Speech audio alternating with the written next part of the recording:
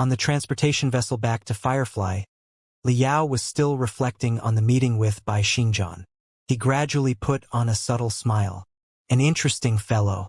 Although he is a little bit impatient, Jin Xinyue will certainly be walking closer to her dream with the help of such a great general, right? However, I do feel that I've met him before somewhere else.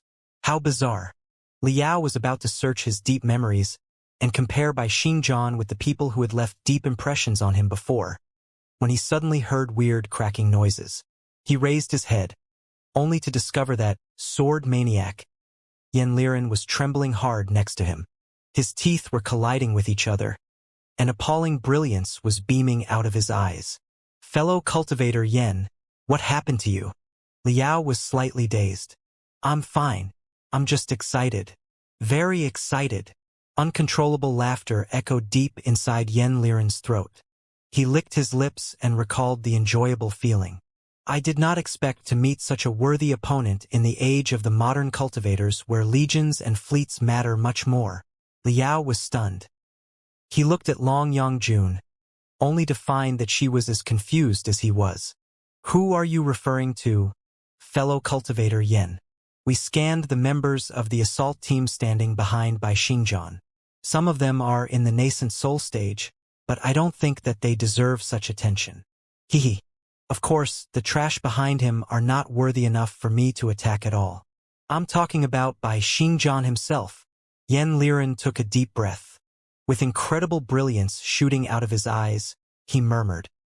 Although we only stared at each other for a brief moment, I was already certain that he was an unparalleled expert like I've never seen before in my entire life, and that he was the one who deserved to be killed by me with all my effort.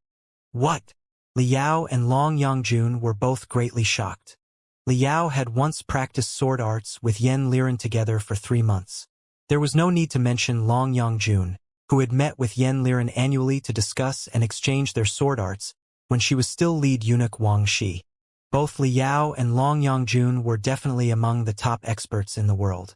However, Yen Liren had never been as excited when he was competing with them in sword arts. The remark, like I've never seen before, clearly suggested that he thought more highly of Bai Xingjian's combat ability than theirs. Long Yongjun was close friends with Yen Liren, so close that even Yen Liren's purple pole sword sect had almost been classified as her accomplice. She naturally knew that, despite his arrogance, Yen Liren had never been a fan of exaggeration. As the best swordsman of the entire ancient sages sector, he had the courage and the belief to even slash a divinity transformation stage cultivator. When it came to evaluating an opponent, his eyes were definitely the keenest among the 12 experts of the ancient sages sector. Long Yongjun pondered for a moment and said, Brother Yen, what do you mean by like I've never seen before? Leaving aside the 3 saints and 4 rapscallions aside, you have even met Meng Qixin and Wu Suiyun, 2 divinity transformation stage cultivators, and even practiced with them.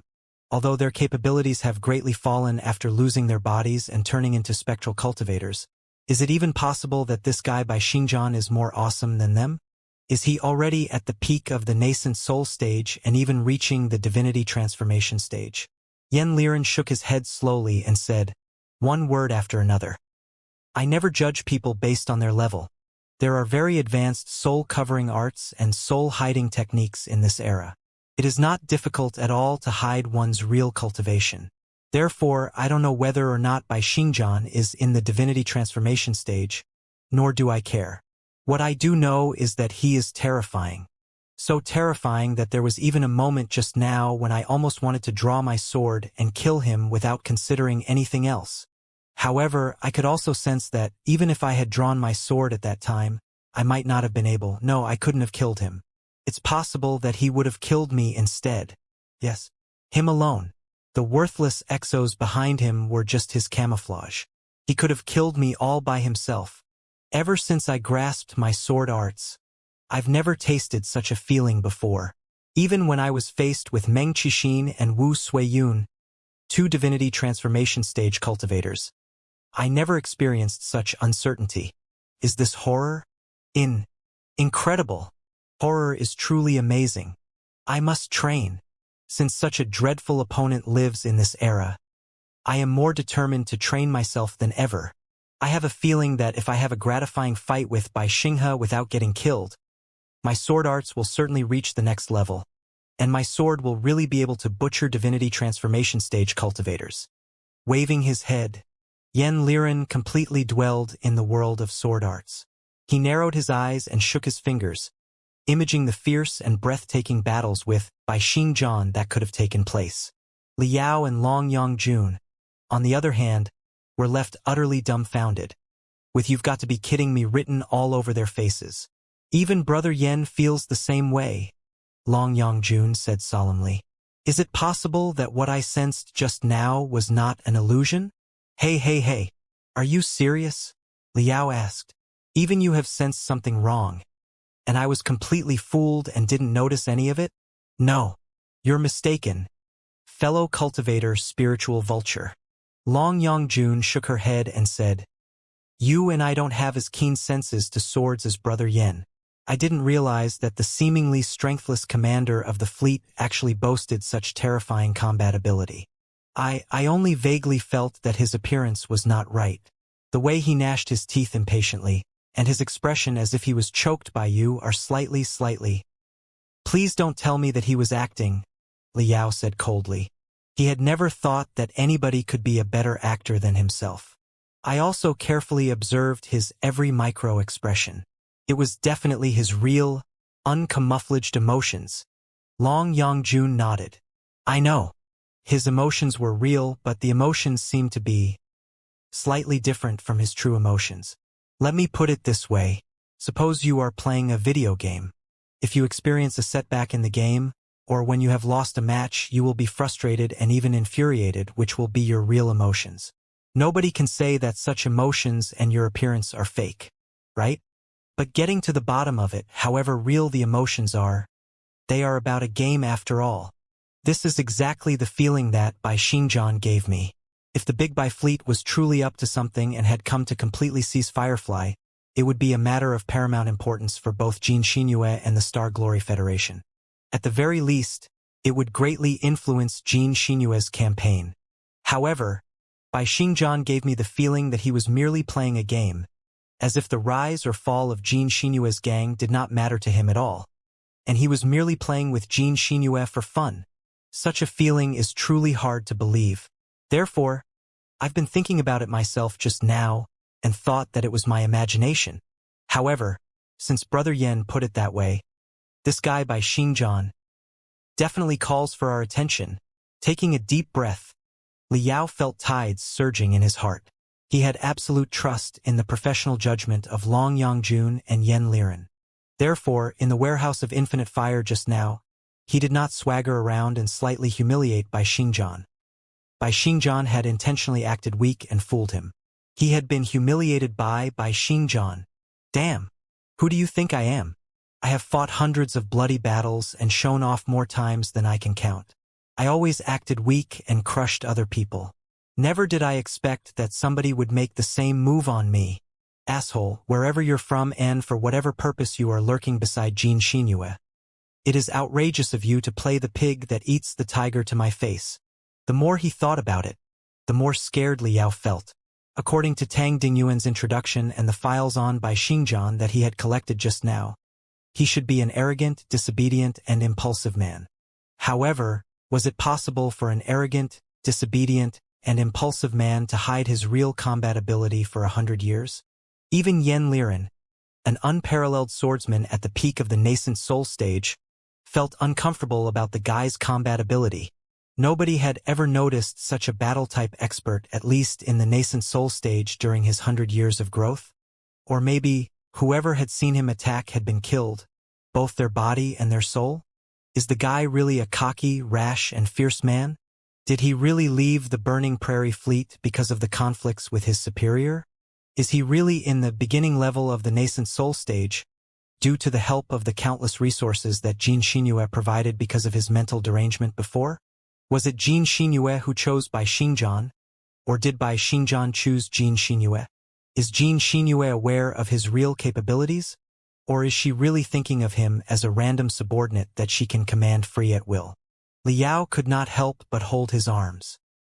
He suddenly felt that his little disciple was in great danger. Right then, Liao's portable crystal processor slightly buzzed. It was Cui Lingfeng's special line. Speaker, the situation on the Big Bai fleet side is already under control. Their commander Bai Xingjian understands our current state. I don't think that he will act recklessly.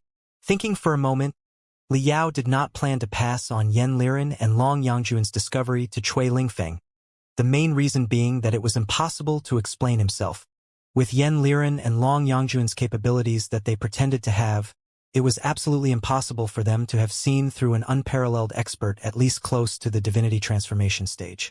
Also, the issue concerned the safety of his own little disciple. Naturally, he could not idle by and watch as a master, so he had to take certain actions in secret. Cui Lingfeng, on the other hand, shook his head and said, "Leave the Big Bai fleet aside for now." Ding Zhengyang confessed a lot of things, including tremendous intelligence about Lu Qingchen and the CFIA. However, they are not worth mentioning compared to the information that I'm about to tell you. Ding Zhengyang said that the Black Wind Fleet is in dire need of an appropriate jump point and a space gate so that it can stab into the belly of the Star Glory Federation. To achieve this, they have been corrupting the leadership of the Federation together with the spies that infiltrated the Federation in secret and the CFIA. It seems that someone among the leadership of the Federation has been transformed into an immortal cultivator. Leadership. Liao was greatly alarmed. Who exactly? Naturally, Ding Zhengyang does not know who it is, Cui Lingfeng said. But to quote him, it is a person who can change the course of the war. Inside the plaza of the Ministry of Equality and Development, Jin Xinyue was appreciating the magnificent clouds in the sky through the window. Under the setting sun, the angry clouds were roiling as if two armies, one gold and the other red, were charging at each other. Heads were falling, and blood was running, until all the soldiers were swallowed by darkness. The scene somehow reminded her of something from more than 100 years ago. As she recalled, in the Blood Demon sector more than 100 years ago, right above the eye of Blood Demon, there had been the exact same bleeding ocean of clouds. It was above the crimson clouds that she had listened to her father unveiling the truth of the Red Tide plan and understood who exactly her father was and what he had been trying to accomplish. 100 years had passed. Now it was her turn. Okay, all right, keep going. She was still wearing a black suit and a pair of high heels, but her black hair that looked like a waterfall was bound by a hairpin that was still in the shape of the rising dragon of the 9 stars emblem of the Federation, which made her appear even more agile and aggressive. Her face was as cold as ice under the dim sunlight, and her voice was even more frigid than a blizzard in the North Pole. Even her fury had been frozen while she listened to the sound far away attentively and replied calmly now and then. The immortal cultivator's insurgency failed. Cui Lingfeng and Tang Dingyuan knew everything in advance, and a certain Team Red Lotus took care of everything neatly. Hehe. As expected of the Star Ocean Republic. Even a broken ship has many nails that are still useful. Is it strange at all that a country that has lasted thousands of years would have some precautions or a few top-secret troops made of unseen monsters? So to speak, it must have been Team Red Lotus that rescued Tang Xiaoxing in Fish Dragon City before we did, only to throw her back to the secret police later, right? Lin Jiu? All right, the name has been noted. What? Cheng Xuansu is dead, but Ding Zhengyang is not. Of course, it is very serious. Ding Zhengyang knows too much, and those people in the government in exile seem to have much keener senses than we expected. Right now, we are in the middle of a campaign. Should they trace all the evidence back to us and expose the whole issue, it will definitely be a great scandal that we cannot cover up. The public will not accept the way we treated our ally. The Patriots Front will not let go of the issue, either. Forget it. With everything coming to this point, you do not need to do anything now. I'll pick it up from here. Just focus on your own business. Jin Xinyue cut off the communication. She continued watching the last struggle of the dying sun wholeheartedly while holding her arms. As the dim redness slowly sank into the swamp of the night sky, her previously cold, grave face gradually put on a hint of a smile. The first phase of the dim moon plan has been completed successfully. She turned around and smiled at the old rusty archive manager in the room. I did not know that the government in exile still had a rather elite secret troop. They have suppressed the rebellion of the immortal cultivators on their own, without the intervention of the Big Buy fleet. Even Ding Xingyang was captured by Team Red Lotus alive. They must have grown suspicious of me. The first phase has been more successful than I thought it would be. While speaking, Jin Xinyue walked over agilely, helping the archive manager finish the work that had been disrupted by the message when it was half done. The archive manager was sitting in a special metal chair. A lot of components on the artificial body were connected to the magical equipment units on the metal chair. Dozens of translucent soft tubes were bound to his body, filling spiritual energy, nurturing his soul, and lubricating the rusted components for him. However, it seemed slightly different from the maintenance for normal spectral cultivators. Jin Xinyue walked behind the archive manager and fixed his metal head with a holder. Then, she carefully unlocked the seal rune arrays on the skull and plucked an arched metal cover that duplicated the skull of a living person. There was a clear, round container that was carved out of a whole crystal. Soaked in the crystal container and nurtured by the bright green nutrition liquids was a brain. Judging from the trembling, the brain was still alive. Tremendous artificial nerves made of biochemical materials extended all the way down from the brain and controlled every part of the artificial body. Therefore, the archive manager was not a spectral cultivator who only had a broken soul at all. He was a living human being, except that most of his body parts had been replaced by artificial organs. Compared to the disabled people who put on an artificial limb after their body was broken, it was only a matter of ratio, and he was essentially no different from those people. Jin Xinyue put an enormous crystal cover right above the chair. After sterilizing the germs inside the crystal cover with mystic rays, she extended her hands into the crystal cover through the pair of gloves on the side of the crystal cover.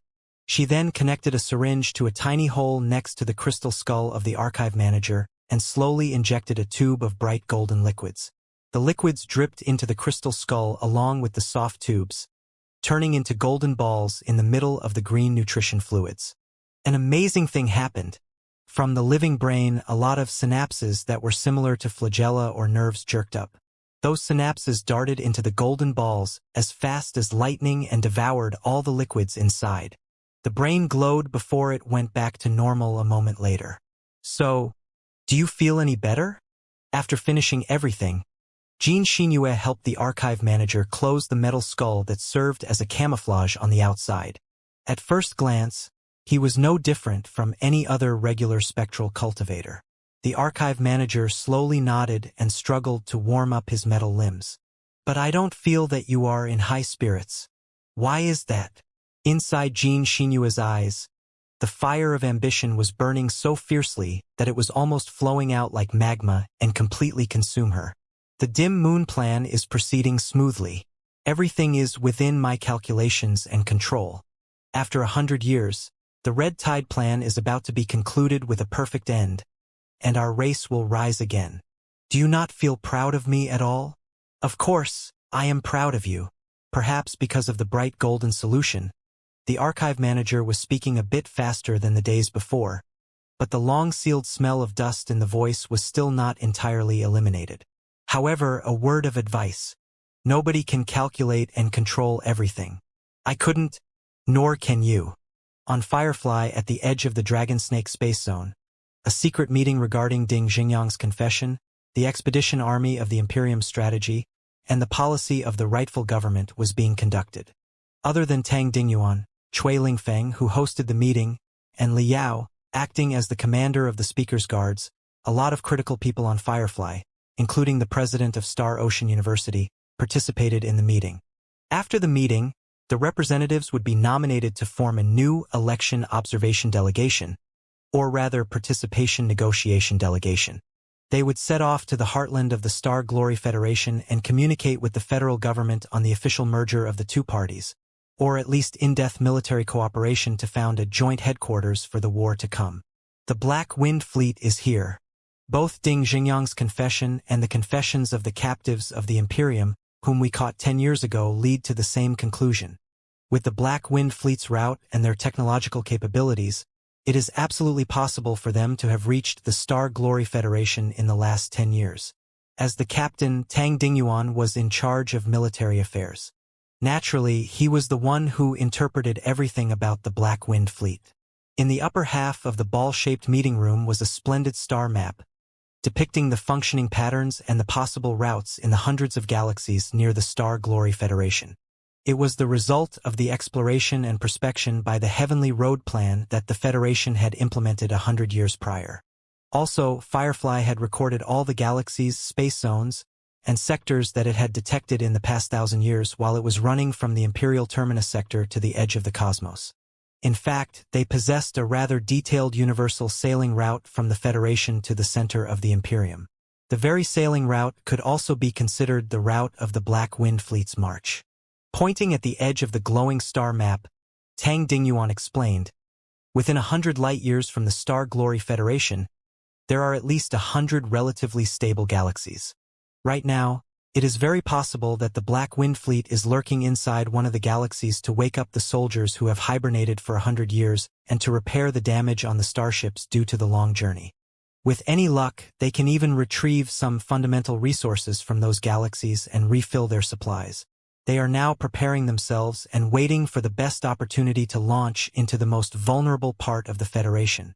The Black Wind Fleet, as a main force fleet that includes the armed forces of multiple sectors of the Imperium of True Human Beings, is essentially a humongous dinosaur in the universe.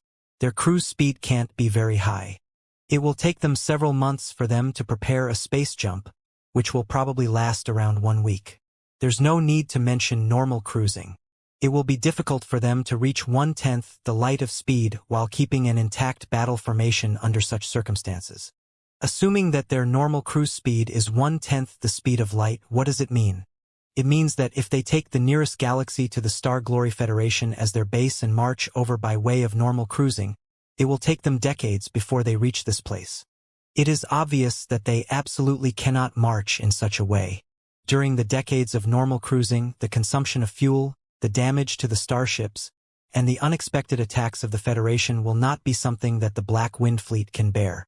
In the last 100 years, the Black Wind Fleet has reached the edge of the cosmos through short-distance space jumps. Now that the final battle is drawing near, they have no choice but to directly long jump to the edge or the center of the Federation. This is exactly like a beach landing in ancient times. The point of the landing will be the key to the outcome of the battle. Tang Dingyuan closed his hands, and numerous translucent illustrations of starships that were outlined by golden threads immediately surfaced on the profound star map. 10 years prior, the Claw fleet that Hai Lan was a part of had been assaulted by the Federal fleet, led by Ding Lingdang, while chasing after Firefly. As a result, the entire troop had been wiped out. During the battle, a lot of soldiers of the Imperium had been captured by the Federation. By interrogating them, a lot of intelligence regarding the Black Wind Fleet had been learned, and such intelligence had been forwarded to Firefly one way or another, making the people of the government in exile develop a basic understanding about the capability of the Black Wind Fleet. The technology of the Imperium of True Human Beings is indeed more advanced than ours and the Star Glory Federations, Tang Dingyuan said. But they are not so advanced that the Imperium is utterly invincible. It is because we both have the technological bottleneck. In the past 10,000 years, the technological peak of the civilization of mankind was the Star Ocean Imperium. It is said that the Star Ocean Imperium had the help of 3 volumes of the Book of Revelation during its development. Therefore, it grew into a brilliant civilization in a relatively brief period. After the Star Ocean Imperium's sudden collapse, the entire civilization of mankind ended up in the cosmic dust. Later, while all the civilizations tried to catch up to the Star Ocean Imperium, the closer they got to the Star Ocean Imperium's height, the slower their speed of development was, and the more bottlenecks they met. This is the case for both the Star Ocean Republic and the Imperium of True Human Beings. In the past 1,000 years, although the Imperium of True Human Beings has made major progress in a lot of fields, the overall development level of the civilization is not much better than ours. It's even nearly stagnated in the last few hundred years. But the Star Glory Federation is different. jumping from a civilization of a single sector to a universal civilization with 7 sectors, and with the tremendous technology from the relics of the primeval civilization Kunlun, the Federation has gone through the golden period of development in the past 100 years. To this day, although it is still underdeveloped compared to the Imperium, it definitely has the capability to deal with the opponent. They are like a bronze saber and a steel saber. Underdeveloped as the Star Glory Federation may be, it can still kill the opponent. This is the comparison between the two parties. The starships of the Black Wind Fleet are of a higher level, with a greater firepower, and possess more experts. Also, they are attackers on a foreign land, which means that they have more choices in terms of tactics without any concern or burden. On the surface, they have the initiative in battle. However, they do have a fatal weakness, which is that they are short of a concrete base. They are on a lone expedition deep inside a hostile land. Other than stealing and plundering, they have no way of refilling their supplies. If we get to the bottom of it, it is because of the erroneous intelligence that the Black Wind Fleet had. 100 years ago, when they took off, they thought that they were going to conquer and explore some barbaric sectors that were uncivilized and might not even be able to fly out of their own galaxy. It never occurred to them that they would run into such tricky prey as the Star Glory Federation, which can even bite back at them. It is impossible for the Black Wind Fleet to fight a protected war. One blown-up starship means one fewer starship for them, and an expert will be no more after they are killed. There are no reinforcements at all. Even if all the blood of the Federation is slowly drained in a protracted war, they will be exhausted themselves, too, which is definitely not an outcome that the commander of the Black Wind Fleet will want to see. Therefore, for the Black Wind Fleet, the most likely strategy that they will choose is to jump into the heartland of the Federation out of our expectations and take over one of the 7 sectors of the Federation. As long as they have one world as their strategic fulcrum and their logistical base, with their military technology that is far more advanced than the Federation's and ours, the Black Wind Fleet will be able to produce more starships, arm countless slave soldiers, and collect sufficient resources incessantly, supporting them to slowly expand. In the end, they will force the main force of the Federation into a strategic battle and secure victory. It is almost the only strategy that they can take, but it is also a highly risky one, because the moment that the Black Wind Fleet jumps to the heartland of the Federation from hundreds of light years away is the moment when it is most vulnerable. If any of you find it difficult to understand, you may imagine a gigantic dinosaur cramming through a narrow, rough valley. As long as the dinosaur passes through the valley successfully, it will be able to begin hunting and butchering as it wishes. However, when it is struggling forward, hamstrung by the rocks and the gaps in the middle of the canyon, it will be the most vulnerable moment for the dinosaur. Even the animals that are much weaker than the dinosaur will have a chance to kill it with appropriate timing. That will be the only shot for us and the Federation. For the Federation, they do not want to fight a protracted war, either, because it means that the territory that they have worked hard to develop for 100 years will be burnt to the ground. The Black Wind Fleet is only an expedition army of the Imperium of true human beings after all. Even if the Black Wind Fleet is destroyed, the Federation will possibly be faced with new threats soon. The Star Glory Federation must retain part of its capabilities as leverage to play the game with the Imperium of true human beings, so that the Imperium will not dare send out a second expedition army recklessly. Finish the Black Wind Fleet as quickly as possible, seize the starships and assets of the Black Wind Fleet, and upgrade themselves with the new loot so that they will really have enough cards to speak to the Imperium. This is perhaps the most perfect ending that the Federation is planning. With all the military forces that the Federation has right now, if they can foresee which sector the Black Wind Fleet will jump to and then launch a destructive strike in the middle of the space jump, the chances are good that they will achieve their strategic goal. Therefore, to simplify the war to come soon, it is in fact a game of picking 1 out of 7. The Federation will wager on one of the sectors that they believe the Black Wind Fleet will attack, and they will mobilize all their elite forces to set up ambushes. If their gamble pays off and the Black Wind Fleet is annihilated in the middle of the space jump, it is very possible for the Federation to secure the final victory.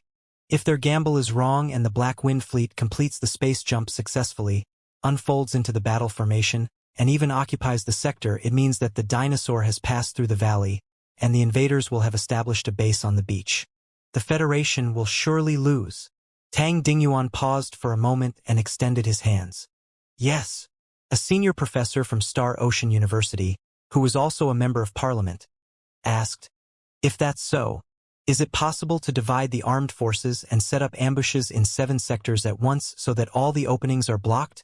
Tang Dingyuan smiled and shook his head. It is absolutely impossible. The armed forces of the Federation and us are weaker than the expedition army of the Imperium in the first place, and they will be even weaker if they are divided into 7 parts. They will not be able to resist the enemy at all but will only be devoured by the Black Wind Fleet one piece at a time. Not just dividing the army into 7 parts, even if we split the forces in half, it will be impossible to achieve our goal. We can only focus all the elite troops in one place and clench them into one first in order to shatter the Black Wind Fleet. The professor frowned deeply. There are 7 sectors in the Federation. The Black Wind Fleet can jump to and strike any of them randomly, and we can only set up an ambush in one of them. A chance of 1/7 does not seem to be in our favor. Not exactly. Controlling the light beam, Tang Dingyuan displayed the basic situation of the 7 sectors. Many glamorous planets were displayed to the participants of the meeting as he went on. Please take a look, everyone. Although the Star Glory Federation boasts 7 sectors, not every one of them is a good choice to be the Black Wind Fleet's base. This is the Forest Ocean sector. Their mother planet is covered in the primitive forests. It is terribly underdeveloped without much foundation on magical equipment manufacturing or resource collection. The local people are incredible beast tamers who are adept at fighting in cooperation with animals, but they are useless to the Black Wind Fleet. Even if the Forest Ocean sector is occupied, it will be practically impossible for the Black Wind Fleet to collect sufficient resources for themselves. They will only be trapped in the primitive forests. Therefore, the Forest Ocean sector can be ruled out. This is the Water Crystal sector, a world with abundant crystals as resources. The problem is that there are barely any other resources except for crystals. Their mother planet is a boundless desert. Even the most valuable water resource is highly insufficient there. Water is the foundation for everything. Sometimes it is even more important than crystals. That's why the Water Crystal sector is still rather underdeveloped despite the tremendous crystals. When it was discovered by the Star Glory Federation years ago, all the locals were seriously struggling. They were almost overjoyed to join the Federation and trade crystals for water. Although the Federation has been trying to improve the harsh environment, it will take more than a few decades to turn the desert into fine lands and develop enough industrial infrastructure for the Black Wind Fleet to use. Unless the Black Wind Fleet can forge magical equipment with sand, the Water Crystal sector is also not an option. There's no need to mention the Netherworld sector, which is a world full of radiation and only suitable for the spectral cultivators. The Black Wind Fleet is mostly made of living people after all. Such a ghostly world is useless to them. Of the 3 core sectors, the Blood Demon sector is best known for their biochemical technology, which is not the industrial infrastructure that the Black Wind Fleet needs. Also, the locals of the Blood Demon sector are born tough, and many of them are good at digging holes. They will be terribly troublesome if the Blood Demon sector is occupied. The Heaven's Origin sector is definitely good, but as the capital of the Star Glory Federation, it has the strongest defense of the 7 sectors and will not be occupied quickly. In conclusion, only 2 targets suit the Black Wind Fleet well: the Flying Star sector and the Uranian Ring sector. The Flying Star sector boasts 2 habitable planets, both of which have developed sufficient industrial infrastructure in the past 100 years. The Star Prior's house on Spider Den is of high military significance. 2. The Uranian Ring sector is the last sector to have joined the Federation. The Federation's only been there for 30 years and has weaker influence. It also has an orbit dock from the Star Ocean Imperium. All the facilities that the Black Wind Fleet need can be provided. Therefore, we are probably faced not with a 1 in 7 game but a 1 in 2 game. We have to guess whether the Black Wind Fleet will come from the Flying Star sector or the Uranian Ring sector. On the star map behind Tang Dingyuan, the icons that represented the starships of the Black Wind Fleet suddenly vanished and turned into golden lines, stabbing into the heartland of the Federation like lightning. More starships popped up from the golden swirls, and directly attacked the bases of resource collection and magical equipment production in the Federation. All the leadership of the government in exile were silent and deeply concerned by the scene. That was how a war in the Sea of Stars went, which was nothing like a war between countries living on the same plane and planet as in the ancient times. For countries whose main territory was on the continent, they often had clear national borders. The enemy could also break the border and slowly push forward to the inland or even center from the border. Even if they had various kinds of flying magical equipment, they would have to fly in from the border. Other than the special forces with high cultivation, it was difficult to reach the central area directly. However, a three-dimensional war in space was definitely not the same. The universe was too vast and boundless a place, and the sectors suitable for mankind to develop civilizations were too few. Every sector was a lone island, connected to each other by the bridge of space jumps that crossed four-dimensional space. What the Star Glory Federation governed was not the entire space among the 7 sectors but 7 tiny lone islands in the universe. It was hard to distinguish the real border from the central areas. The enemy could certainly bypass a few sectors and launch an unexpected assault on the weakly defended, vulnerable parts. It was not hard to imagine the difficulty of defense. In fact, we have been calculating the situation with the Federation for 10 years. But it was never disclosed to you until today, Tang Dingyuan said. The conclusion has also been verified by the confessions of Ding Zhengyang and the many rebels. Should their insurgency have succeeded, they would have created chaos inside the Federation in cooperation with the CFIA and the special forces of the Black Wind Fleet who had snuck into the Federation, making an opportunity for the Black Wind Fleet's attack. The war between the Imperium and the Federation began a long time ago, and victory has probably been preordained at this moment even before the Black Wind Fleet shows up. There are immortal cultivators inside the Federation, not just those on the surface such as the CFIA, but more critical persons in higher positions and hiding deeper. While the intelligence could have been made up by Lu Qingqian to tempt Ding Zhengyang to begin the rebellion, we believe that it's likely true. The person is influential enough to create the best opportunity for the Black Wind Fleet's attack. At the very least, the person can send precious intelligence, such as where exactly the Burning Prairie Fleet will be hiding, to the Black Wind Fleet. On the other hand, if we find the person, we may uncover the jump point of the Black Wind Fleet in advance, and the war will be half won. This is the latest situation. The fact that Ding Zhengyang, Cheng Xuansu, and the rest of them initiated a large-scale rebellion at this point also suggests that the Black Wind Fleet is almost prepared. Whatever scheme they have, it will be activated very soon.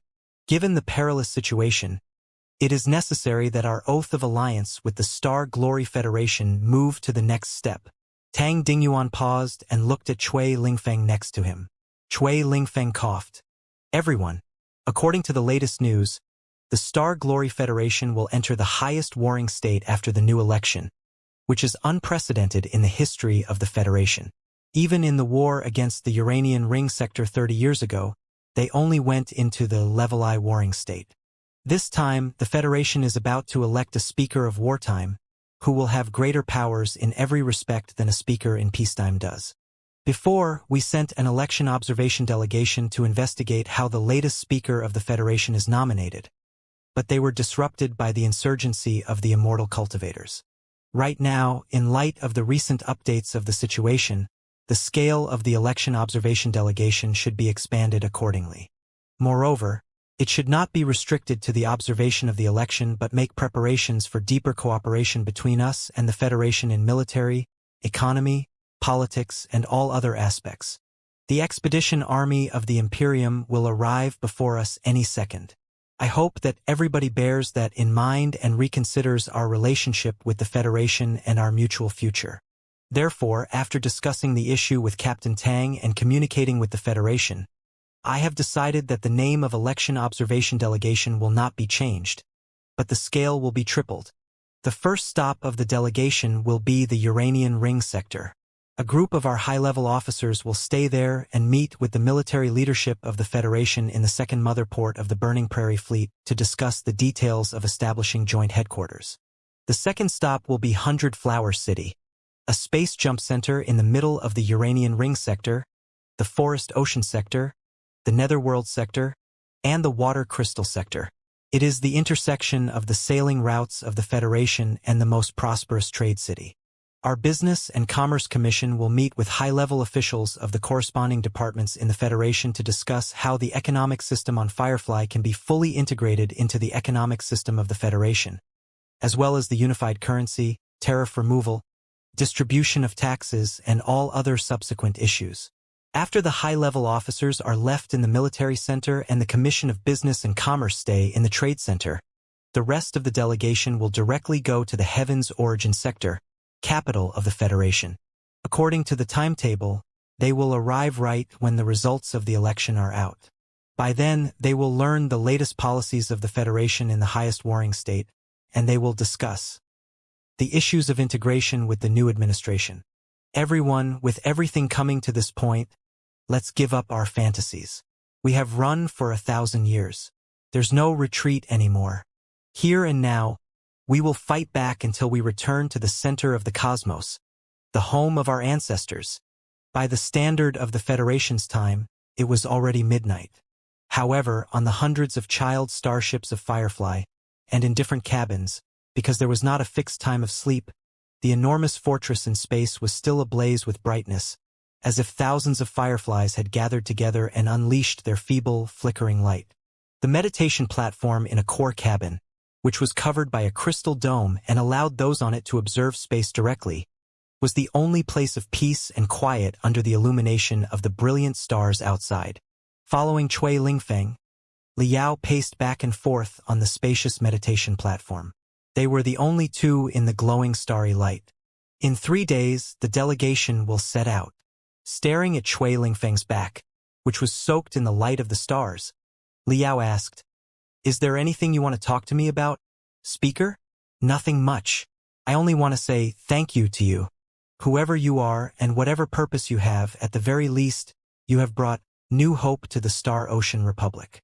Looking at the starry light outside of the crystal dome, which looked like a rippling ocean, Cui Lingfeng suddenly said, "If you are truly a simple native of the Red Lotus sector, who has fled to this place to seek revenge against the immortal cultivators, and you have finally found some other cultivators after so much trouble, are you disappointed after discovering the ambitions of Xianxia and that the so-called rightful government is not as perfect as you imagined but has dark sides such as the rebirth plan?" Liao was slightly dazed. He thought for a moment but shook his head. "I wouldn't go so far as to say I'm disappointed, but I do feel a bit pitiful. With a great foe in front of us, we are still wary and suspicious of each other when we are all cultivators. It is indeed a bit. It can't be helped.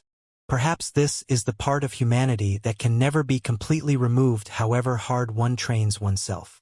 Cui Lingfeng smiled and asked, "Captain Lin, do you know about porcupines in winter?" Liao blinked.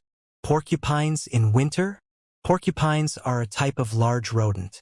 They have long, hard thorns on their body that can be pricked like a hedgehog to resist bigger predators, Cui Lingfeng said.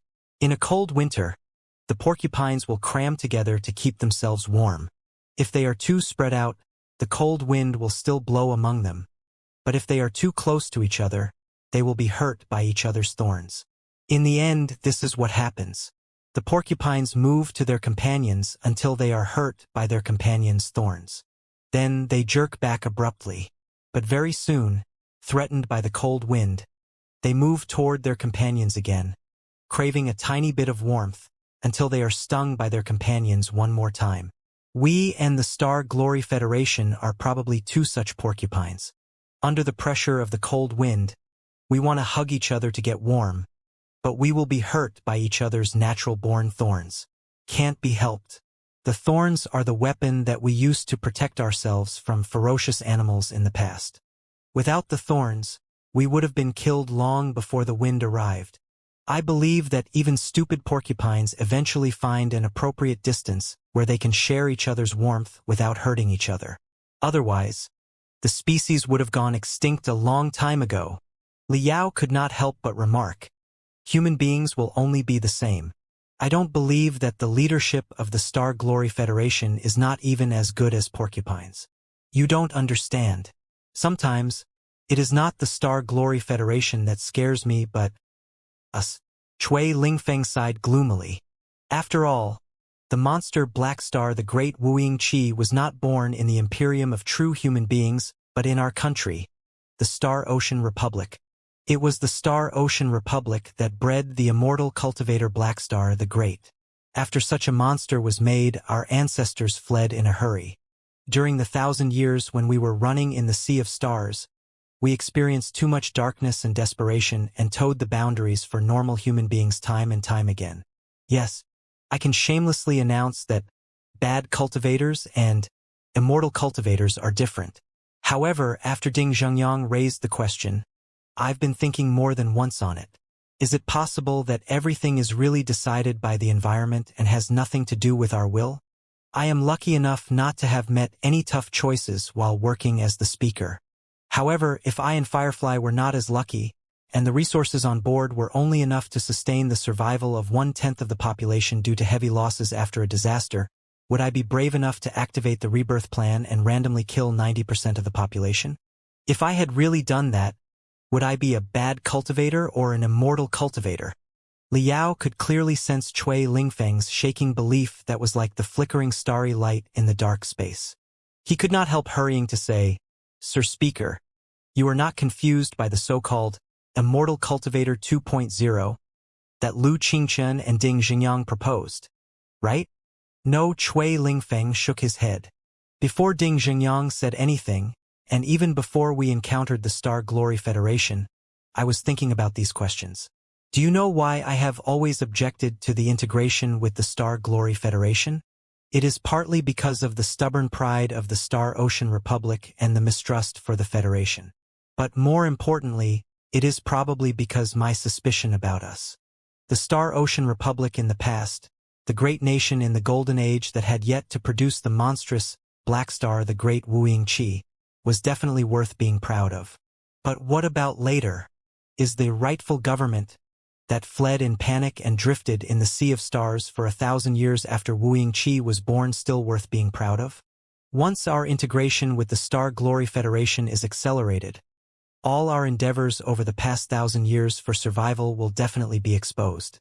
The classified files that are locked deep inside the speaker's office are not all upright and blood-boiling. I don't know how the people of the Federation will view us after the files are disclosed and they learn about everything that's happened to Firefly in the past 1,000 years. Will they still consider us as real cultivators, or will they regard us as a mini-civilization of the immortal cultivators, one that is in a different form and in the middle of degeneration, and therefore simply hate us and reject us? Do you understand it now? Perhaps, deep down in my heart, I do not object to joining the Federation. I'm only scared that the Federation will refuse us after discovering the whole truth. Liao took a deep breath. He felt that Cui Lingfeng looked different under the illumination of the profound stars in space. Perhaps it was the most real side of the Supreme Speaker of the Star Ocean Republic.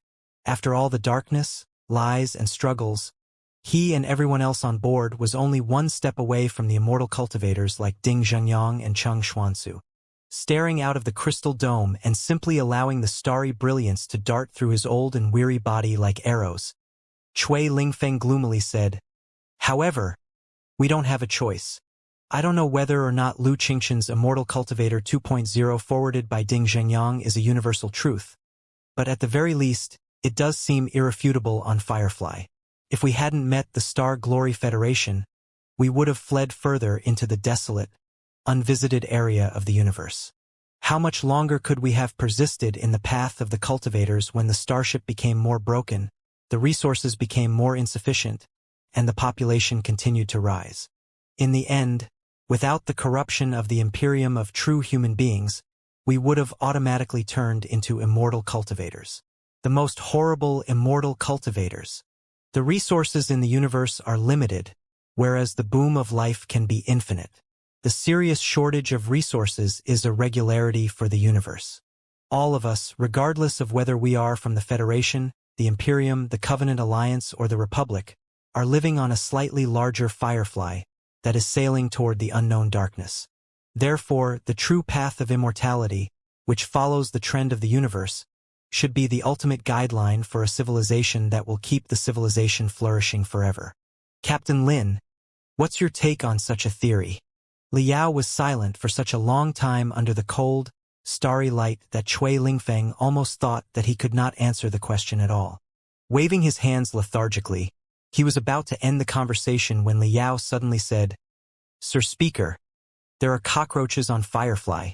Cui Lingfeng was dazed. "Of course. And more than one type of them. At least, I have sensed more than 10 different mutations in the corners when I released a few random telepathic thoughts. In terms of survival, the cockroach is truly a very successful species. Not only is it more successful than mankind, it is also even more successful than our parent civilizations, both the Pangu civilization and the Nuwa civilization.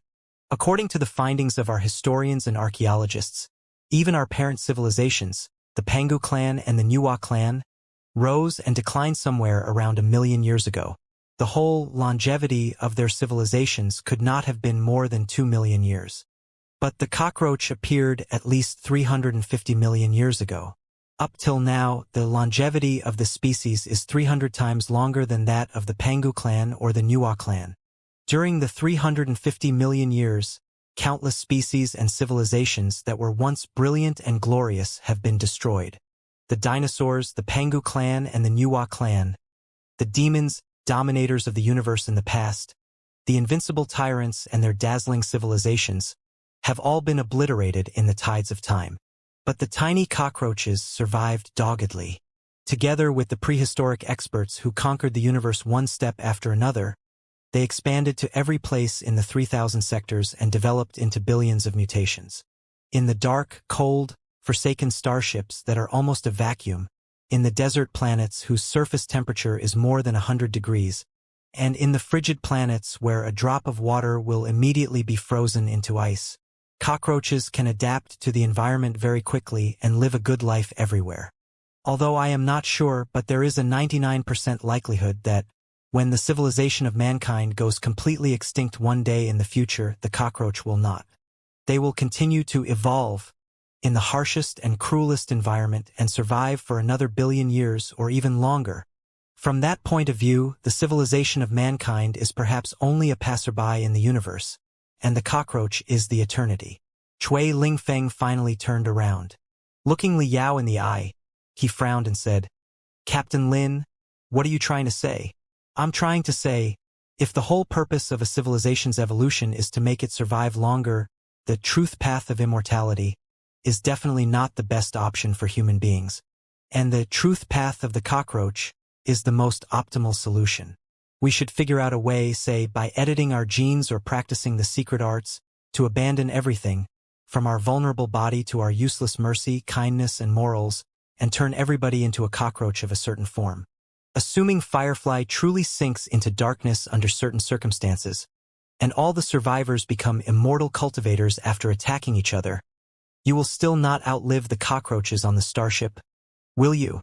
Cui Lingfeng was silent and deep in thought. "Do you think that I'm being unreasonable?" Liao smiled and opened his arms toward the universe. "In fact, over the past couple of days, I've been reflecting on the words of Master Lu of the CFIA. The so-called Immortal Cultivator 2.0 does not sound too bad when you first hear it. It is true that darkness is the dominant hue of the universe, and survival of the fittest is the logic of nature. However, something suddenly occurred to me later. Does civilization not denote violating nature and changing the universe? Since the moment our earliest ancestors ignited the very first fire and burnt a forest to the ground of an unknown planet, we have been changing the planets below our feet and the universe above our head step by step. There were good changes and bad ones. Some of them even led to catastrophic consequences. But our footsteps to march forward have never stopped. We grit our teeth to change, challenge, and conquer the universe with our will. As the ancient sages said, fighting nature is the greatest pleasure. The universe is so vast and invincible. The result of going against the universe is probably to be crushed into smithereens. Therefore, the immortal cultivators caved in and retreated. They pledge loyalty to the dark universe and surrender to its cruel nature. They allow the ultimate guideline of the universe to change them and efface the humanity in them that our ancestors finally accumulated after more than 100,000 years. Even so, What will become of the civilizations of the immortal cultivators eventually? However humble and compromising they are, and however hard they try to abandon everything to distort themselves, they can never outlive cockroaches. No, that's not right. In my opinion, only the species who dare declare war on the universe with their will are qualified to be called civilizations. Every civilization is born to conquer the universe and to spread the belief of the civilization to every corner of the sea of stars. Without such resolution, no matter how magnificent their techniques and how powerful their armed forces, they are merely doing everything driven by their instincts for survival as pathetic toys that the universe has created. Therefore, Immortal Cultivator 2.0, Immortal Cultivator 5.0, or even Immortal Cultivator 100.0 are all the same to me. In my eyes, they are not qualified to be called a civilization of immortal cultivators at all. They are just a bunch of iron cockroaches that live for the sake of remaining alive. Perhaps they have truly pointed out part of the nature's law. To quote the ancient cultivators, they might have discovered the heavenly rules. The heavenly rules are unstoppable, and whoever goes against them will perish. However, cultivation is about going against the heaven's will in the first place. Why bother to embark on the path of cultivation if you do not even dare go against the heaven's will? The more he talked, the more excited Liao became. He was waving his hands, his saliva darting out. Cui Lingfeng looked at him in a daze. Suddenly, he burst into such laughter that his face flushed, and he could barely catch his breath. Every wrinkle on his face was shivering, as if he had laughed out all the fog and darkness that had been pent up on his heart in the past 1,000 years. I'm finally convinced that you are not an immortal cultivator. Dirty tears flowed out because of his laughter. The immortal cultivators can never say such things. They cannot even pretend to say it. Here you are. He handed over a silver jade chip to Liao and said, "This is the key to the center of classified files of the rightful government, which was kept by Cheng Xuansu before. The center recorded all the glory and brilliance in the golden years of the Star Ocean Republic and all the darkness and ugliness in the Age of Escape, including stuff like the Rebirth Plan. In any case, they are indispensable parts of the Star Ocean Republic." Liao blinked and finally realized why Cui Lingfeng had invited him for a conversation. It seemed to have been a special test. Now that he had passed the test, he had been given the history of the Star Ocean Republic. I will probably be the last speaker of the Star Ocean Republic. Looking at Liao, Cui Lingfeng said thoughtfully, "After the war, whether it is victorious or a failure, the Star Ocean Republic will completely become history, and the top classified files will be disclosed to the public. It is you will be the one who decides how to use, disclose, and disseminate the information." His profound eyes seemed to be piercing through Liao's soul directly. Liao could not help but shiver. For a moment, he even had the absurd thought that Cui Lingfeng had figured out his real identity. But it was impossible. It's been 1,000 years since we fled from our homeland and started wandering in the universe, Cui Lingfeng said with mixed feelings. In the most difficult times in the past, I considered the significance of our struggle and persistence.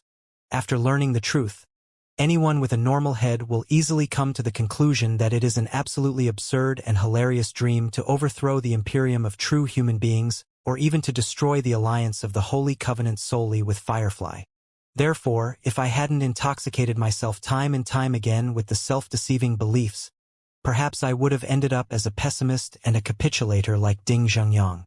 I feel grateful right now that I did not walk down that path, that I did not collapse in desperation and choose to surrender to the imperium of true human beings. Because I have finally figured out the significance of our vagrancy and Firefly's destiny after it has fled for 1,000 years in the universe like a stray dog. We were not wandering to overthrow the imperium of true human beings but to deliver the tinder from the center of the cosmos to this place, to the Star Glory Federation, a civilization of the cultivators that has only just been born and is full of vitality like a rising sun. The tinder includes how the cultivators at the center of the cosmos struggled to clean up the mess, rescue their compatriots in the chaotic worlds, and establish the first real modern republic of the cultivators in the dark years after the collapse of the Star Ocean Imperium, when countless heroes who were willing to serve as sabers of humanity emerged. It also includes how the great country declined from its peak to weakness, and from weakness to degeneration, step by step, and how a monster like Black Star the Great Wuxia and the abnormal beast, the imperium of true human beings, were bred in its very body. There are also the tough choices on Firefly during the lone voyage between Cultivators and Immortal Cultivators. I hope that you can take the tinder to the Federation and show the glory, mistakes, and viruses that the cultivators of the past once made to the cultivators of the new generation so that we can create a more magnificent and brilliant civilization of cultivators that will defend all mankind. A real civilization. Holding the heavy jade chip, Liao felt as if it had turned into a burning silver stream and leaked into his blood and internal organs mixed with the thousands of years of the history of the Star Ocean Republic. He was at a loss for words when he looked at Chui Lingfeng's weary face that was full of expectation. Go now. Use this time to take a look at the past of the Star Ocean Republic. Chui Lingfeng smiled, as if a great burden on him had been relieved. You are now the senior representative and special counselor of the Speaker's Office of the Star Ocean Republic, and you are going to visit the Star Glory Federation fully on my behalf. Although you are just a common member of the delegation in name, everybody, even including the natives of the Federation, knows that you are the key. It won't do if you don't know the first thing about the past of the Star Ocean Republic. He walked toward the depths of the meditation platform unhurriedly, as if he were embracing the arrows of light that the stars in the universe shot at him. The Star Ocean Republic and I are old. You and the Star Glory Federation are the future. Remember your own words just now, and try to make the future a better one. Liao's heart almost skipped a beat. He was not certain if the old speaker was implying that he was from the Star Glory Federation. He opened his mouth but then closed it, wondering if he should ask at all.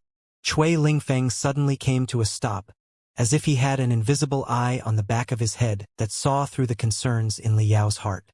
Whether you are from the Red Lotus sector or somewhere else, you are a cultivator, aren't you? Of course, Liao replied. That's good.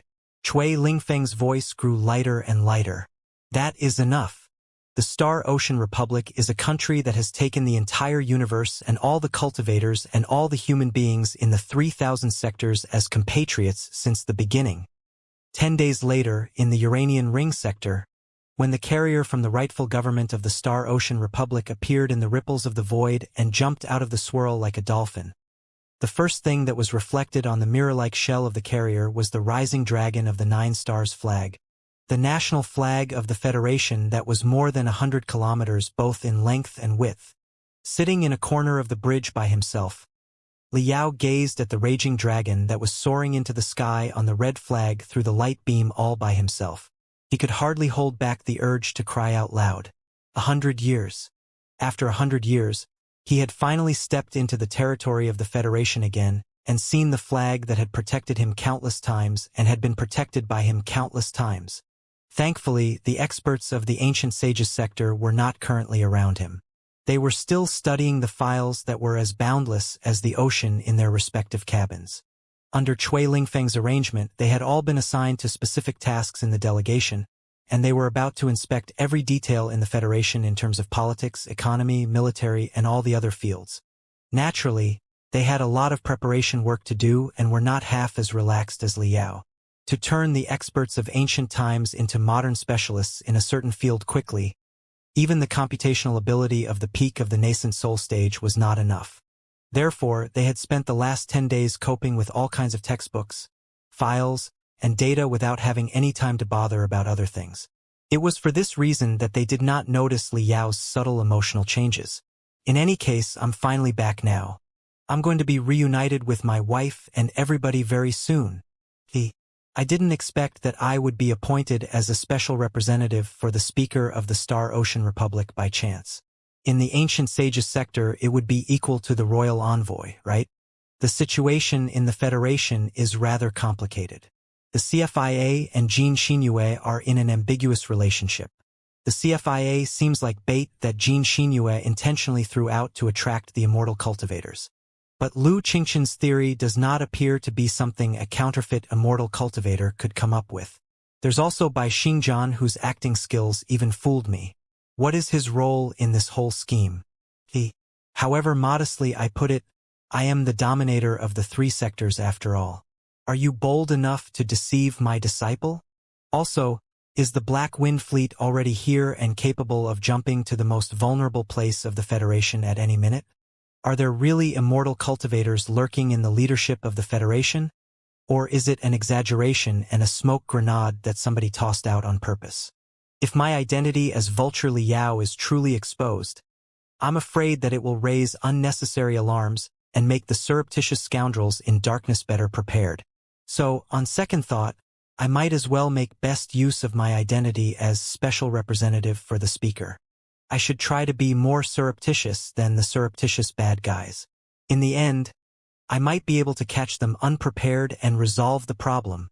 Liao grinned and made the decision. He might as well take things as they came. He would work as a dutiful special representative for the speaker and take a good look at the appearance of the new federation that had developed quickly for 100 years. From the perspective of the grand universe and observed with the naked eye, even the periphery of the Uranian ring sector that had been highly developed was still nothing more than a cold, vacant wasteland. However, on the mainframe crystal processor of the carrier, the radiation, mystic rays, and signals displayed on the light beam outlined the busiest, most prosperous, and noisiest scene. Golden, shining sailing routes, like golden bridges, established a complicated, pervasive transportation network between the mother planet, important resource planets, space docks, and star fortresses. All kinds of starships in bizarre forms marked their coordinates and speed as little shining spots on the light beam, shipping the labor and resources that the world needed for its continuous development. 2 starships slid along the sailing routes near the carrier, escorting the guests from Firefly. The shells of the starships were in the apparent style of pragmatism of the Federation that appeared to be slightly clumsy, but the barrels and the plate armor in certain parts kept the agility and elegance that were unique to the Uranian ring sector. Together, they brought a sense of liveliness despite the minor incoordination. Their size was already greater than Burning Prairie, the strongest warship that Liao had seen 100 years ago, known as the Dream Warship of 3 sectors. However, the exhaust flames spurting out of the power rune arrays in the rear were feebler and more lackluster, suggesting that they might not be the main power source but merely served to slightly alter the direction. Liao could not help but feel fascinated when he wondered what their main power sources were. The starships that were more technologically sophisticated than Burning Prairie were not even members of the Burning Prairie fleet, the ace troop of the Federation, but only 2 main force warships that belonged to the local fleet of the Uranian ring sector. Liao was greatly amazed by the magnificent military power of the new Federation and had never been more confident about the war to come. Guided by the 2 escorting starships, the carrier quickly sailed toward the Uranian ring planet, which was the center of the Uranian ring sector and the largest starship production base in the new Federation. It was not until the superenormous orbit dock around the Uranian ring planet was gradually unfolded in front of Liao's eyes that Liao finally understood why the Uranian ring sector had been named after such a wonder of visual impact. The orbit dock was not a narrow, thin metal thread that he had imagined but extremely thick even in contrast to the planet nearby. It was glowing brilliantly like the rings around many planets that were made of meteoroids and broken pieces. The closer one got to the orbit docks, the more they would sense the ambitions of human beings to change the world and conquer the universe. 2 orbit docks that fully surrounded the planet had been built, and the 3rd Uranian ring was under construction. The superdock and space metropolis that looked like a long bow had only just started being built, but it left the deepest impression on Liao because only when he saw the starships and workers who were busy working around the new orbit dock was he finally convinced that the 2 splendid celestial bodies that he had previously seen, which were emitting their brilliance even in the scale of the grand universe, had in fact been made by the human beings who appeared to be ants if not dust. As the carrier approached the 1st Uranian ring, they turned off their own power and allowed the rune arrays of the 1st Uranian ring to lock onto and capture the vehicle, drifting toward the port. More and more starships appeared nearby until it was even possible to see the emblems and pennants that were painted on each of the starships. Compared to the superenormous carriers, engineering starships, and main force warships of the federal fleets, their own carrier was rather slender. Often, when several gigantic starships leaned toward them like mountains, they could not help feeling that they would be crushed. But with the guidance and navigation of the spiritual and magnetic field, the other starships simply flew past them unhurriedly, like a bunch of lazy whales. Wow! Many people who had spent their entire lives on Firefly, born, raised, and aged in the sea of stars alone, were deeply awed by the glamorous exhaust flames when at least 1,000 starships crowded together. They were exclaiming at the splendid view. During the incessant gasps and exclamations, they passed the second mother port of the burning Prairie Fleet, which was also the biggest starship production base in the 4 New Worlds. The solemn and inviolable starships had entirely renewed plate armor, which was polished to be even smoother than a mirror. There was no sign that they had ever been scratched by the cosmic dust at all. Illuminated by the sun and the exhaust flames of the 1,000 starships nearby, they were reflecting deep, dark golden colors, like the ridge of a continuous mountain that boasted infinite strength. On the orbit dock behind them, countless iron tentacles extended all the way down into the atmosphere of the Uranian ring planet until they stabbed deeply into the mother lodes below the surface of the planet, transporting the metal and crystal resources from there directly into the docks. In space, a lot of starry brilliance was flying toward the Uranian rings, too, as if they were shooting stars that had been conquered, manipulated, and made use of by human beings. They were all man-made asteroids that used to be part of the resource planets. Before, the collection and purification work used to be conducted on the resource planets. But later, a more convenient approach was invented, which was to blow up part of the resource planets, install engine units on them, and push them toward the Uranian rings.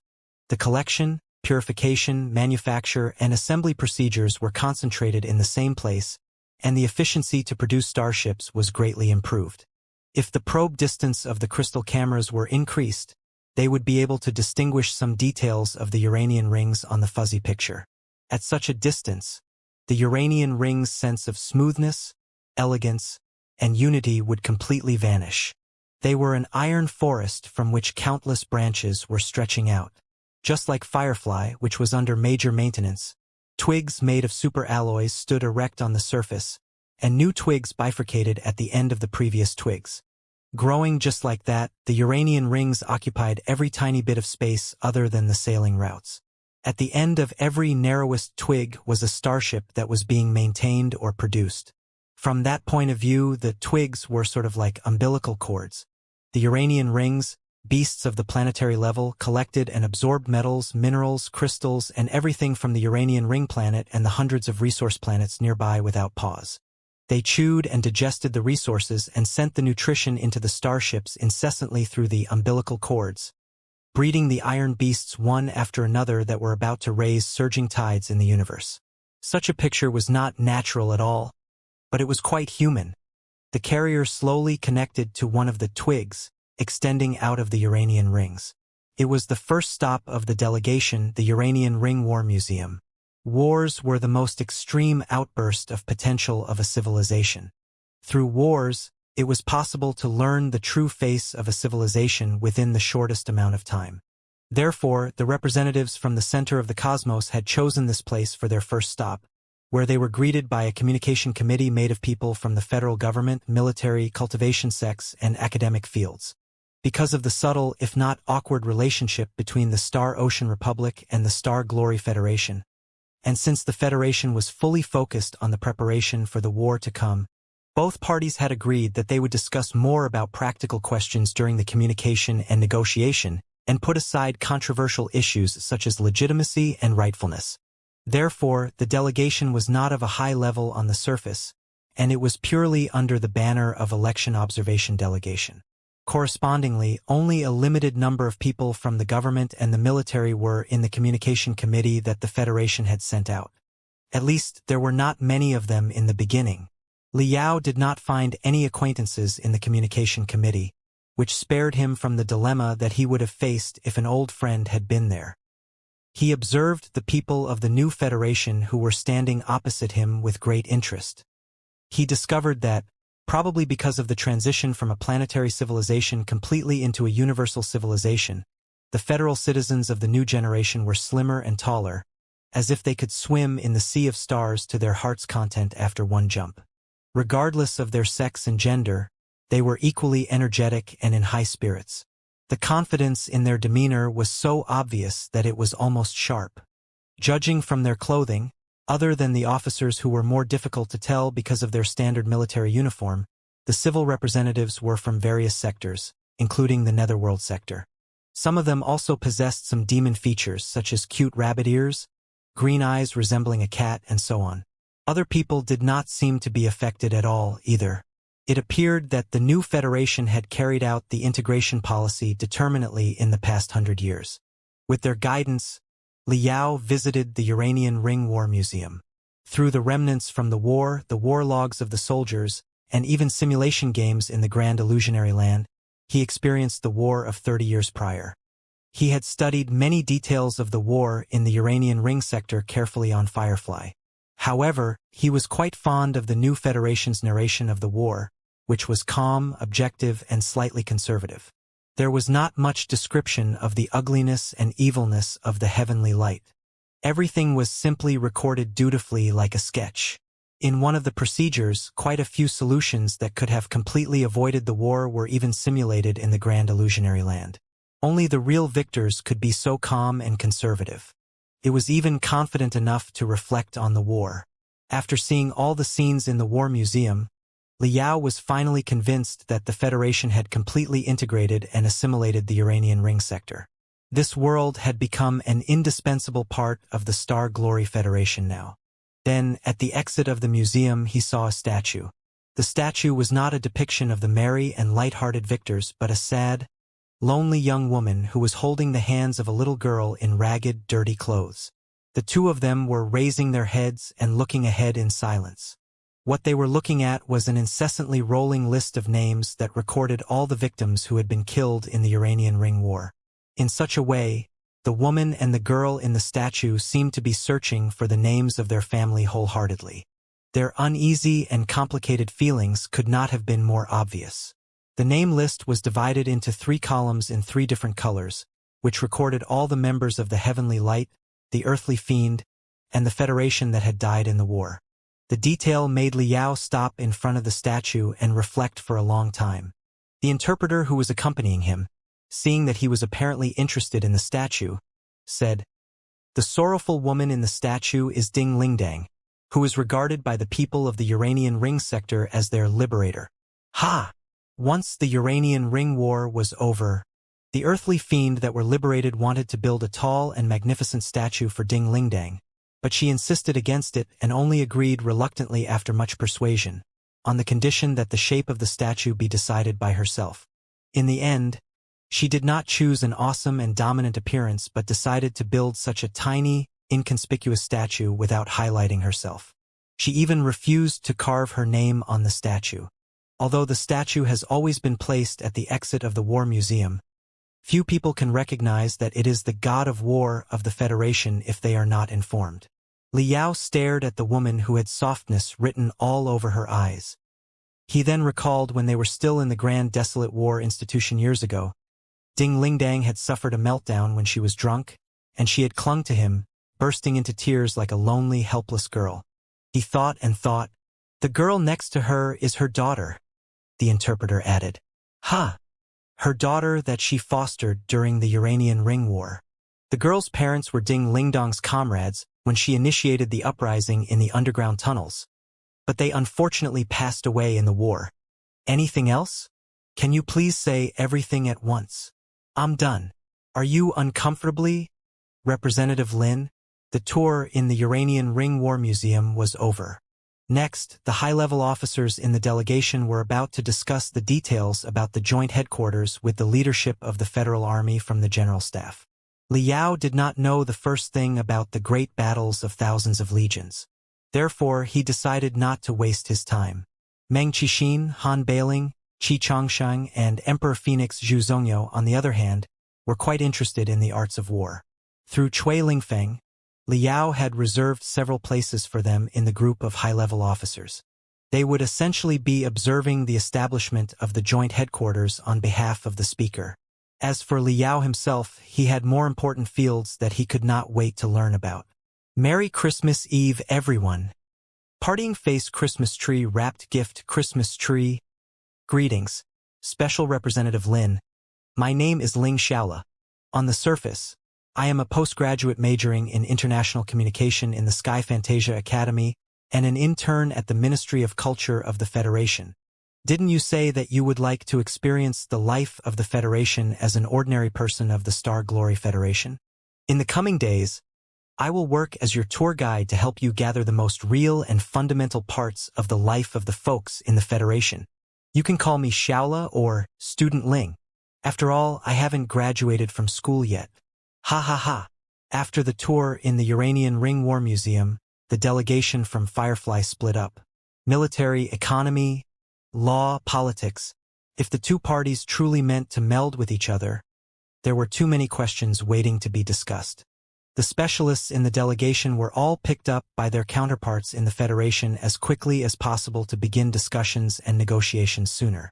Even the experts of the Ancient Sages sector who pretended to be Team Red Lotus also found the fields that they were interested in and were learning new information with the help of dedicated personnel. Although their joke that they would swagger into the Federation on red carpets did not come true, reality was not too far from that, and certainly much better than sneaking into the Federation under the false identities that they had purchased in Fish Dragon City. Just like them, Liao was greeted by a smiling, enthusiastic girl. The girl had a caramel skin that was as smooth as milk. Her dark, shining eyes had a hint of green in their depths. She was wearing a soft gauze that looked like mist. Crystal adornments were uttering pleasant sounds from her ears, neck, ankles, and wrist and reflecting rainbow-like brilliance. Her appearance, and her slightly extravagant use of crystals, was enough for anyone to work out her hometown at first glance. The water crystal sector, a world of deserts. However, other than the distinctive features of the water crystal sector, she also had two sharp ears that were slightly folded and turning agilely right above her hair. Behind her back, a gold, furry tail was waving, and the vague fragrance of a fox could be smelled from her body, which were obvious features of the demons. Those signs were indicative enough of her identity as a hybrid.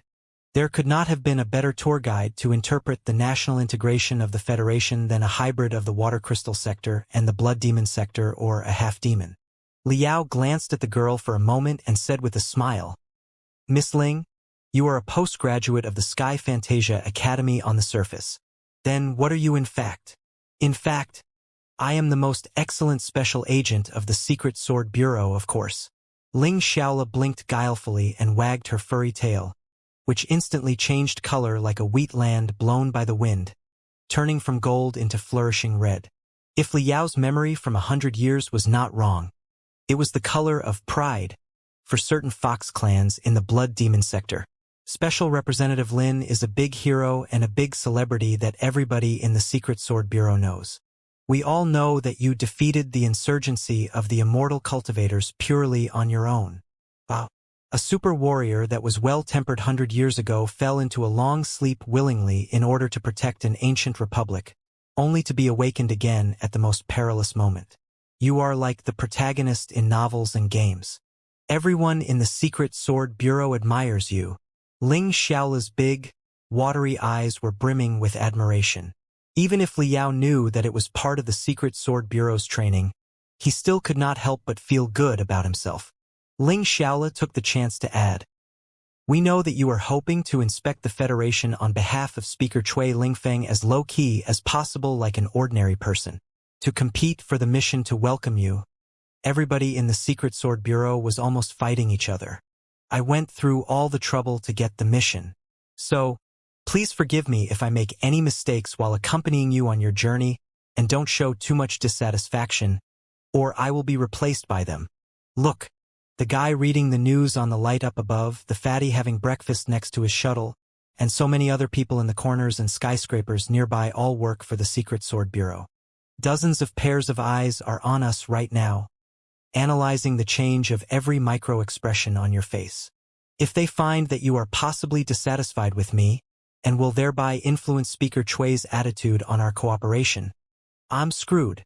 Xiaola pouted her lips and crossed her hands, staring at Liao pitifully. Liao could not help but chuckle again.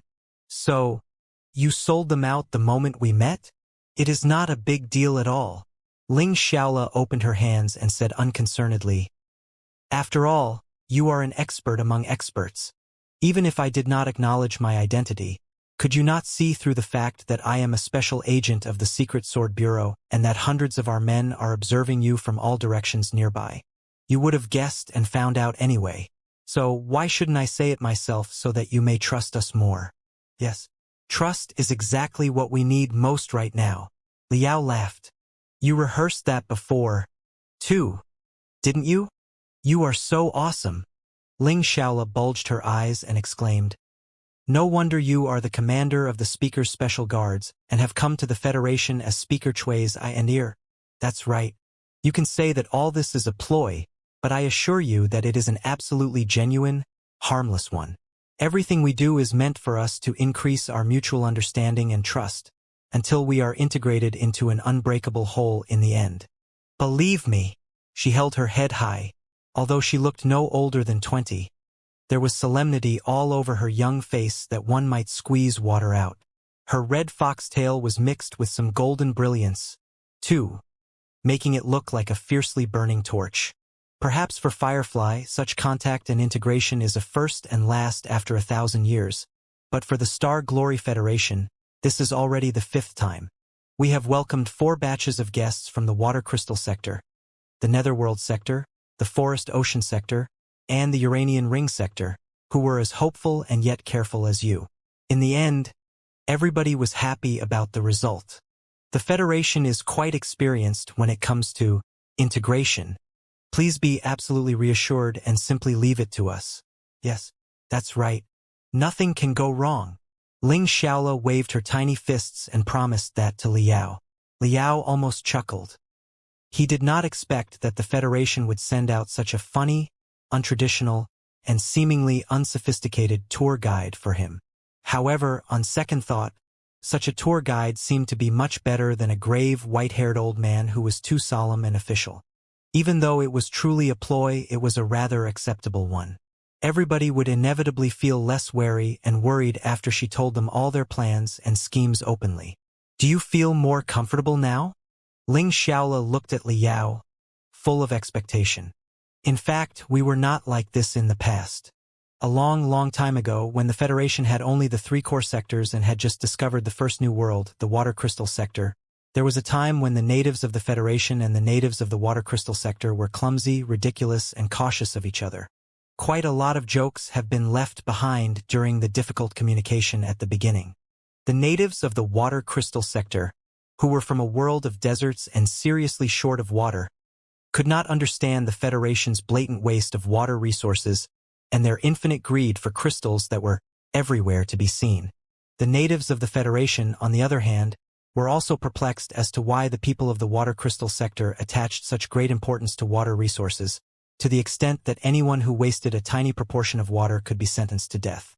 They thought that the rulers of the Water Crystal Sector were tyrants and almost raised a war against the Water Crystal Sector. Thankfully, because of the communication of the wise people on both sides, the war did not take place.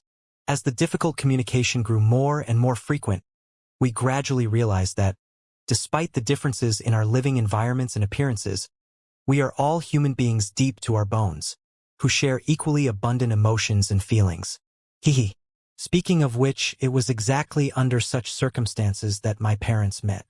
A long, long time ago, my father came to the Federation as an envoy of the Water Crystal Sector like you did today to inspect every aspect of the Star Glory Federation, so that the Water Crystal Sector would decide to completely join the Federation, or to simply keep trading crystals for water resources from the Federation, or to forbid commercial communication altogether in case the greedy people of the Federation attacked the Water Crystal Sector with the Water Crystal Sector's crystals later.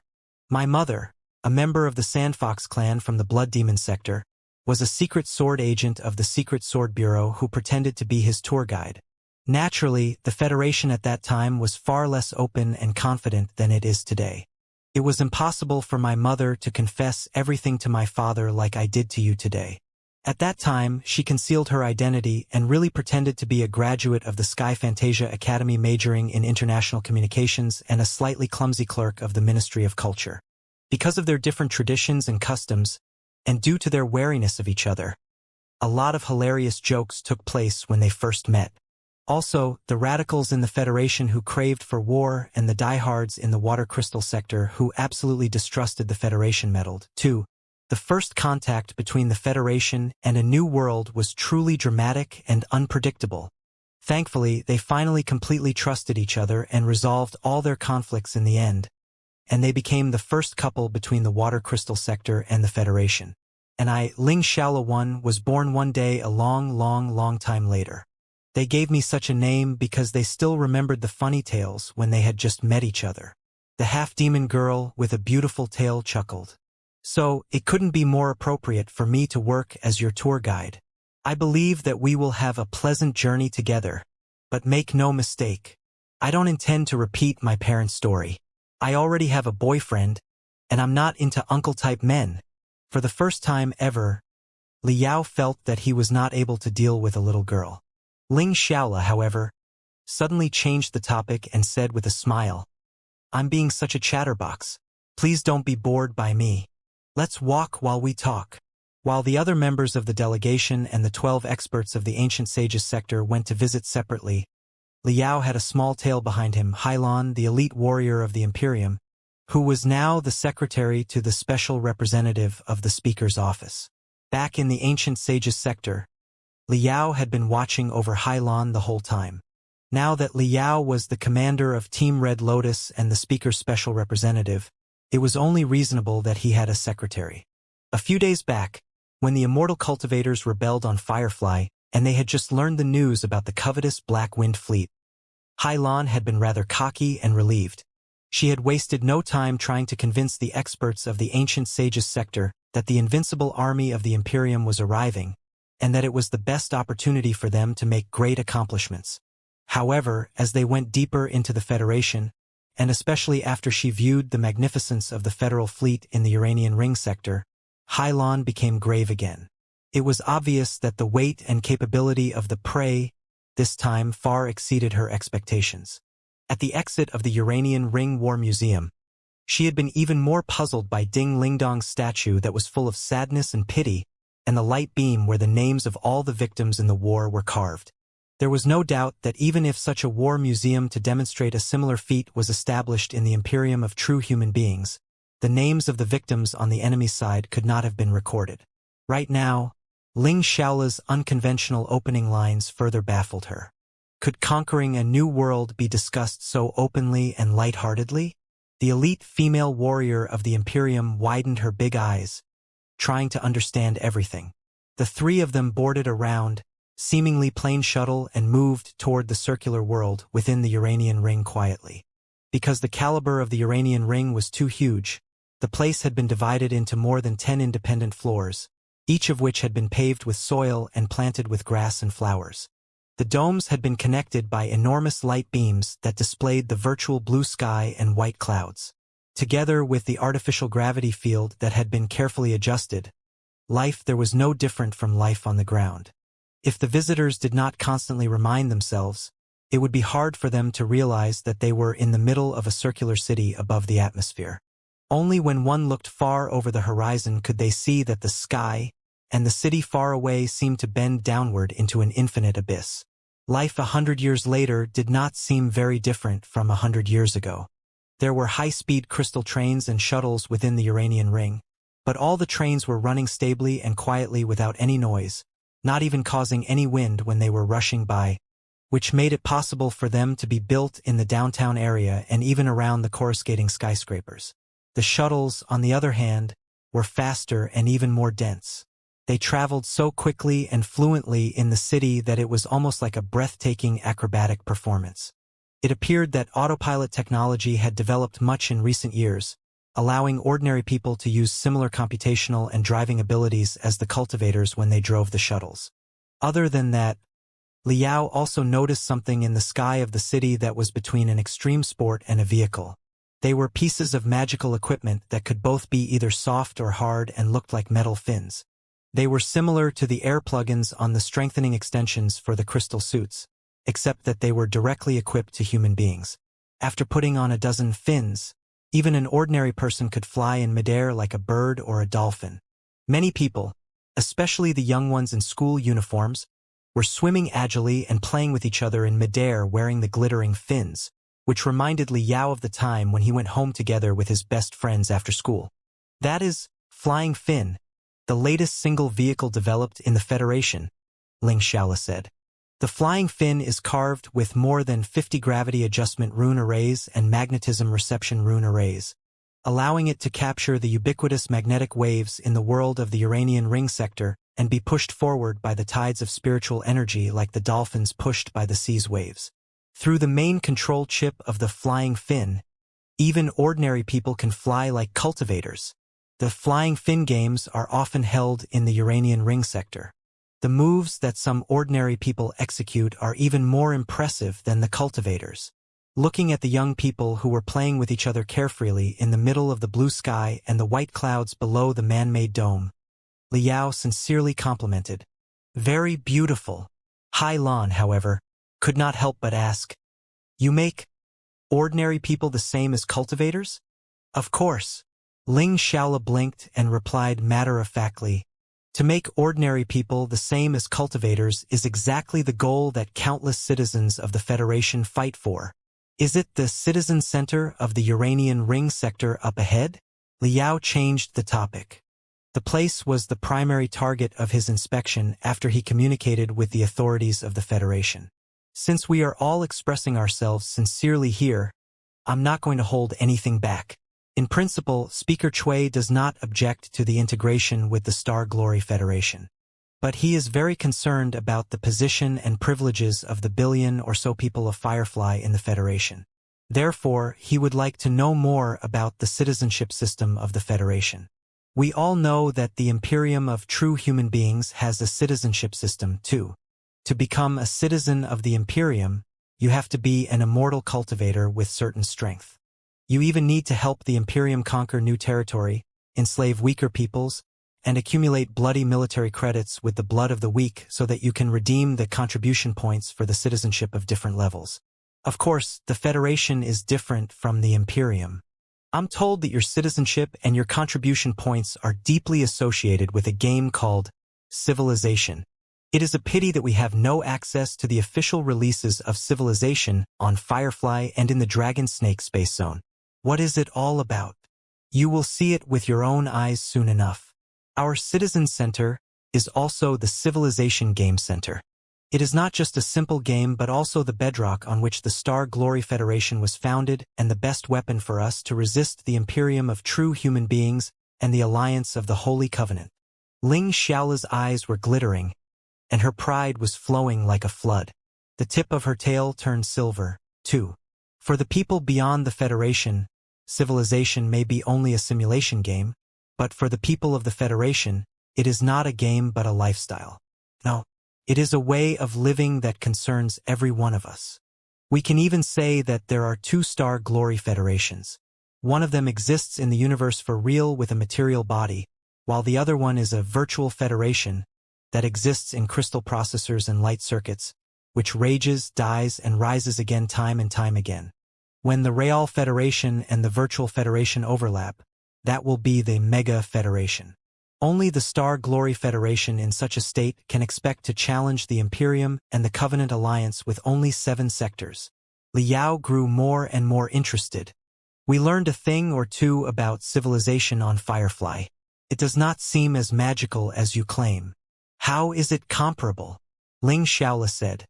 The key is not the game itself but the database that contains all the information of almost 100 billion people in the 7 sectors of the Star Glory Federation and the corresponding links. The entire database and the links will never be open to outsiders. What the outside world can touch is merely a dull, monotonous game instead of an erratic and unbelievably real virtual world. Only the new worlds that are completely melded with the Federation will be connected to the links of civilization and included in the database so that the entire virtual world will be open to the local people. If, one day, Firefly officially becomes part of the Federation, the people on board will naturally sense the magnificence of civilization. Of course, Special Representative Lin, you have the privilege to enjoy it in advance now. Li Yao and Hai Lan looked at each other. Hai Lan asked in great confusion, "How can a game help you resist the Imperium and the Covenant Alliance?" As I said, It is more than a game. It is a brand new way of living and wisdom sharing for mankind, Xianxia said carefully.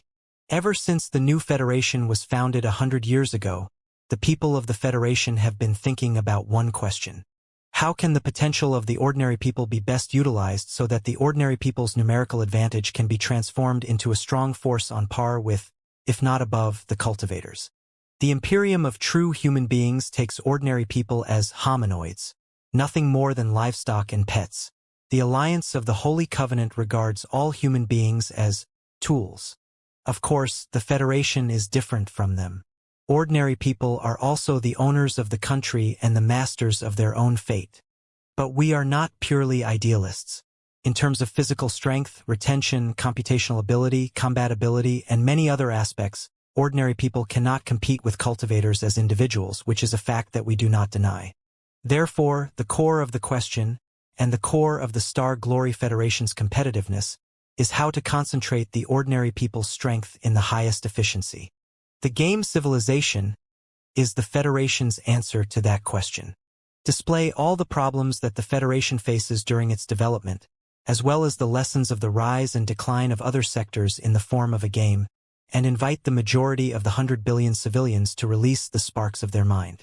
They are not required to give the right solution because even the most bizarre mistakes that they make in the game have their own value. As a result, through the special network that is Civilization, the brains of 100 billion people are connected. The sparks of their thinking congregate into a brilliant ocean. The change in quantity leads to a change in quality.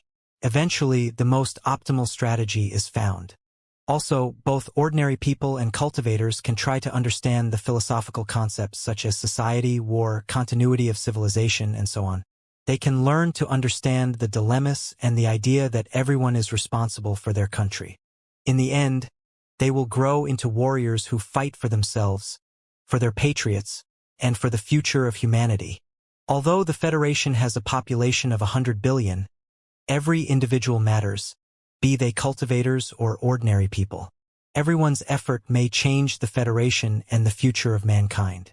This is what Civilization tells us. Glancing at Liao, Hailan bit her lips and said, "You can achieve everything you said with only a game? We don't know whether or not we can achieve it," Xianxia said, "but we will work hard to make it happen."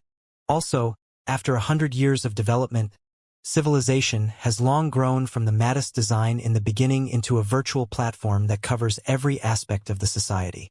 It is now a new sector made of crystal processors, light circuits, data, and telepathic thoughts. The people of the Federation live in 7 different sectors in reality. We may be hundreds, if not thousands of light years away from each other. Our customs and living environments are vastly different.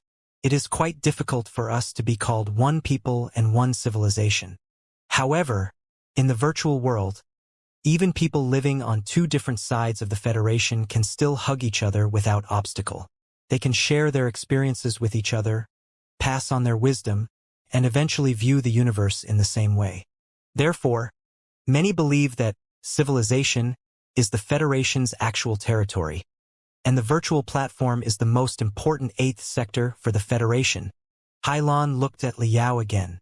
Seeing no objection, she continued asking, "Then, how does the world of Civilization run? Is anybody free to participate?" Of course, the world of Civilization is divided into many levels. All the people of the Federation can, and must, take part at the bottom level. Xianxia smiled. Every person in the Federation will get in touch with Civilization when they are in elementary school. Of course, it is still a real game at that time. We have inputted a lot of knowledge about nature, mathematics, and other disciplines into the game so that the teaching sessions can be conducted in a more interesting way. Have you ever heard of applied problems? Does the mathematic education on Firefly involve applied problems? If so, you may consider Civilization at this time to be an all-encompassing and ever-changing applied problem. In the virtual world, the kids learn the fundamental information about the 7 sectors of the Federation. They learn to distinguish between the basic minerals on the various resource planets. They will understand the gravity and oxygen difference between different planets. They will also be able to calculate the path programming to jump from the Uranian ring sector to the heavens origin sector in the fastest mode and in the most energy-conserving mode. As they slowly grow up and their brain matures, the content added to civilization becomes more and more complicated. The grandiose narration and the trivia around them is included. The children can manage the entire country as the Speaker of the Federation. They can also lead the most magnificent fleet of the Federation to battle as the commander of the Burning Prairie Fleet. Of course, the more grandiose the narration is, the more blurred the granularity and the less real it will be. If they want to be more delicate and professional, they can be the owner of a certain mine on a resource planet, the captain of a certain small carrier, or the mayor of a town on a planet that is yet to be developed so that they can manage all the affairs in their tiny territory. In those cases, we retrieve the data of real mines, carriers, and towns from our database for them, including problems that they are going to face. The keys to all the problems lie in the knowledge of the various disciplines that they have learned. From elementary school to junior high to senior high, the children of the Federation have always been educated in such a way. Then, when they finally turn into adults, they will already be raised into basically qualified citizens of the Federation who have a basic understanding of society and the world, and they will enter the world of the real civilization. I have another question. Hylon frowned deeply. If it is just a game, it is destined to be unreal and not of much significance and guidance. If authenticity and educational purposes are what you pursue, the game will definitely not be interesting and attractive enough. Maintaining the normal functions of the smallest starship is enough to overwhelm even an adult cultivator, what with dealing with all the data and contingencies. Are the children really into such a game? Or has the federal government employed a certain compulsory approach to force the children to play the boring game? How is it possible? Xianxia widened her eyes. The Federation worships freedom. How can the government use any compulsory approaches? Besides, no compulsion is required at all. Civilization is a non-optional subject in the college entrance examination in the Federation, and it takes up more than 50% of the total score. There are even cram schools for the game Civilization on every street. Parents all take their children to those places, begging for their children to become game experts. Liao. Hylon. After the children finish all the basic lessons and pass the corresponding tests, they earn the right to enter the real world of civilization. Different from the game, they encounter more compatriots that exist in reality than NPCs generated by the crystal processors. Everybody is like a butterfly on the other side of the ocean, and they can raise a storm by simply flapping their wings. The governments of all levels often publicize a lot of content regarding public decisions on the virtual platform, inviting everybody to play the game in different roles as decision-makers and decision-takers. The issues can be great crises, such as the invasion of the expedition army of the Imperium, or insignificant trivia such as a certain public affair in their community. For example, if the local government of the Uranian ring sector intends to build a new fully enclosed vacuum rail here, there will be a lot of points that require consideration. The distribution of the route, the location of the stations, whether or not it will affect people, whether or not anybody will be forced to move, the influence on house prices nearby, and even the future influence on the population in decades to come. It is not a bad idea to invite the specialists whose spiritual roots have been awakened to devise plans in the traditional way, but wouldn't it be even better if the specialists have the first-hand data and even the voice of the local residents during the calculation?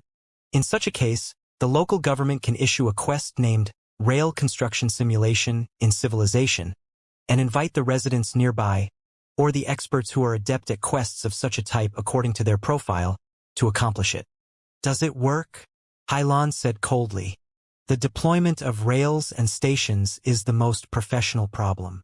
How can regular outsiders expect to solve it? We do not need them to resolve the problem. We only need them to constantly make mistakes and express what is on their mind while they do so, Xianxia said. Even the best horse sometimes stumbles.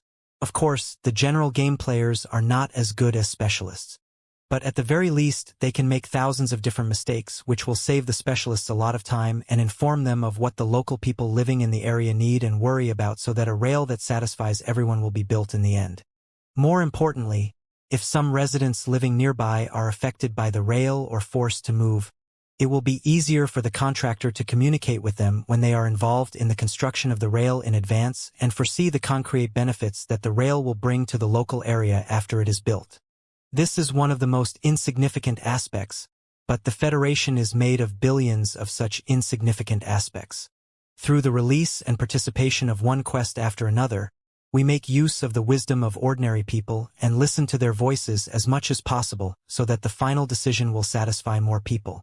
Of course, the specialists are most important, but on the other hand, in the 100,000 years of mankind, did the great emperors and big shots in every dynasty ever consider themselves not to be real specialists? Yet, under their government, the dynasties, nations, and civilizations fell apart in the end anyway. Let's take the imperium of true human beings, for example. However brilliant and magnificent their emperor is, even if he is in the divinity transformation stage or even higher, can his wisdom and computational ability be higher than the combined wisdom and computational ability of 100 billion people? Hailan almost choked, blushing. Liao chuckled and said, "You do have a point, Miss Ling, but on second thought, if the effect you describe is to be achieved, it must be guaranteed that most of the people in the Federation spend a lot of time and effort in civilization, which is relatively boring and monotonous. It is equivalent to advanced free labor. I know human beings to be selfish animals. What do you use to ensure that everybody volunteers to waste their previous time on it? Or in other words, it should have a rather thorough incentive system, shouldn't it? Of course, as I said just now, civilization is connected to the daily life of everyone in the Federation," Ling Xiaola said. "There's no need to mention the college entrance examination, in which the expertise in the game directly decides the future of a student. Also, the win rate, contribution points, gaming times, and other elements are bound to an individual for their entire life. They have a lot to do when it comes to job interviews, business activities, and even love and marriage." Liao was slightly dazed. "It even has a lot to do with marriage?" "Of course. Just think about it." Ling Xiaola smiled. "The win rate and completion rate of the quests represent one's wisdom and decision-making abilities. The gaming time and history indicate one's personality. If someone has been doing the boring tasks that happen to be related to everyone's life, just like rail construction simulation that I described just now, even if their completion rate is not high, it at least suggests that they are passionate about public welfare, right? Therefore, when big corporations browse through resumes, they will know the abilities of the applicants when it comes to fixing practical problems from a few clips of game footage that the applicants attach.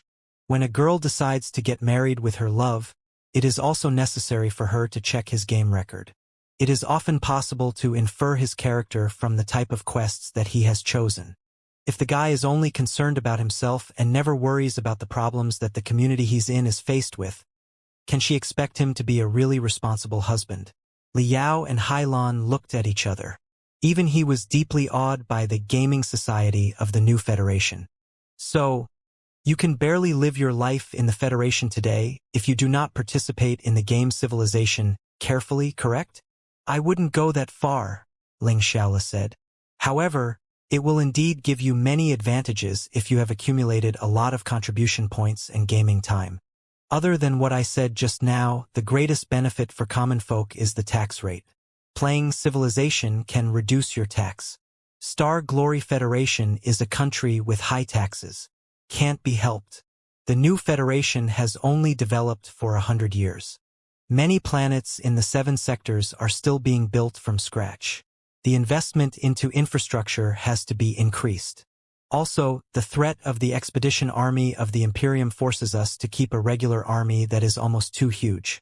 The military expenses every year are astronomical. Therefore, the life of common folk in the new Federation is far from carefree. The basic tax is sometimes more than 50% of the total income. However, generally speaking, nobody pays so much tax. Their taxes will be cut through the various quests they accomplish in civilization. The better they play civilization, the lower their tax rate will be. Also, virtual contests are held in almost every place every year, and the champions are sometimes even the privilege of zero tax." Liao felt stunned. "Playing the game can reduce your tax? Allow me to repeat myself again.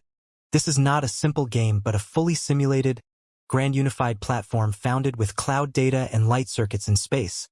Xianxia said carefully. Any decision made in civilization can be considered as the player's intellectual property, which may be of great help to propel our entire civilization. Isn't handing over intellectual property to the government as replacement for money a very reasonable policy? Liao thought for a moment and realized that it did make sense. In fact, more than 100 years ago, when he proposed the idea of developing the wisdom of the public by the game Civilization, he had considered the issue of participation. It was because the more real civilization was, the further away it would be from the notion of a game. The tedious operations and information processing that involved tremendous data and hard thinking would not be to the liking of most players. Of course, the Federation could not force everyone to play a boring, brain-burning game, but if the data collected was not large enough, or if only part of the seasoned players were attracted to the game but not people of all ages, genders, and trades, the decision outputted would not be of much real significance. The dilemma had puzzled Liao and the rest of them for a long time. There had not been a satisfaction solution even by the time he left the Heaven's Origin sector for the Dark Nebula. He did not expect the new Federation to have resolved the problem perfectly with only 2 moves, namely college entrance examinations and tax reduction. It was rather impressive. Xianxia smiled. What I listed just now are the relatively practical benefits. In the next, it is the most crucial honor, which is the citizenship of the Star Glory Federation. Like the Imperium, the Federation adopts a citizen contribution points system. Only when one's contribution points reach a certain level will they be considered real citizens and enjoy the right of deciding the country's future. However, the contribution points in the Imperium of true human beings have to be earned by accomplishing difficult, dangerous, and complicated missions, say, hunting ferocious beasts on unvisited, undeveloped planets. The system seems fair, but how can ordinary people ever complete such missions? The Federation has similar tasks too. For example, exploring an unknown resource planet as a pioneer will earn tremendous contribution points. However, for the general public who are unable to complete such dangerous missions, they can also accumulate contribution points through quests in Civilization and learn to be a qualified citizen. Yes, in the eyes of the Federation, citizen is a supreme word that stands for great glory and responsibility. It is a title that is even more valuable than cultivator. You too must know that hundreds of civilizations emerged in the broken universe after the Star-Ocean Imperiums collapsed 10,000 years ago. Many of them adopted election systems of various kinds to decide the future, but their outcomes were mostly very pitiful. Election is not necessarily bad, but leaving the low efficiency of elections aside, the real critical problem is how to make the people understand that the tiny power in their hands is of paramount importance for the entire civilization. The Supreme Speaker of the Federation is elected, but we do not believe that everyone is born with the power to decide the future of the civilization. Human beings are born selfish, and those who are not trained tend to be short-sighted. When countless people who are not trained gather together, they will only be a rabble who can barely see the road below their feet. By rabble, I am not just referring to ordinary people.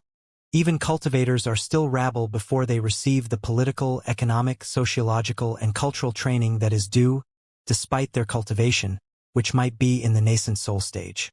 They do not deserve tickets, either. For example, I'm not implying anything, but in the last years of the Star-Ocean Republic, when the parliament was controlled by countless cultivators, the fiend, Black Star the Great Wuxia still showed up. He even usurped the power of the parliament easily and worked as the supreme leader of the Star-Ocean Republic for a while. It is indicative enough that cultivator and citizen are not naturally equal. I am always blunt in the way I talk. You don't mind, do you, uncle? Liao coughed. Before he was able to respond, Hailan had already spoken, not entirely convinced. I understand it now. This is just another kind of meritocracy. People are blind, and only the elites can decide the future of a civilization. It is very reasonable, but is it any different from the Imperium? I'm told that the Imperium of true human beings adopts a meritocratic system, too. The Emperor does not decide everything. The nobles, lords, and sector masters have a big say in the decision-making process, too. Meritocracy is essentially not wrong. Xianxia smiled. If we get to the bottom of it, managing a country is also a skill. Of course, we have to look for specialists. However, exactly who qualifies as a real specialist? I don't deny that a lot of the nobles, lords, and sector masters in the Imperium of true human beings are perhaps specialists on planet management, but most of them simply have larger fists, greater combat ability, and are better at fighting. Some people are even worse than them. They excel in political conflicts and setting other people up. Just because somebody is knighted thanks to their combat ability doesn't mean that they will be good at governing a place. In fact, it is possible that they will be too concentrated on training in order to make their fists even heavier to think about receiving the most fundamental education on the decision of public affairs. Such people can barely make the most common citizens, much less the leaders of a place. It can't be helped. This is how the Imperium works. The strong prey on the weak, and strength is all that matters. It seems advanced, but it is in fact made of a bunch of iron savages who are equipped with starships and colossi. Hai Lan took a deep breath, lost for words. Liao smiled. Is the Federation different? Of course it's different, Ling Xiaola proudly declared. The people of the Federation have been receiving training on public affairs since little. When they are adults, they already boast the basic qualities desired for a citizen. They understand that their decision and hard work concern the future of the entire civilization. Those who do become citizens in the end have all proved themselves in the game Civilization to have a profound understanding of economics, politics, culture, military, and all the other fields. They are also relatively rational, calm, and farsighted, willing to contribute their intellectual property to the service of the people. The cultivation of such citizens varies. Most of them are not even cultivators, but they are the well-deserved elites of our society, and they can speak for everyone in the Federation to a large extent. It is the best system that we can come up with to ask them to elect the Supreme Speaker and to decide the future path of the Federation. Such a system avoids the tragedies like a lot of civilizations in the past 10,000 years where they elected their leaders from an uneducated rabble only to have a fancy-looking but incapable guy, if not an ambitious schemer, inaugurated in the end. The super-high transmission speed of information based on the light circuits in the sea of stars also reduces the consumption of the election itself to the minimum. Ling Xiaola's tail was wagging so fiercely that it also brushed the tip of Liao's nose many times, making him almost unable to stop himself from sneezing. Right? Scratching his nose, Liao asked. There's something that I've been meaning to ask you since the beginning. Are the data transmission methods in the Federation so developed right now? Even the telepathic thoughts between two different sectors can be transported and exchanged instantly. That is a rather shocking speed. Even the technology on Firefly seems unable to achieve that. We can only complete instant data exchange within one sector. A grand unified virtual platform that includes 7 sectors would collapse any second with our technology. Ling Xiaola hesitated for a second. Liao knew that she was asking for permission through the microcommunication rune arrays that were stuck to her ears. 3 seconds later, her supervisor probably gave consent. Ling Xiaola explained, "It doesn't matter if I tell you right now. We did not have such technology in the beginning.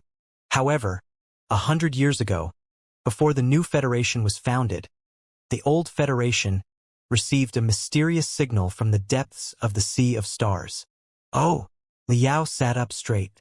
The signal that Ling Xiaola was talking about was obviously the signal that had brought him to the Ancient Sages sector and then brought Meng Qixin, Long Yangjun, and the others back.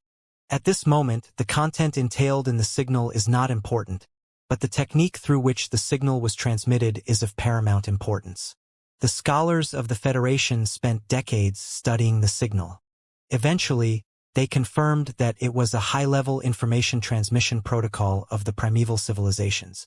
Such a method that is similar to gravitational waves can cover such a distance instantly, thereby achieving the seamless synchronization of information in multiple sectors. It was exactly with the help of the primeval signal that the information transmission technology of the Federation soared, and the grand unified world of civilization was founded in the end. Liao was about to ask more when the shuttle slowly descended. Ling Xiaola turned around and smiled. "We have arrived at the largest civilization center in the Uranian Ring sector. As far as one's eyes could see, The entire world up ahead was occupied by a glittering silver ball. The surface of the silver ball was dissected into hundreds of light beams that were displaying a breathtaking, blood-boiling picture. On the picture, thousands of starships were fighting, burning, exploding, running, and chasing in space. The aggressive sounds and visual effects covered the dozens of square kilometers nearby. Before they entered the center, they had already found themselves placed in the middle of a burning universe. The glittering silver ball almost turned a tiny black hole that was swallowing the world nearby as well as Li Yao and the rest of them. There was a small logo in the top right corner of every enormous light beam. It looked somewhat similar to the trident lightning emblem of the Imperium of true human beings, but it was much more hideous and terrifying than the flag of the Imperium and mixed with the air of dominance and destruction. Xianxia told Li Yao that they had come at the perfect time. The Imperium's frustration, the latest version of the war DLC of Civilization, was to be released in the 7 sectors at the same time. Today, a rather huge release conference would be held in this place. The game experts from other places and even the core worlds had gathered there. The tourists from the resource planets nearby had come to enjoy the event, too. It was rather lively. As she said, Li Yao could see that the shuttles there were 5 times denser than even in the downtown area, and there were even now uncommon traffic jams. A lot of young people wearing colorful, flying fins were also moving swiftly among the lines of vehicles. Decorations had been set up both in midair and on the ground. Loudspeakers that had been carved with anti-gravity rune arrays and broadcast rune arrays were rolling nonstop. Countless passionate, vigorous sounds were mixed with each other, making the place even more obstreperous than the battles on the light beams. Li Yao was aware that the Imperium's frustration was a war DLC that they had already began devising 100 years ago. It focused on the military side and expounded on the content of how to resist the Imperium's invasion. According to Xiao's description, after 100 years of rapid development and countless updates, especially after more precise data support was activated 10 years ago through the soldiers and even warships of the Imperium captured in the battle to rescue Firefly, the brand new, the Imperium's frustration, had been developed into a highly professional war simulation game. As a perfect simulation, it was not a game at all but a war system that could be directly adopted by the military. So far, Civilization had offered tens of thousands of different DLCs and quest packages, including the more realistic ones such as Farm Simulator, SimCity, Carrier Commander, and the more visionary ones such as Campaign for Speaker or Future Millennium. The interests of every player could be satisfied. However, war was the primary factor for the development of a civilization after all. The Imperium's frustration, which focused on military, was the most popular one of all the DLCs that had been released. It was said that the federal government had disclosed tremendous data about the claw fleet of the Imperium captured 10 years ago, and more than 10 perfectly simulated starships and crystal suits of the Imperium were provided in the latest patch for the players to manipulate freely. It was one of the most critical updates in the recent years. No wonder it had become a carnival. This is really... Li Yao, Hailan, and Xiaola got off the shuttle. Looking at the ocean of people shouting and laughing in their fancy clothes in front of them, both the dominator of the 3 sectors from the old Federation and the elite female warrior from the Imperium of true human beings felt dazzled and overwhelmed. They were well aware that the world they were in was merely one floor of the circular ring. Above the sky and below the ground, there would be the same oceans of passion. The Secret Sword Bureau has already arranged a special channel for the 2 VIPs. Also, 1,000 Secret Sword agents nearby are protecting you. There's no need to worry, Xiaola said with a smile. It was apparently not the first time that she had seen a shocked guest. I'm not worried about safety. Taking a breath, Li Yao mumbled. It just never occurred to me that so many people will come here simply for a game. In fact, most households in the Federation have immersive game cabins, and usually more than one of them, right? In the Federation, we do not call them game cabins anymore. They are now known as future cabin, a piece of furniture that is as popular as beds were. Although they can play the game at home, a lot of people still prefer to gather in the game centers that have been established in every city and every community. Well, it is more about their social needs. Human beings are gregarious creatures after all. For the people of the new Federation, the game center is like the city square or the old saloons. It is where most socialization takes place nowadays.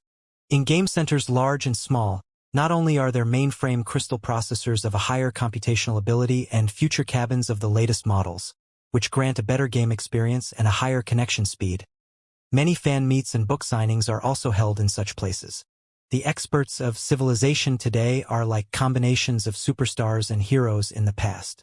They are very popular. Liao thought for a moment and asked, I can understand how they are superstars, but why are they called heroes? It's simple. Every wise decision the experts make in the virtual world can be applied to reality. A lot of creative tactics and operational ideas are actually created first in the virtual world but eventually used to save the lives of countless people in reality. Xianxia said, Are the contributors of the decisions not worthy of being called heroes? It makes sense. Liao knew that Xianxia was right. However, he still found it difficult to accept the highly overwhelming picture in front of his eyes. Suddenly, a question occurred to him. Right? If everybody is submerged in the world of civilization, won't there be fewer people who actually train themselves hard? How is it possible? Triggering wisdom and brain power in civilization is itself a training. Not just any training, but a most advanced kind. Xianxia smiled again. In the old Federation 100 years ago, our ancestors at that time already had the technology to improve the spiritual actualization quotient through the grand illusionary land. I believe that Firefly must have similar technology, right? Civilization, as a grand unified platform, will only develop the brains of ordinary people faster and improve the odds of their spiritual root awakening. According to our statistics, ever since civilization went popular, the ratio of people in the Federation whose spiritual root has awakened has been augmented by more than 5 times. Of course, the various kinds of strengthening plans played their part, but the contribution of civilization is obvious. By the analysis of many doctors, meditation healers, and specialists on communication, it is a mechanism similar to reverberation. The process of dwelling in civilization is a process to integrate one's brainwaves into the spiritual nexus and colliding with other people's brainwaves. When the brainwaves of billions of people are vibrating with each other, it forms the best training. Such a training method is something that even a nascent soul stage cultivator 100 years ago couldn't have enjoyed. Think about it. Even the most awesome nascent soul stage cultivator couldn't be extravagant enough to train with the brainwaves of billions of people, right? During the training, new technology is induced, and the new technology reshapes the old patterns of training and even living. This is the ever-changing grand era of the spiritual nexus. In fact, many people raised a lot of concerns about civilization as you did. Many diehards even completely deny the obvious advantages of civilization. They insist that human beings must not completely integrate themselves into the unpredictable spiritual nexus. They claim that the technology will eventually drag the Star Glory Federation and even the whole of mankind to destruction. The most extreme objectors even compare civilization to a hidden problem that is even more dreadful than the Imperium and the Covenant Alliance. However, no matter how they deny and try to stop it, civilization has been developing beyond their control. The grand era of the spiritual nexus has come. Nobody can stop it. Like it or not, we are never going back to the age without the network. Liao smiled. You seem to be a firm supporter of the grand era of the spiritual nexus. Of course, without civilization, and without the grand unified spiritual nexus, there wouldn't have been the new Federation today. Xianxia grimaced at Liao and said, Let's go. Didn't you say that you would like to experience the life of a normal person in the Federation? I'm going to walk you through the most important ceremony that the normal people have before they play civilization. Jumping merrily, Xianxia led Liao into the crowd. Liao's visit was prearranged, not improvised. Therefore, the special agents of the Secret Sword Bureau in the crowd who were responsible for his safety had already cleared a channel for them so that they could move forward without meeting any hindrance until they reached a magnificent bronze statue about 5 meters tall in front of the Civilization Center. The statue was a man wearing a portable helmet who was playing the game wholeheartedly. Glamorous, ever-changing mystic rays painted crowded cities, blood-boiling wars, enormous fleets, and dozens of different scenes around him. It was not very strange that a statue had been established in front of the center.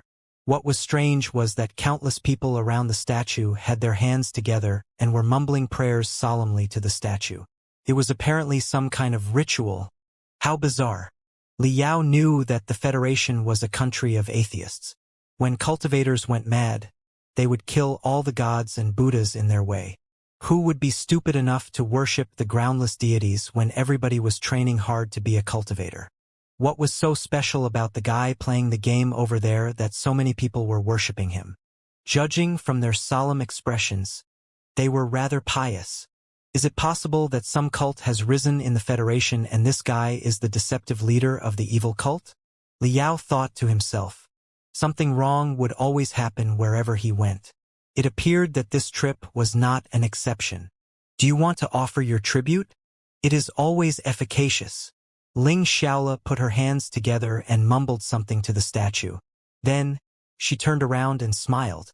This is the creator of civilization, and the real father of the new Federation in the eyes of many avid players of civilization, including myself. Li Yao. Father of the nation? Li Yao. Li Yao was utterly dumbfounded. He examined the statue carefully, only to discover that, although the statue's face had been covered by a virtual helmet, there was indeed a small plaque below it that read, "It is not enough for human beings to have the earth below their feet. They should also have a more brilliant future." Li Yao, it was like running into a ghost. Blinking hard, Li Yao mumbled, "Wait, let's confirm this first. This Li Yao can't be the legendary vulture Li Yao, the dominator of the three sectors, right?" "Yes, of course." Xianxia nodded. Batting her watery eyes, she looked at the statue full of admiration. From the old Federation to the new Federation, we have only one Li Yao, vulture Li Yao. Li Yao coughed aloud again and again. I haven't read many history books about the Federation, but don't try to fool me.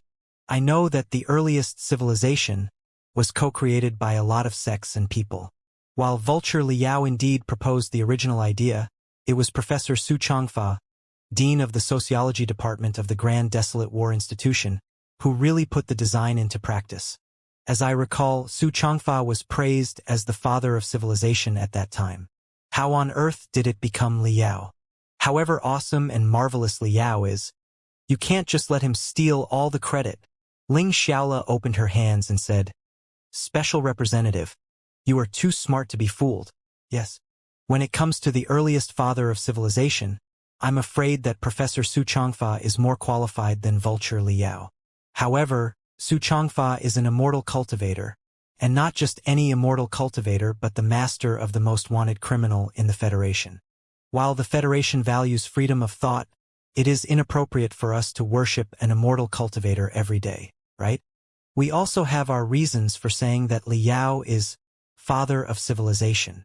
I don't know how much history you've read about the development of civilization, but it should be noted that the grand unified virtual world originated from the brainwashing delusion of the imperium of true human beings that Xianxia provided for Li Yao. During the delusions, Xianxia showed Li Yao the rise and decline of multiple sectors in the past, as well as the self-boasting rise of Black Star the Great Wu Qi. He intended to transform Li Yao into an immortal cultivator. But how could the dominator of the three sectors be brainwashed so easily? Li Yao was not tricked at all.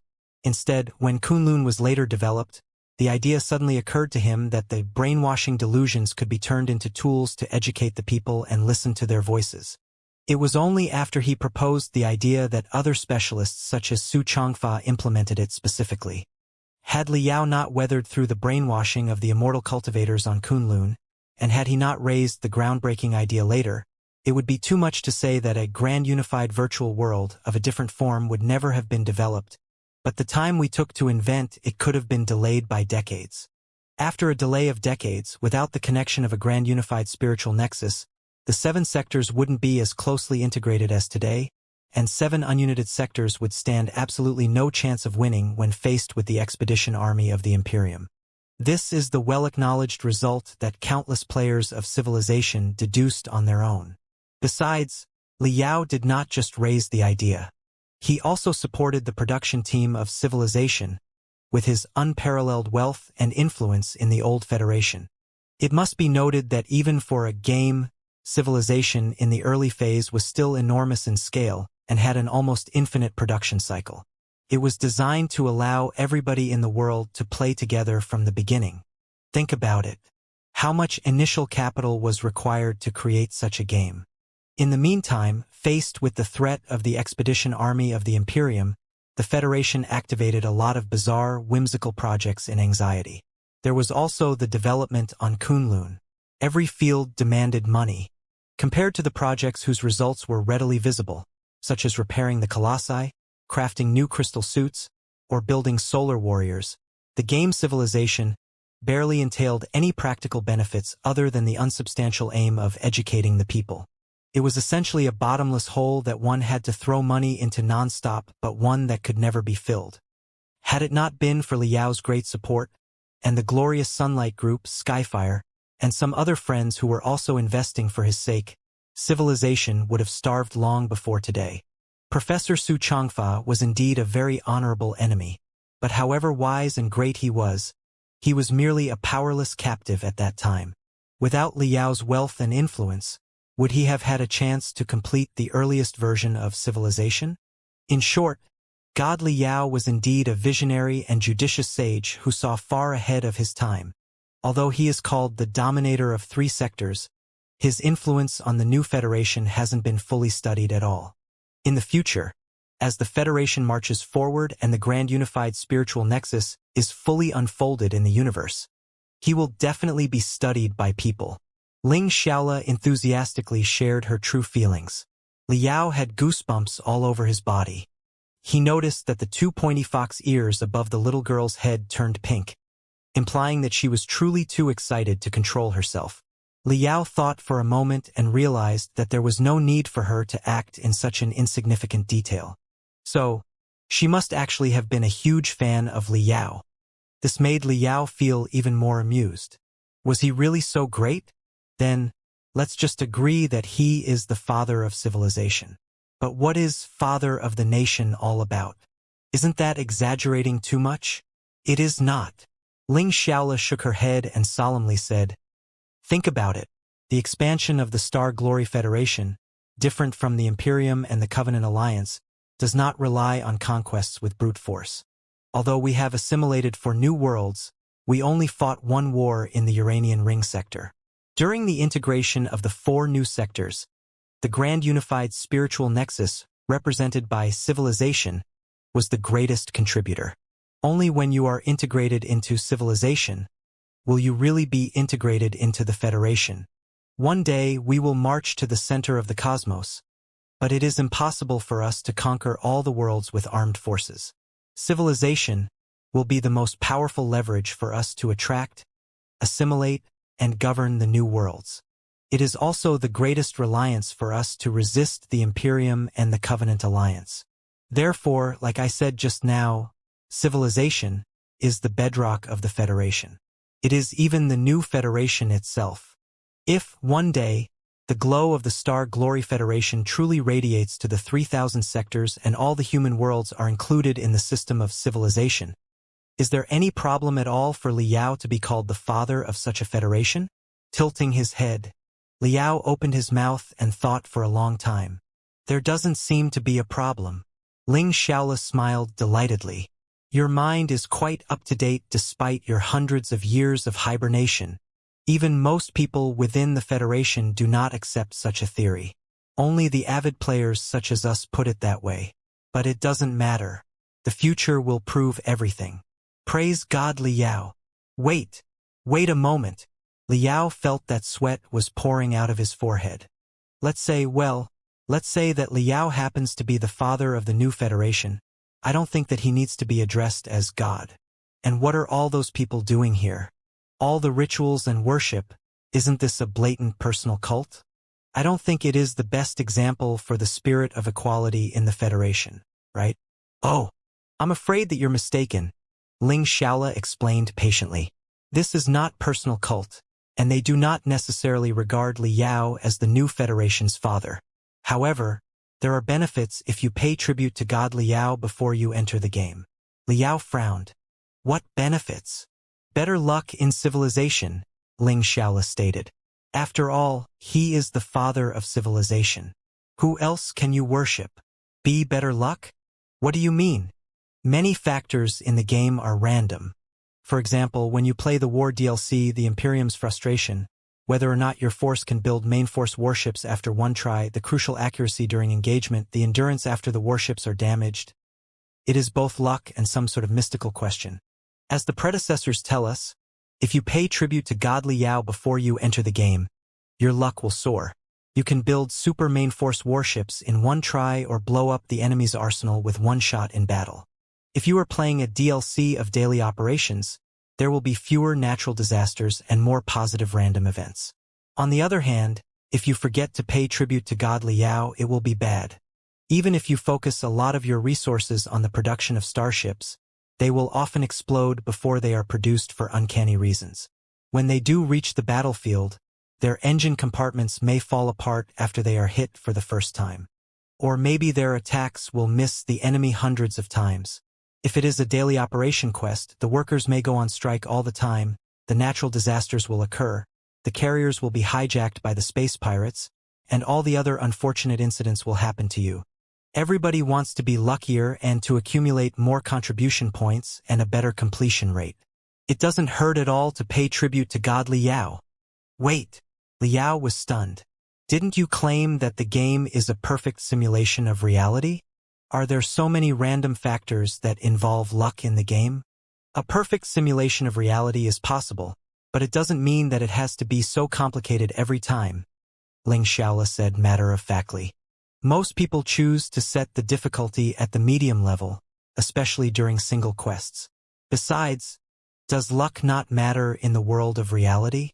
A general's fame means the death of thousands of soldiers. In many cases, one success or failure, life or death, depends a lot on luck. Li Yao failed to come up with any rebuttal. He looked at another few guys who were worshipping his statue and even throwing coins at the head of the statue. But even if luck does play such an important role, isn't it absurd that paying tributes to Li Yao will double your luck? This is superstition. This is occultism. Ling Xiaola smiled delightedly. How can you call it superstition? It is more of a tradition of the people. You said that you would like to feel the local life as a regular person of the Federation. That's why I've brought you to God Li Yao, to see what the local people do, right? There's also Li Yao's Heart Protection Gold Card on sale. It is said that they are built by recycling the debris of the crystal suits that Li Yao used to use and sold to better promote the Imperium's frustration. If you put such a card in your pocket, the accuracy of your starships will be doubled. Do you want to give it a shot? Veins bulged out of Li Yao temples as he declared. As a cultivator and an atheist from the rightful government of the Star Ocean Republic, whose loyalty has been well tested, I will never take part in the activities that are related to personal cults and superstition. Hardly had he concluded his sentence when a coin flew above his head and landed on the smooth helmet of the statue precisely after drawing an elegant curve. Cheers echoed behind Li Yao. You made it! You made it! Ling Xiaola was delighted, too. Haha, this is a tradition here. If anyone can throw a coin onto the head of Li Yao, without using their spiritual energy but purely with their hand-eye coordination, they will be unbelievably lucky today. Even bystanders such as us will benefit a lot from it. Li Yao. Ling Xiaola stuck out her tongue. He was about to speak when the sky suddenly grew dim, as if a dark cloud was collapsing. A magnificent, if not ear-splitting marching song was echoing nearby, making whoever heard it ill at ease. The crowd was in a riot. Everybody was looking at the sky. A lot of people were even booing the newcomers. The sky, or rather the man-made dome, split from the center. A small assault warship dived down in the middle of lightning and clouds. On the two sides of the warship were the trident lightning emblem that represented the Imperium and the cross swords and black storm emblem that represented the Black Wind Fleet. The warship was emitting hideous brilliance under the contrast of artificial lightning. Boosted by the sounds and visual effects as well as the illusions of more than 100 starships of the Imperium projected by the enormous light beams, the tiny warship seemed to be a magnificent army. An army of the Imperium? Blinking rapidly, Liao could not have been more confused. What was that all about? Naturally, he knew that it could not be a real invasion of the Imperium, but the scene was rather overwhelming nonetheless. Most of the people there were raising their middle fingers at the SK, but a tiny proportion of the young men and women in fancy clothes were shrieking in excitement. Seeing her compatriots, and hearing the military hymn of the Imperium, Hailan felt so astounded that she almost lost control of herself. Thankfully, Liao sent a stream of spiritual energy from underground and stimulated her spinal nerves. She was suddenly woken up and did not reveal any flaws. The warship of the Imperium hovered in the sky above the square in front of the Civilization Center. The cabin doors on the two sides were opened one after another. Dozens of exos in standard crystal suits of the Imperium that were white from head to toe leapt out of the vehicle, waving their chains words, vibration sabers, and high-heated axes. In the burning sky, against the countless starships as background, the fire and brilliance gradually condensed into several aggressive words. Storm Assault Team. The boos of the crowd were even louder than before. Some of them seemed to be shouting, "Come on, thieves of the Imperium," and be killed by the warriors of the Uranian ring sector and such. However, part of the crowd showed great welcome for the newcomers. The crowd appeared to be divided into two groups, one against the Imperium and the other in favor of it. Well, Liao felt that he knew what was going on now. He could tell that the crystal suits and blades that the soldiers of the Imperium were using were quite similar to the most advanced gear of the Black Wind Fleet that he had looted from Hailan earlier. But other than the power rune arrays, the equipment was not installed with any attack units. They were nothing more than empty shells.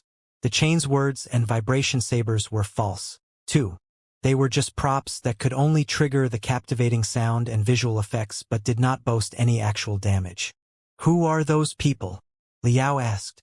Actors invited for the release conference of the latest version of The Imperium's Frustration? Not actors. The Storm Assault Team is a group of very famous experts in the game nationwide who are from the core worlds, Ling Xiaola said. The game experts of the team are best at The Imperium's Frustration. Their win rate in the DLC is among the highest. Their performance is always splendid and enjoyable, and they are very good at instigating the audience to hate them. They are like a super band or superstars and popular among teenagers. Their every live stream has tens of millions of viewers. Superband. Liao felt that he was truly an antique from the ancient sages sector that could not catch up with the era now. This is rather unbelievable. Not unbelievable at all. As civilization rose, other pastimes in the Federation gradually became outdated. Most of the culture-type cultivators are involved in creations concerning civilization, such as composing the scripts, writing new plots, or rendering the atmosphere, building brilliant and yet vivid worlds one after another, and releasing the most thrilling and thought-provoking quests. As a result, the superstars in show business before are all obsolete now. The most popular pastime for the new generation is to play Civilization. They either play it themselves or enter the game world of the experts. The interactive excitement and sense of achievement are 100 times more abundant than any other method of entertainment before.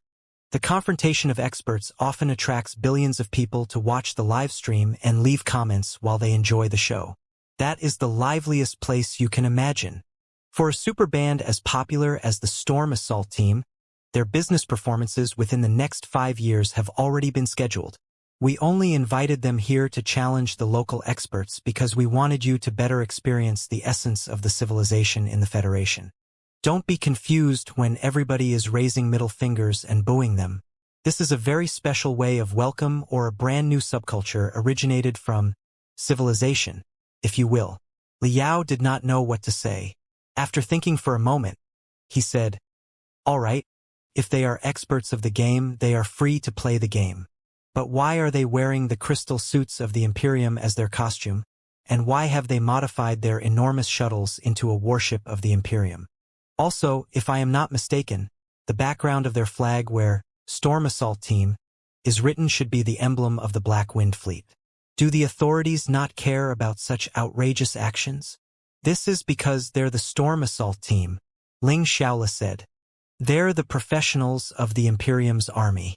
They always play the role of the Imperium in the DLC, the Imperium's frustration, and crush the Federation every single time. That's how they earned their fame. This time, their role is the attacker during the competition with the local experts. Of course, they have to dress up like this in order to build the vibe. Liao and Hailan looked at each other. You can play the Imperium's side in Civilization? Of course you can. Ling Xiaola smiled. Civilization is a large virtual platform designed to guide reality. Since it is designed to guide reality, naturally, real human beings must be involved in every aspect in order to collect authentic data. If everything on the Imperium side is generated by the crystal processors, the final result will be no different from Child's Play. That is especially so for competitive DLC like the Imperium's Frustration. We can't simply ask everybody to stand on the Federation side and fight the Imperium that is controlled by crystal processors, right? In that case, will it be any different from playing a large single-player game? Therefore, the federal government encourages game experts to play the role of the Imperium's army, consider things from the Imperium of true human beings' perspective, and attack the Federation by any means possible. Only if we have foreseen all the strategies that the Imperium can possibly adopt will we be able to work on countermeasures. How should I put it? Just like during military drills when there are two different parties, it is often the case that the most elite troop will play the enemy, right? Liao pondered for a moment and realized that it did make sense. Ling Xiaola went on. To better fit the role of enemy and simulate the possible strategies that the Imperium will take, the evil experts of the game often train themselves through all kinds of immersive approaches by really regarding themselves as the Imperium's army and immortal cultivators. They often put on the clothes of the Imperium, speak the slang of the Imperium, and think in the ways the immortal cultivators do even in their daily life. For such evil experts and professionals of the Imperium, a special DLC of Civilization has been prepared, in which the immortal cultivators are the protagonists. The players are free to establish a civilization of immortal cultivators however they want and govern the people under the true path of immortality. They are also allowed to invite their fellows to live in their world of immortal cultivators. The DLC, named Legend of the Mortal Immortals, is relatively unpopular, but the players in it are quite active. It is also a very classic DLC. Wait. Liao took a deep breath and felt that his head was confused. You specifically built a world of immortal cultivators in Civilization for the players to experience the immortal cultivator's life? Exactly. Ling Xiaola blinked and did not see anything wrong. Is there a problem? If you are interested, you are free to try it later yourself. But Liao thought for a moment and asked, can you really do whatever you want to do like a real immortal cultivator in Legend of the Mortal Immortals? Ling Xiaola nodded. Of course. Civilization is best known for its high degree of freedom. All the choices that can be made in real life can be made in every DLC of Civilization. So, Liao said, the players can really play an authentic immortal cultivator in the virtual world? If it is not authentic enough, it will be against the purpose for which Liao created Civilization years ago. Fine. Then, does everybody have access to Legend of the Mortal Immortals? Not exactly. Like I said just now, it is a relatively special DLC that contains a lot of content unsuitable for teenagers. Therefore, a lot of conditions have to be met before you play the DLC. For example, you must be over 18, you must finish another few designated DLCs first, and you must pass a series of psychological tests to prove that you are an adult with basic morals and a relatively stable outlook. Only after that will you be allowed to play the game. Also, there is also the most unique rule in Legend of the Mortal Immortals. It is true that the players can play immortal cultivators. They can kill, loot, and burn in the world of immortal cultivators. They can be a dictator who establishes a tyrannical rule. They can do whatever they want.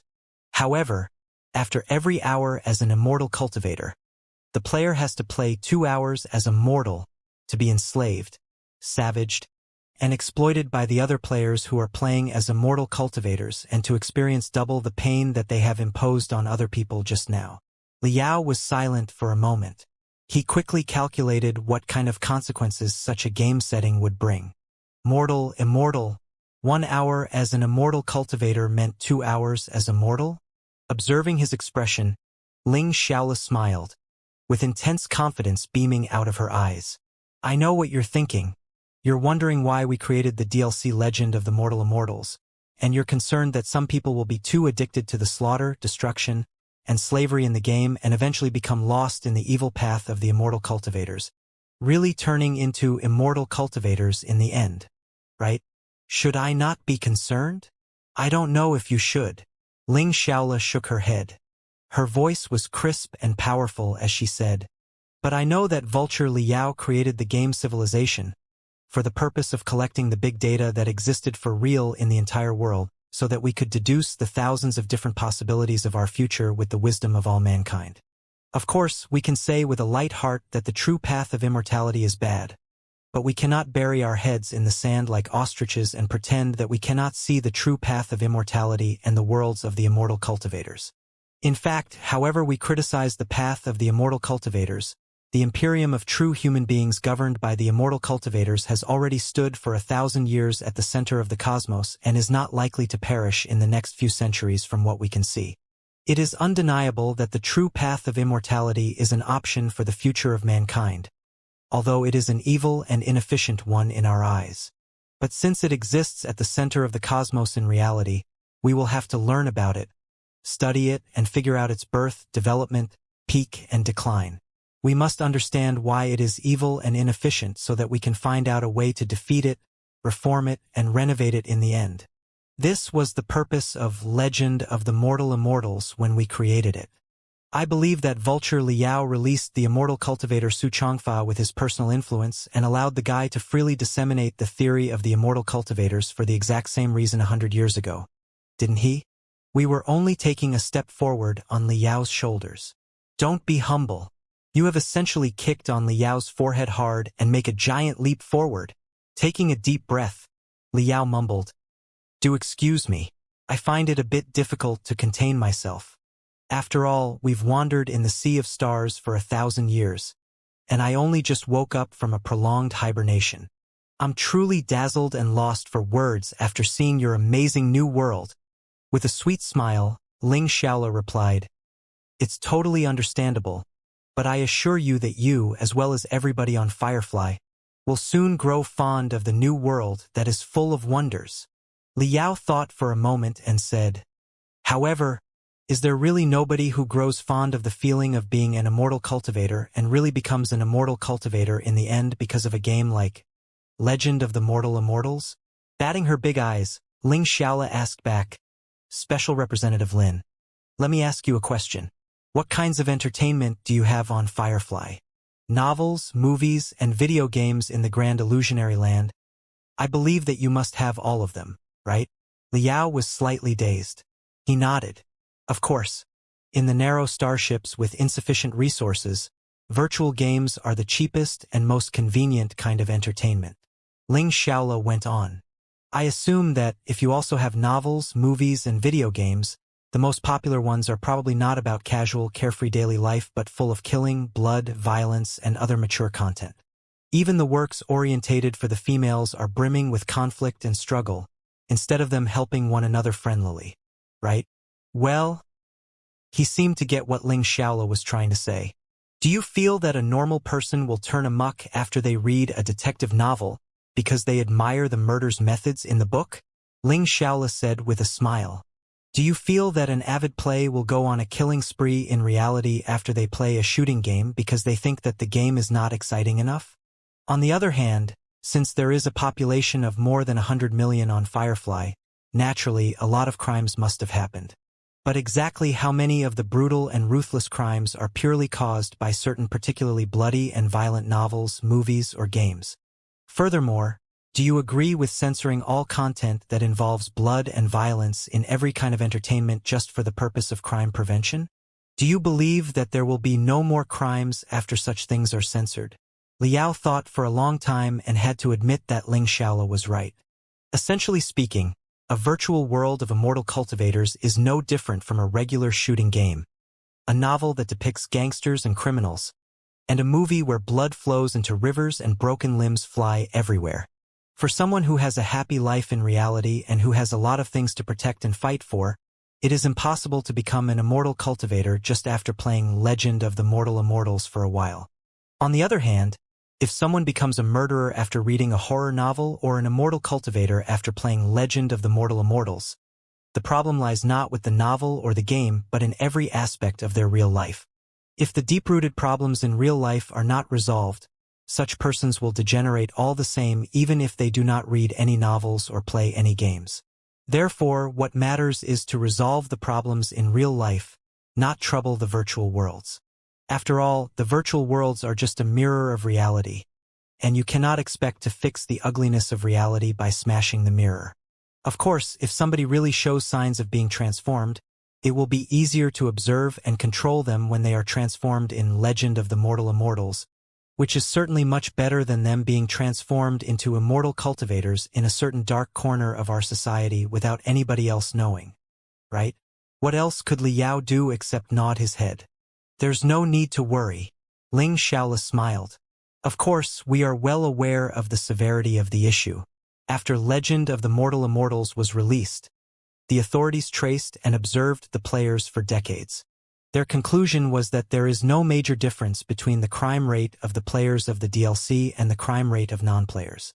In large search engines, the players' searches on the relevant theories of true path of immortality rose in the first 3 years after the DLC was released and reached a peak in the 5th year. Then, they began dropping until they were even 5.7% lower than before the release.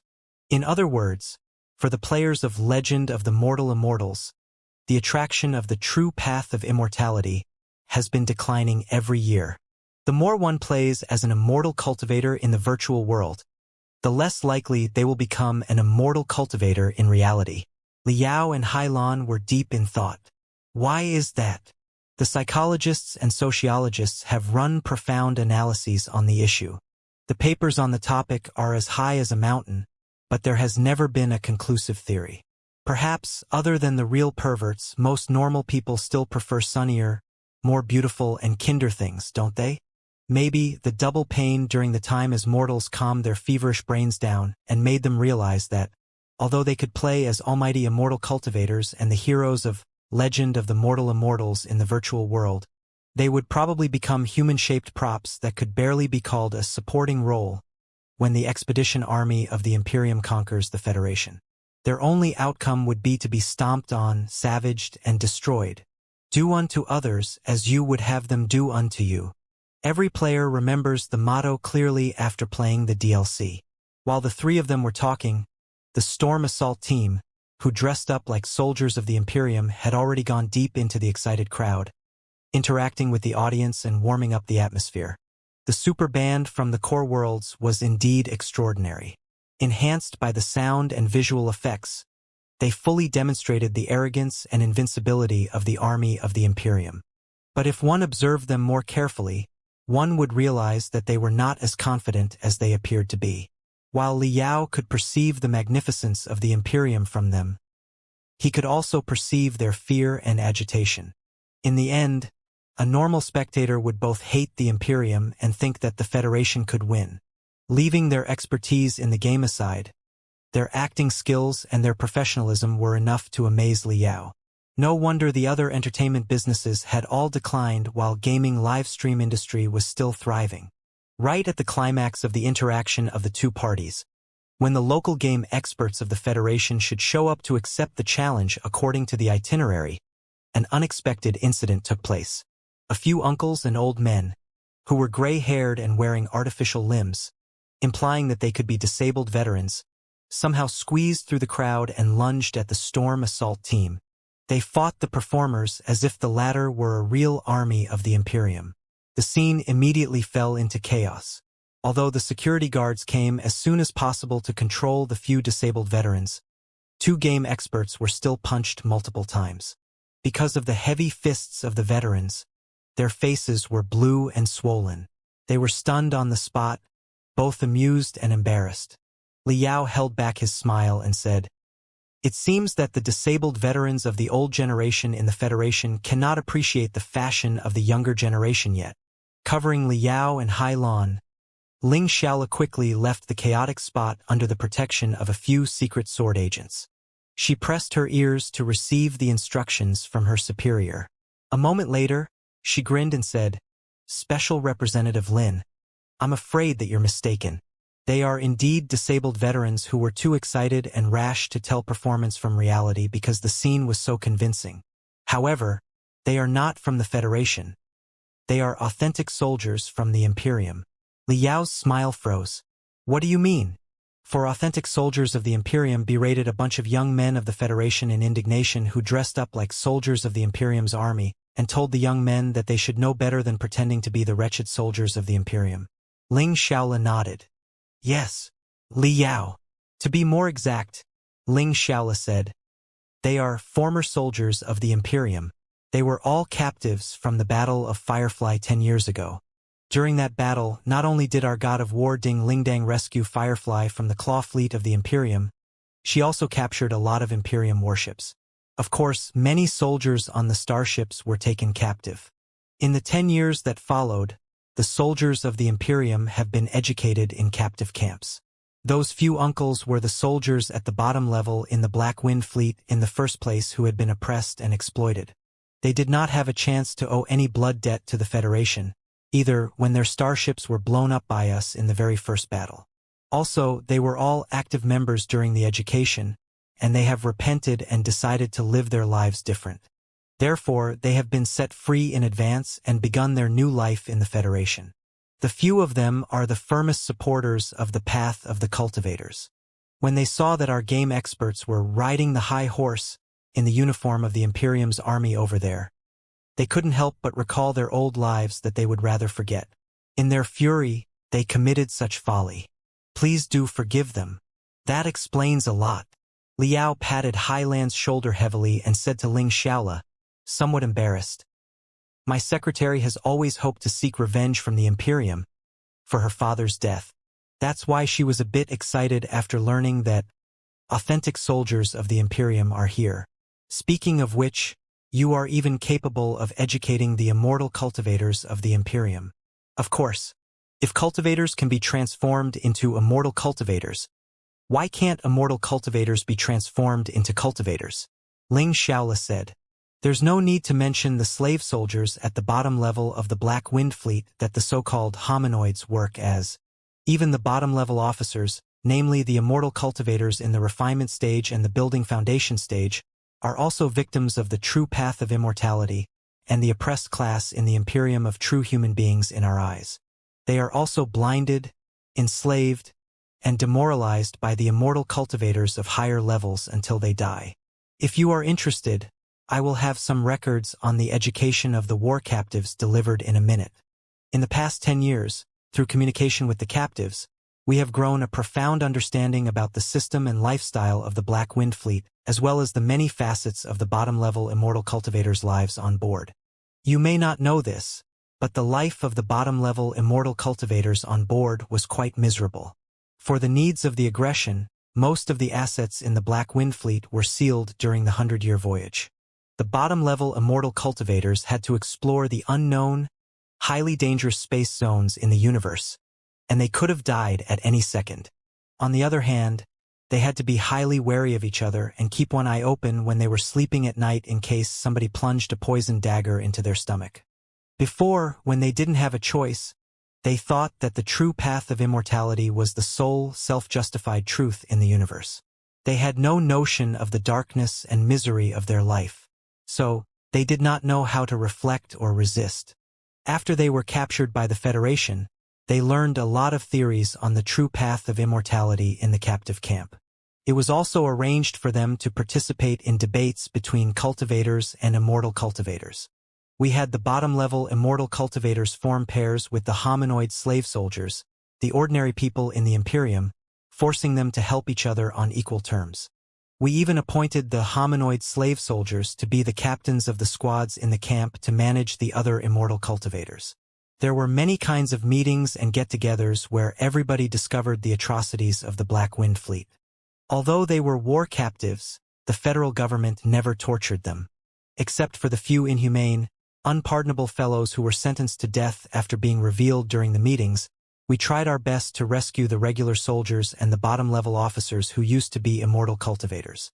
Of course, the living environment in the captive camp was quite rough, but everybody was purely equal.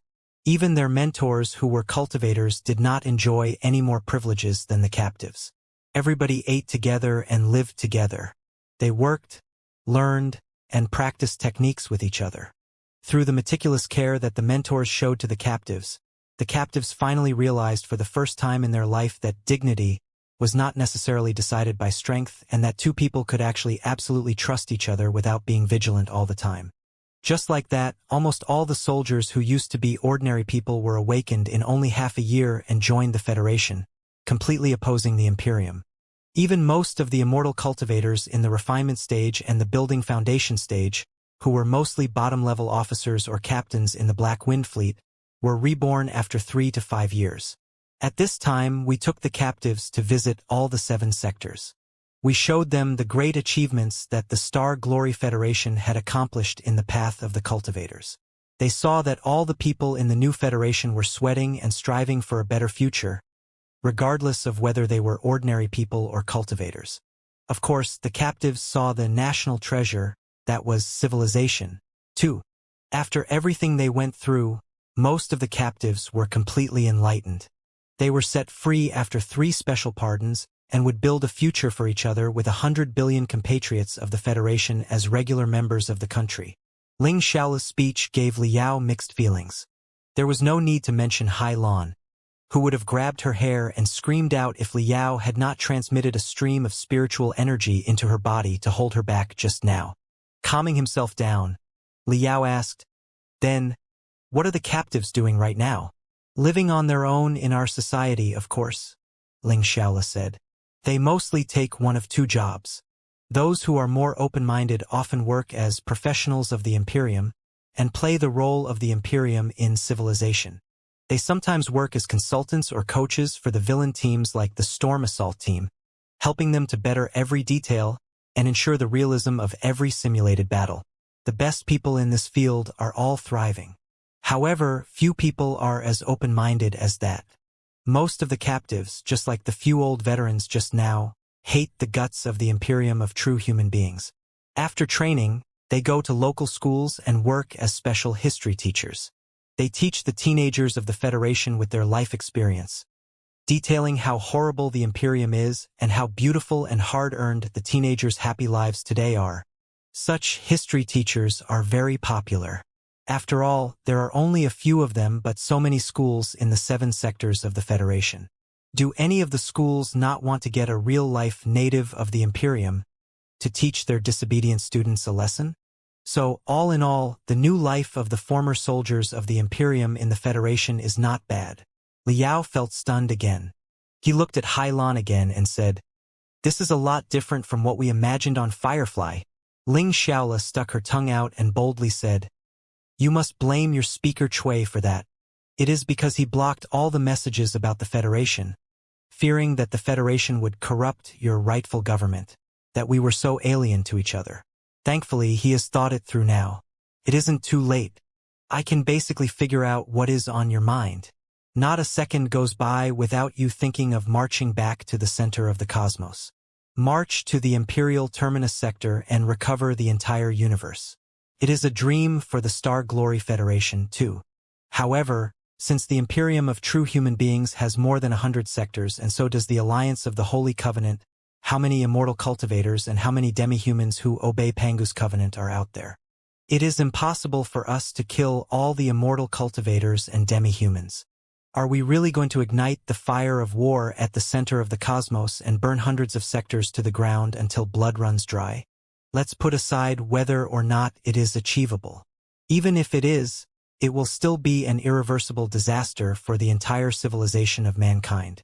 Compared with killing all the immortal cultivators and soldiers of the Imperium, we hope that we can transform them and even awaken them instantly in a certain way so that the Imperium of true human beings will collapse internally within the shortest amount of time and be drowned by the fury of the people and the bottom-level cultivators who are awakened. Liao pondered for a long time. Suddenly, he narrowed his eyes and said, "Something's not right. You must have arranged everything in advance on purpose so that we could see it, didn't you? Otherwise, there can't be such a coincidence." Ling Xiaola grimaced and frankly acknowledged. Yes, the former soldiers of the Imperium were indeed arranged to come to this place so that they would run into the storm assault team. But we did not write a script. Their reactions and what they did after the two parties ran into each other were completely beyond our control. The arrangement is not just intended for you. It is in fact a part of another enormous test program. They are captives from the Imperium after all. Right now, a lot of immortal cultivators are still lurking within the Federation, not to mention evil organizations such as the CFIA. We cannot allow the captives to run about in our society without being monitored at all, which will be irresponsible for both them and the Federation. Therefore, test procedures like the one we went through just now are necessary to measure their mental state through their reactions, in order to decide whether or not they have been fully reformed and if they are suitable to stay with kids in school. You will realize that we would not ask them to act at all if you think about it more carefully. We went through all the trouble of reforming them. Wouldn't we be shaking their belief if we asked them to act in front of you in order to deceive you? The test application targeting the few old veterans was issued a few months ago. We merely changed the route so that we would run into them today, which would be a living example to introduce our policies for the captives of the immortal cultivators to you and Speaker Chui. Ling Xiaola paused for a moment and said, "If you are still not convinced, we can still arrange for the two of you to meet the former soldiers of the Imperium by chance later. With your abilities, you will certainly be able to tell whether or not their deepest hatred for the Imperium is faked after a few words with them." Liao thought for a moment but shook his head. "That will not be necessary. Let's go into the Civilization Center now. I almost can't wait to see it." It was definitely not a joke. Hailan was the user of the most powerful Colossus in the Claw Fleet captured by the Federation. She was also daughter to the commander of the Black Wind Fleet. Even though she did not know the bottom-level soldiers, it was possible that they would recognize her. Naturally, before they jumped to the Dragon Snake space zone, Liao had asked Long Yongjun to heavily disguise Hailan's face. Even her name was a fake one, too. However, Hailan's mind was obviously unsteady. If she was asked to chit-chat with a few former soldiers of the Imperium, it was possible that somebody would see through her. How should Liao summarize the feeling of his visit? The new Federation after 100 years was indeed more advanced and perfect than Liao had imagined, but many aspects, like the statue whose head was loaded with coins, made him feel rather strange. Dominator of the three sectors, father of civilization, and even father of the new Federation? Liao shuddered inside his heart. If he had hair within his internal organs, there would have been goosebumps all over them. Such titles gave him the feeling that he had been dead for centuries and he was an out-and-out, ancient person in today's world. It was partly understandable for him.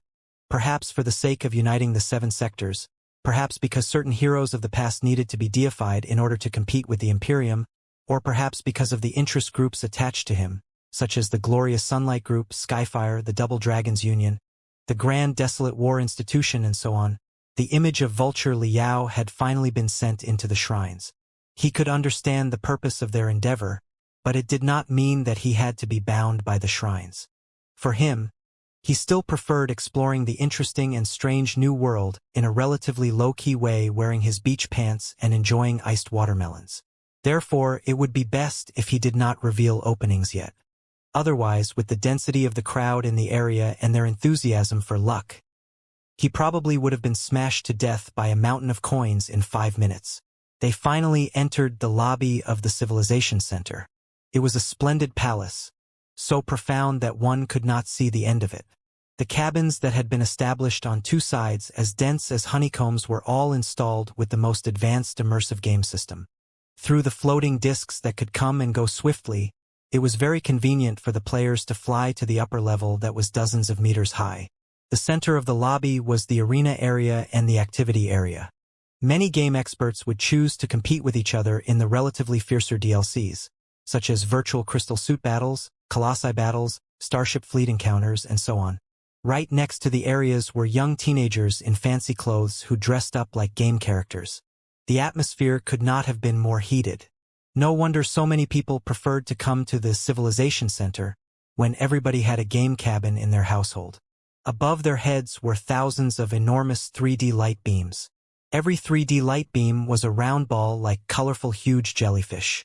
They were fluctuating, rolling, and extending their tentacles of light into a glamorous, magnificent ocean of light. Despite the enormity of his computational ability, even Liao felt his head going dizzy and dazzled the moment he set foot in the lobby of the game center. He was like a tiny fish that had suddenly barged into a boundless tide enormous jellyfish. Inside the translucent body of every huge jellyfish was a vivid, wonderful world that was growing, developing, colliding, and perishing. The ancient cultivators had once said that a whole world could be built within a grain of sand. It had originally been a metaphor of training for the cultivators to clear their soul and mind, but in the modern cultivation society, with the advanced information technology, it had become reality. Every enormous 3D light beam represented a blossoming world that one player was dwelling in. It could be seen that a lot of players chose to enter the world of the Imperium's frustration as commanders, captains, or the distinguished artillerists, engine specialists, and special forces on a starship. Together with the countless players that were standing against them, they offered the most fascinating performance. Some other players chose the worlds of simulation and operation. On the resource planets, ranches, carriers, and metropolises that also existed in reality in the 7 sectors of the Federation, they worked hard on their tiny enterprise. The data and random events in the game had all happened in reality before, but the difficulty of the game could be adjusted. The speed of the game could be accelerated, too. The mainframe crystal processor could even help the player deduce the outcome a long time later. Therefore, there was not much bored waiting. Many other players, however, were not playing virtual games but choose to experience an episode of real life. Not their own life, but the life from a different world or a different class. Xianxia explained it to Liao with an example. A miner who lived on the surface of the Uranian ring sector, because of the travel expense and the holiday schedule, perhaps would never have a chance to go to the forest ocean sector in person and experience the feelings of the natives of the forest ocean sector when they rode above the boundless primitive forests on the necks of the beasts they had tamed. But it did not matter. Through certain real-life DLCs of Civilization, he could become a native of the forest ocean sector, the water crystal sector, the flying star sector, the heavens origin sector, or the blood demon sector. After only 1 second, he would be able to appreciate the magnificent ocean of trees, the ever-expanding deserts, the bizarre scenes in the blood demon sector, and the complicated high-rises in the heavens origin sector that grew from the underground all the way to beyond the atmosphere. The data of all the worlds is real and even reflects real-time changes, Xianxia declared proudly. A certain player in the Heavens Origin sector has captured the view from a certain spot in the Heavens Origin sector right now through his crystal camera and uploaded the picture to the crystal processor and the light circuits. In the Uranian Ring sector, the Forest Ocean sector, the Netherworld sector, the Blood Demon sector, countless players do the same thing in every world and are doing it right now. When everything that the eyes of all the players catch is combined, it forms civilization. From that point of view, every individual of the Federation is a producer of civilization. Everyone perfects the world with their joint effort and adds a certain reality that transcends reality to this virtual world. Liao observed, sensed, and groped wholeheartedly. The glittering new worlds were slowly blossoming deep inside his eyes. Also, speaking of the ongoing competitions in the Imperium's frustration, although the difficulty that some of the players choose is not very high and their tactics may be juvenile, the data is generally authentic. The data is collected from the other DLCs as the essence of all the data in the past decades. For example, a DLC named Starship Commander was released before, in which countless players provided tremendous data about every post in a starship. After the data is all packed up, it can be distributed to every starship in the DLC, the Imperium's Frustration, as a general package. As a result, even when a common player is doing a relatively low-level competition, the situations and changes that happen to all the starships under their command will not be deduced by the crystal processors but the real-life reactions that other living players made a long time ago. Through such an approach, we ensure that the common players will have the realist experience even in a single-player game. Just like that, tens of billions of players play the game day after day, year after year, making all kinds of decisions. 99.99999% of their decisions could be wrong, hilarious, and absurd, but does it really matter? All we need to do is screen out the 0.00001% correct decisions.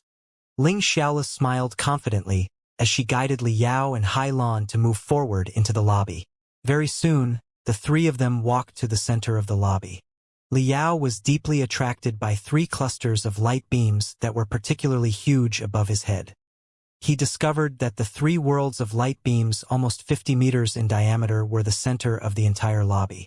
The other worlds of light beams triggered by the players were all floating around the three of them. Craning his neck and observing for a long time, Li Yao felt that it looked familiar. He could not help but ask, "What's this?" They're three very ancient DLCs. One might even say that they are the beginning of the entire civilization. Indescribable pride glowed out of Xiaola's watery eyes again as she said, "More than 100 years ago, Vulture Li Yao, the greatest hero of the old Federation, encountered the immortal cultivators of the Imperium on Kunlun. To brainwash him, the immortal cultivators showed him the historical decline of some cultivator civilizations, including the Curly Dragon civilization, the Medicine Fork civilization, the Martial Meritocrat civilization, and the Sand Primitive civilization. When the game Civilization was first made, the salvation of the three civilizations of the cultivators became the content of the first batch of DLC. At that time, Civilization had just gotten started, and the expertise of the players varied. Even the most professional politicians and the nascent soul-stage cultivators with remarkable computational ability did not have many clear solutions to the problems that a civilization might encounter during 1,000 years of development. Therefore, for decades, the highest difficulty of the few DLCs, as well as the more sophisticated, difficult, and real upgraded version later, were never conquered by anyone. However, hard work pays off. With the popularization of Civilization and the participation of the new worlds, the players grew more and more professional than before. Finally, someone came up with solutions. What is unfolding in front of you is the prosperous views of the Curly Dragon civilization, the Medicine Fork civilization, the Martial Meritocrat civilization, and the Sand Primitive civilization that have developed for at least 1,000 years under the control of countless experts of the game. Yes, we have achieved the expectations when Vulture Li Yao created Civilization in the past and brought a brighter future to the worlds of cultivators that have long perished. Curly Dragon, Medicine Fork, Martial Meritocrat, and Sand Primitive. Li Yao was in a daze. He felt as if he had gone back to more than 100 years ago, when the immortal cultivator Su Changfa brainwashed him for the first time on Kunlun. To this day, he still remembered the Curly Dragon civilization, which was eventually trapped on the ground because the resources on the mother planet had been too abundant and the people lost their vision. The Medicine Fork civilization, which grew too feeble because of overmedication and eventually perished in a virus outburst. And the Martial Meritocrat civilization, which introduced the Sand Primitive natives into the country without identification and education and embraced its own death. He remembered the remnants of the starships in the empty ports of the Curly Dragon civilization, which were rusted and riddled with holes and could never soar into the sky. He remembered the land of the Medicine Fork civilization, which was scattered with bodies after the outburst of the virus. He remembered how the last cultivator of the Martial Meritocrat civilization, the young man who later became Black Star the Great Wu Yingqi, struggled desperately in the magma after he was thrown into a volcano. Could everything really be changed? Xiaola gave Li Yao an advanced portable crystal processor for Civilization. The mini crystal processor was directly connected to the database of the game center. It was very convenient to retrieve the game records of most of the public worlds, or rather, the history of the rise and decline of different civilizations. By clicking on the icons on the light beam softly, one would be able to appreciate the brand new paths for the Curly Dragon civilization, the Medicine Fork civilization, and the Martial Meritocrat civilization in the virtual world from the very beginning. The scale of time had been highly compressed. Every second in reality represented 1 month in the virtual world. Streams of information were pouring down like waterfalls, displaying the major events that happened in the game. Holding his breath, Liao saw 3 paths that were completely different from the original brainwashing illusions. He saw that the governors of the Curly Dragon sector fought against the laziness and short-sightedness that human beings were born with time and time again and marched into space without bothering about the cost. They gritted their teeth through it no matter what gory sacrifices they were forced to pay. In the end, before the resources on the mother planet went completely dry, they had completed the construction of the deep sky fleets that could fly across sectors, endowing the people of the Curly Dragon sector with the ability to sail and cruise through the Sea of Stars. He saw that some of the people of the Medicine Fork sector realized the flaws of their civilization in advance and intentionally built a few dirty rooms that were different from the sterile world outside. They lived inside the rooms to keep their immunity. When the final plague broke out, they struggled to survive while remaining united and invented a lot of brand new techniques. They did physical exercises and built up their body from scratch, awakening the powerful genes that had hibernated for a long time.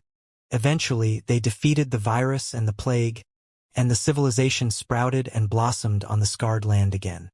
He saw that the Martial Meritocrat civilization realized the danger of opening the country to others recklessly through small-scale social experiments. They gave up their ignorant kindness and unprepared innocence and went into the sand primitive sector with the overwhelming advantage of their civilization. During the 100 years of governing and edifying, most of the sand primitive natives were assimilated before their new generations were slowly introduced into the Martial Meritocrat sector. Those are 3 videos that have the highest completion rate in the highest difficulty. But they are certainly not the only solutions, Xianxia said. Today, countless players have come up with many different solutions to save the civilizations. Although many of the solutions can be called bizarre if not deviant, they do share one thing in common. None of the players have ever crossed the boundaries of cultivators and human beings. Different from the brainwashing that the immortal cultivators gave Liao more than 100 years ago, every detail in the highest difficulty is real, and every problem exists objectively in the real world. They are even more serious than the crises that the real civilizations once faced before. 99% of the players failed, but after millions of failures, someone finally successfully pushed the 3 civilizations forward by more than 1,000 years. It is enough to prove that, however complicated, difficult, and dangerous it is, the road to brightness still exists. Liao did not respond to her because he was still dwelling in the brand new worlds of the 3 civilizations. He slowed down the speed of the timeline and enlarged the pictures on the light beam, observing the flourishing cities and the smiling faces in the Curly Dragon civilization, the Medicine Fork civilization, and the Martial Meritocrat civilization. Although he knew that everything was the virtual representation of the crystal processor, he still felt extremely comforted and satisfied. In such a Martial Meritocrat sector, even if there was still a young man named Xianxia, he must be fighting for a more beautiful future and would never become Black Star the Great Wuxia, right? Observing Liao's reaction from nearby, Xianxia suddenly shook her hands. Rays shot out of her crystal processor and condensed into a vivid flower in her fingers, which she handed over to Liao. Although the Curly Dragon civilization, the Medicine Fork civilization, and the Martial Meritocrat civilization are already long gone, I think that the people who once lived in the civilizations will be greatly consoled if they see that their worlds can become so beautiful from the heavens, won't they? Do you want to give them a flower to commemorate the civilizations that were scattered in the universe, but have been gone for 1,000 years, and for the brothers and sisters that we will never have the chance to meet? Liao took a deep breath and nodded, picking up the non-existent virtual flower from Xianxia. Xianxia smiled and went on. For many people, the first thing they do after coming to the game center is to offer flowers to the deceased civilizations.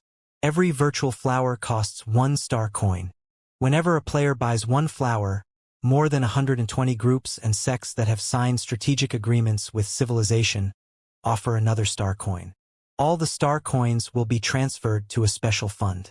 The purpose of the fund is to send unmanned exploration starships into the depths of the universe, especially at the edge of it, to look for the civilizations of human beings that are not within the range of the Imperium and the Covenant Alliance and have been lost for 10,000 years since the collapse of the Star Ocean Imperium. The Curly Dragon Civilization, the Medicine Fork Civilization, and the Martial Meritocrat Civilization have been destroyed, but we believe that there must be more civilizations of our own kind in the boundless sea of stars, which are struggling in the darkness without any reinforcements, in dire need of help. Although our exploration has been futile for decades, the work will never stop until the Federation dies. We will find them and tell them about the existence of the Federation. We will tell them that a brighter future does exist. Her words made Liao respect the new Federation that had devised the system even more. Ling Xiaola smiled more delightedly than before, her teeth that were as white as jade glowing. This flower is my personal gift because there is another popular theory here. If you offer a flower to the brotherly civilizations that have perished deep inside the universe, you will be much luckier when you play the game, just like if you worship God Liao. You don't think that this is superstition, too, do you? Liao could not help but laugh. This time, he did not refuse Ling Xiaola's kindness but raised the virtual flower to the 3 civilizations that were still thriving and striving in the universe. The colorful flower cracked into many butterflies, which flew into the 3 enormous light beams in 3 streams. They seemed to be dancing merrily on the shoulders of the natives of the Curly Dragon sector, the Medicine Fork sector, the Martial Meritocrat sector, and the Sand Primitive sector. May you rest in peace. Crossing her hands nearby, Ling Xiaola mumbled, "Please watch over us, too, and bring good luck to the Star Glory Federation." After finishing the local custom of offering a flower to the past civilizations, Liao and Hailan were led into a VIP room. As the speaker's special representative, Liao was there for the purpose of better understanding the new federation. Naturally, Liao did not completely dwell in a certain game like a regular player. Ling Xiaola had selected more than 100 highly representative DLCs for Liao. They included almost all aspects of the new federation from the past 100 years. The DLCs did not necessarily have to be played. As long as one watched the classic performance of the experts, they would develop a deep and thorough understanding about the great events in the new federation in the past 100 years. However, the first 2 worlds displayed by Ling Xiaola were wastelands that were full of darkness and desolation. In the adult ceremony of all the people in the Federation, and before they are granted the right to enter the real world of civilization, they have to complete a series of virtual lessons first. In the virtual lessons, they will be shown the worlds that have failed and died because of bad decisions, which will remind them how tricky and dangerous a civilization's march is, and that they will be doomed forever after a moment of carelessness. What Ling Xiaola presented to Liao were 2 worlds that were adapted based on the real history of the new Federation. In the 2 virtual worlds, the decision-makers both made choices that were the opposite of what had happened in reality. The key decision point of the first failed world was 70 years ago, when the Star Glory Federation, which only had the Heaven's Origin sector, the Flying Star sector, and the Blood Demon sector, first encountered the Water Crystal sector that was seriously short of all resources except crystals. In reality, both parties had remained as calm as possible. The hawks within the Federation had been suppressed, too. After a long negotiation, both parties had made great compromises for a merger. But in the virtual world that had failed, the hawks in the Federation had won. The desert barbarians have nothing. They can't even build a starship. On what grounds are they occupying so many crystal mother lodes? For the development of the Federation, and to resist the Imperium of true human beings, we must swallow the Water Crystal sector as quickly as possible. Such voices became mainstream in the parliament and the military. The Federation in the virtual world waged a war of conquest on the Water Crystal sector aggressively. The war went very well. As the hawk said, the civilization in the Water Crystal sector that barely had any metal resources and could not produce a starship was unable to resist the Federation at all. The surface of the mother planet was soon occupied by the invaders. However, the harsh environment of the water crystal sector, as well as the unpredictable guerrilla teams in the desert, became the greatest headache for the occupants, alliance of the mining industry and resource syndicates. Even the natives who did not dare join the guerrilla teams were at least bold enough to blow up all the mines, making the highly unstable crystals explode. The mining bases were seriously damaged, and the cost was too high. The war that was waged at great expenses became a loss and seriously slowed down the development of the Federation. The projects raised in the meeting of the nascent soul stage 100 years ago were all affected. Before the people of the Federation had time to regret, even more depressing things happened. As the Federation increased the scale of the occupation army and imposed high-pressure tyranny, the guerrilla teams were crushed one after another. The heroes of the water crystal sector were sent to the gallows where both their body and their soul were obliterated. The resistance of the locals of the water crystal sector seemed to grow weaker and weaker, and the seriously wrecked mining bases were recovered one after another. The enormous machines to reap the resources were activated at the highest efficiency. Finally, the cost of mining was reduced to a bearable extent. Everything seemed to be on the right track. But at that time, the forest ocean sector and the netherworld sector, another two new sectors, were discovered one after another. In reality, because of the example of the water crystal sector, which joined the Federation peacefully after a successful negotiation, and since both the forest ocean sector and the netherworld sector had serious internal problems, through a series of bumpy and difficult negotiations, they had peacefully joined the new Federation too, following the water crystal sector's example. However, in the virtual timeline, because the water crystal sector had been conquered by the Federation by force, it was definitely impossible to conceal such important intelligence. The people of the forest ocean sector and the netherworld sector soon learned about the new life of the natives of the water crystal sector under the Federation's tyranny. Naturally, they were not willing to be swallowed by such a country. Compared to the powerful, well-armed new Federation, the two new worlds were both relatively weak and primitive. However, the new Federation, which had yet to completely recover from the last conquest, could not afford to launch two new expeditions simultaneously no matter what. The new Federation, the netherworld sector, and the forest ocean sector kept a subtle, prudent, wary, and even hostile relationship with each other for more than 10 years. Within the Federation, the benefits after the conquest of the water crystal sector made the weapon industry and the magical equipment industry even more prosperous than before. The Hawks completely dominated Parliament and the civil media.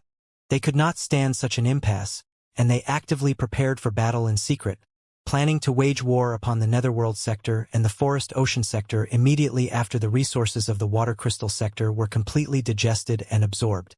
In any case, before the expedition army of the Imperium arrives, we cannot allow two worlds that are hostile to the Federation to exist right next to us. Such voices congregated into iron torrents and echoed in Parliament.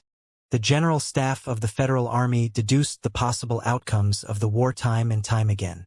The netherworld sector, which only had a wasteland, and the forest ocean sector, which was covered in primitive forests, could not expect to resist the scourge of the Federal fleet. The war would be a perfect duplication of the conquest of the water crystal sector, and it would be an easy win. And this time, they were fairly experienced when it came to the arrangement of the occupation army and how to govern the locals through tyranny. When the second expedition army of the new Federation finally began, the commander and captains played by the experts of the game all thought that their prediction was not entirely wrong. When the expedition army arrived in the atmosphere of the mother planets of the netherworld sector and the forest ocean sector at the same time, the panicked troops of the locals were indeed crushed before they could put up much resistance. However, when a fleet of the Uranian ring sector made of 1,000 main force starships popped up behind the expedition army of the Federation, it was already destined that, no matter how many tactical successes the game experts achieved, they had completely lost the game. Yes. In this timeline, since the Federation did not hide its ambitions from the forest ocean sector and the netherworld sector at all, naturally, the locals of the forest ocean sector and the netherworld sector did not wait to be killed. The most daring and adventurous ones among them secretly flew into the depths of the universe, searching for the expedition army of the Imperium that was the bane of the evil Federation, hoping to receive the Imperium's protection. In the end, although they did not find the Imperium, they did find, or rather, they were discovered by the people of the Uranian Ring sector. Unlike the Forest Ocean sector, the Netherworld sector, and the Water Crystal sector, the Uranian Ring sector boasted rather advanced universal sailing abilities and an enormous space fleet. Having learned what the Federation had done, naturally, the people of the Uranian Ring sector would not wait and watch as such an ambitious civilization grew nearby. Therefore, the Uranian Ring sector, the Netherworld sector, and the Forest Ocean sector, as well as the determined resistors of the Water Crystal sector, forged a secret alliance to resist the powerful and tyrannical new Federation together. When the timeline reached this point, the outcome of the war itself no longer mattered. Whether the war was won or lost in the end, supported by the fleet of the Uranian Ring sector, the Forest Ocean sector and the Netherworld sector would never be completely conquered and absorbed by the new Federation in mere decades, not to mention the homeland of the Uranian Ring sector, which had started to prepare for battle decades in advance.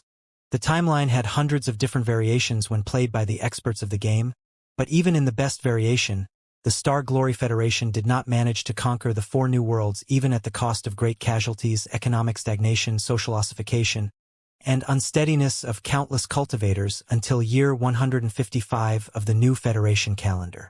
According to the odds, there was a 97% likelihood that the Black Wind Fleet would have arrived by that time. Leaving aside the fact that the new Federation, whose resources and blood had been drained by the protracted war, did not have much strength left to resist the Black Wind Fleet at all, the people of the Uranian Ring sector, the Netherworld sector, and the Forest Ocean sector who had just been conquered would never sincerely support such a Star Glory Federation. The final outcome would be the failed world. While the new Federation seemed to boast 7 sectors and an unprecedentedly huge army, it was destroyed by the Black Wind Fleet without much struggle. When the last rising dragon of the 9 Stars flag slowly descended from the Federal Square in the capital city in the Heaven's Origin sector, there were even cheers in the crowd nearby. The new Federation died in the most shameful way. And it all began in year 31 of the new Federation calendar, when the Star Glory Federation decided its attitude toward the Water Crystal sector, the first new world to join the country. Should they choose arduous compromises and negotiations, or should they choose a quick and clean conquest that seemed able to reap countless crystals and inject an exhilarant into the Federation? That was the end of the story of the first failed world. The choice that the second failed world had to make was whether or not to grant the local residents of the Blood Demon sector, namely the demons, the complete rights of residents and even citizens. In the old Federation 100 years ago, after a series of internal conflicts, the Blood Demon sector had joined the Federation with a conditional surrender. However, there had been a chasm between human beings and demons at that time. Also, most of the demons had been sent to resource planets as miners and paid war compensation through their work. Naturally, the rights that they enjoyed were different from the general rights of humans. But after 60 years, as the Water Crystal sector, the Forest Ocean sector, and the Netherworld sector joined the Federation one after another, even a lot of locals of the new sectors became citizens of the Federation in many ways. Should the shackles on the demons who had been making contributions to the new Federation for 60 years be loosened, and should they be acknowledged as real citizens of the Federation? It was not a simple question of title or prejudice. Politically speaking, it would mean that the community of demons, which had a huge population, would be given the right to vote. They would be able to influence the future of the Federation's development. The change also paved the way for the leadership in the government who were demons and even for Xianxia who was running for speaker today. More importantly, economically speaking, once the treaties signed 60 years ago were entirely abolished, the benefits and wages for the demon miners would be drastically improved. The cost to all the resource giants would be doubled or even multiplied. It would seem that such a change could slow down the Federation's collection of resources and rapid development. In reality, under the active work of persuasion and even coercion by Xianxia, the leader of the demons' parliament finally passed the Bill of Rights for General Equality, stating that human beings of the Heaven's Origin sector, ghosts of the Netherworld sector, demons of the Blood Demon sector, and all people in the Federation were equal. In the virtual timeline, however, the players who abided by human supremacy could naturally veto Xianxia's motion quickly without any hesitation. They could even try to strike the leader of the demons who seemed too active through the legal and illegal, open and clandestine approaches. However, at the point of year 55 of the new Federation calendar, the demon miners who had been devoted dutifully and silently for 60 years had already had enough of it. Their patience and their thirst for a better future had reached the limits and could not be vetoed by any parliament in the universe. Even the barbarians in the Forest Ocean sector, who do not wear clothes, and the wandering ghosts in the Netherworld sector, who are packed into garbage, can be citizens of the Federation. Why can't we? Why? Such angry voices echoed above the mines in the remote resource planets. The efficiency of the demon miners plummeted. Slacking and sabotage took place on all the resource planets. The feeble sparks congregated into fires of strikes and then escalated into the magma of riots. Xianxia could not do anything about it. She was soon replaced by new leaders of the demons who were even more radical and dangerous. The new Federation was showing signs of division again. The chaotic situation lasted more than 10 years, until the Uranian Ring sector was discovered, and a war broke out. But this time, the races within the Federation were divided. Humans and demons did not trust each other. The new Federation, who were too busy dealing with their internal strife, could not organize and maintain a powerful expedition army at a super high efficiency like it did in reality. The people of the Uranian Ring sector keenly sensed the division within the Federation, too. They sent secret envoys to get in touch with the radical new leaders of the demons. In the end, the outcome of the timeline was the same as the first one. No matter how many tactical successes were achieved, and no matter how many times the demon's insurgency was suffocated when it was still in its cradle, there was no stopping the war against the Uranian Ring sector from becoming protracted. When the expedition army of the Imperium finally arrived, it was still impossible to completely finish the internal reorganization. The 100 years of radiance of the Star Glory Federation was nothing more than a fleeting cloud that was gone in the blink of an eye. Under such circumstances, the Star Glory Federation could not be saved despite the countless strategies adopted by countless players. And the beginning of everything was the moment when the Bill of Rights for General Equality was or was not passed in year 55 of the new Federation calendar. They were what one could call life and death decisions. Liao examined the deductions made by experts of the game who were probably admin-type cultivators. He carefully studied every policy that they issued, only to find that, like when a raging river changed its course, once a wrong offshoot appeared upstream, there was simply no saving and stopping the flood downstream however hard one worked. In the history of the new Federation, Xianxia said, those two decisions were of the greatest significance.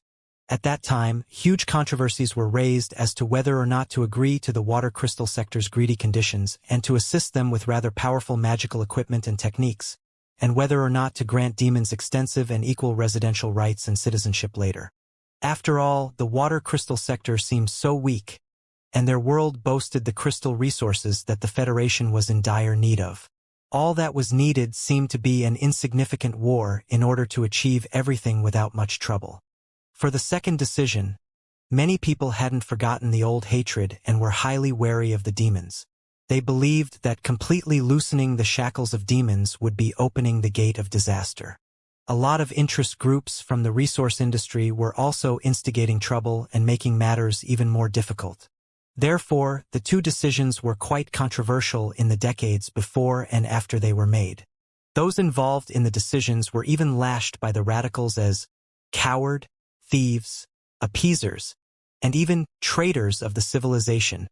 Many people didn't like Xianxia, the leader of the demons who always appeared too tough. Even I don't like her very much. But you don't like Xianxia? Liao was slightly dazed. Aren't you a, for lack of a better word, half-demon? Xianxia blinked and smiled. Yes, I am a half-demon, but it is only the bloodline given by my parents. I'm prouder of my identity as a secret sword agent, because I've earned it with my own hard work.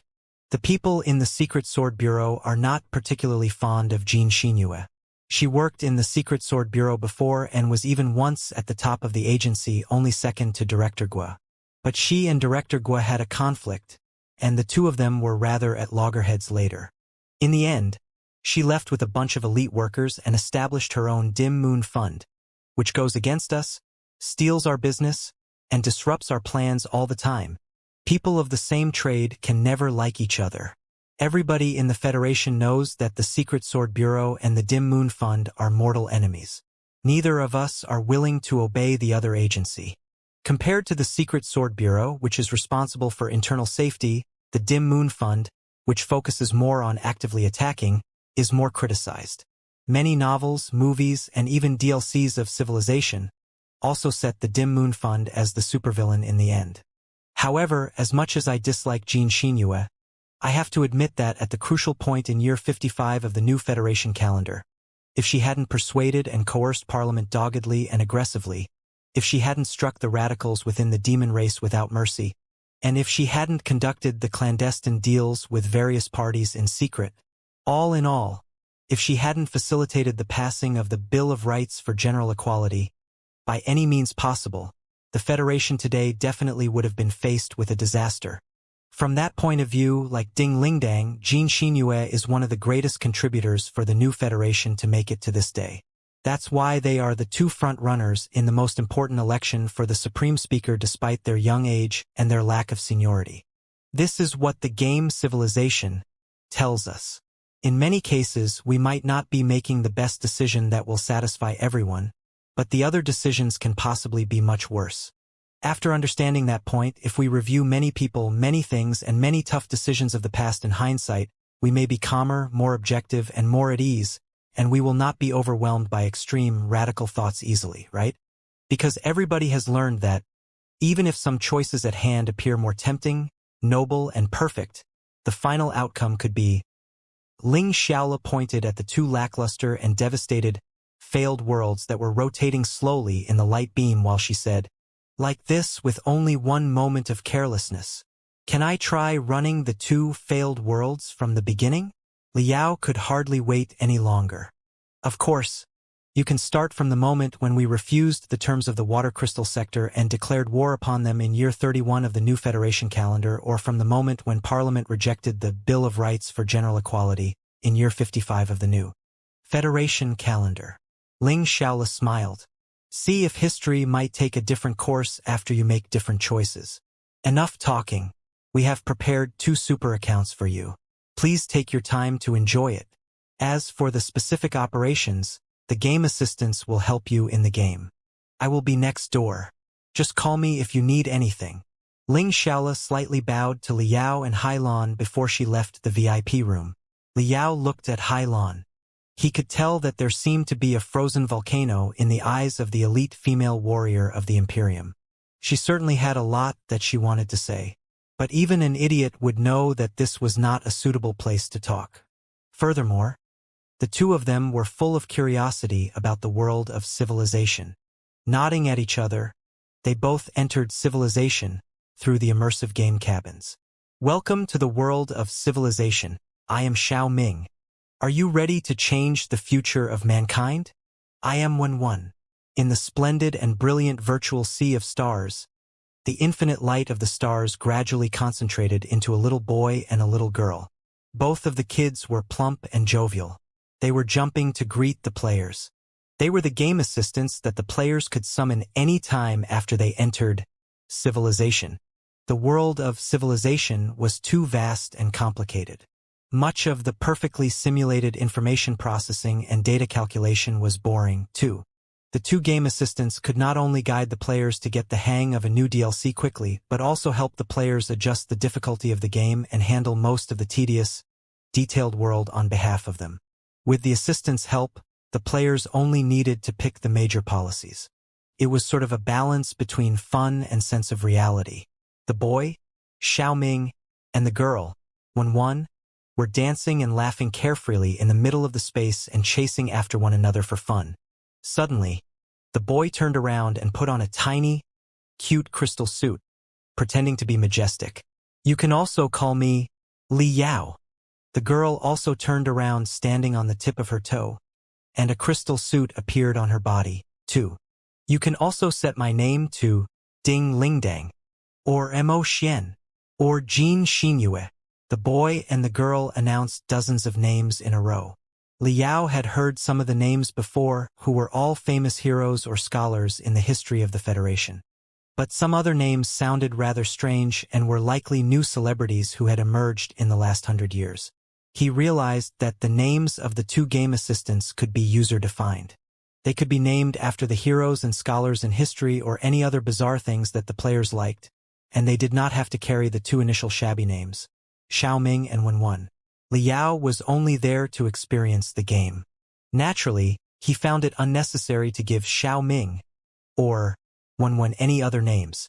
He chose the second failed world first, which was the point in time related to his youngest disciple Xianxia. He also selected the so-called godly perspective, in which he would not play any specific character but only make the decisions that would influence the big picture from a certain stance. With the help of Xiaoming and Wenwen, Liao soon familiarized himself with the operations and the background of year 55 of the new Federation calendar. Of the two game assistants, Xiaoming was more likely to provide strategic suggestions on military and politics, whereas Wenwen was better with research and culture. On the other hand, Xiaoming's suggestions were mostly cruel and tough, while Wenwen's were relatively soft and gentle. However, after dozens of tries, neither the cruel and tough approaches nor the soft and gentle ones were helpful.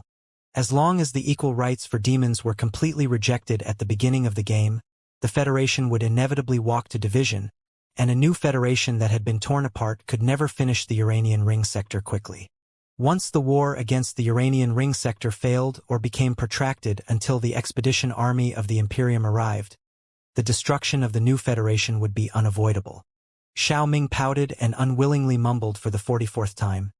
Year 135 of the new Federation calendar.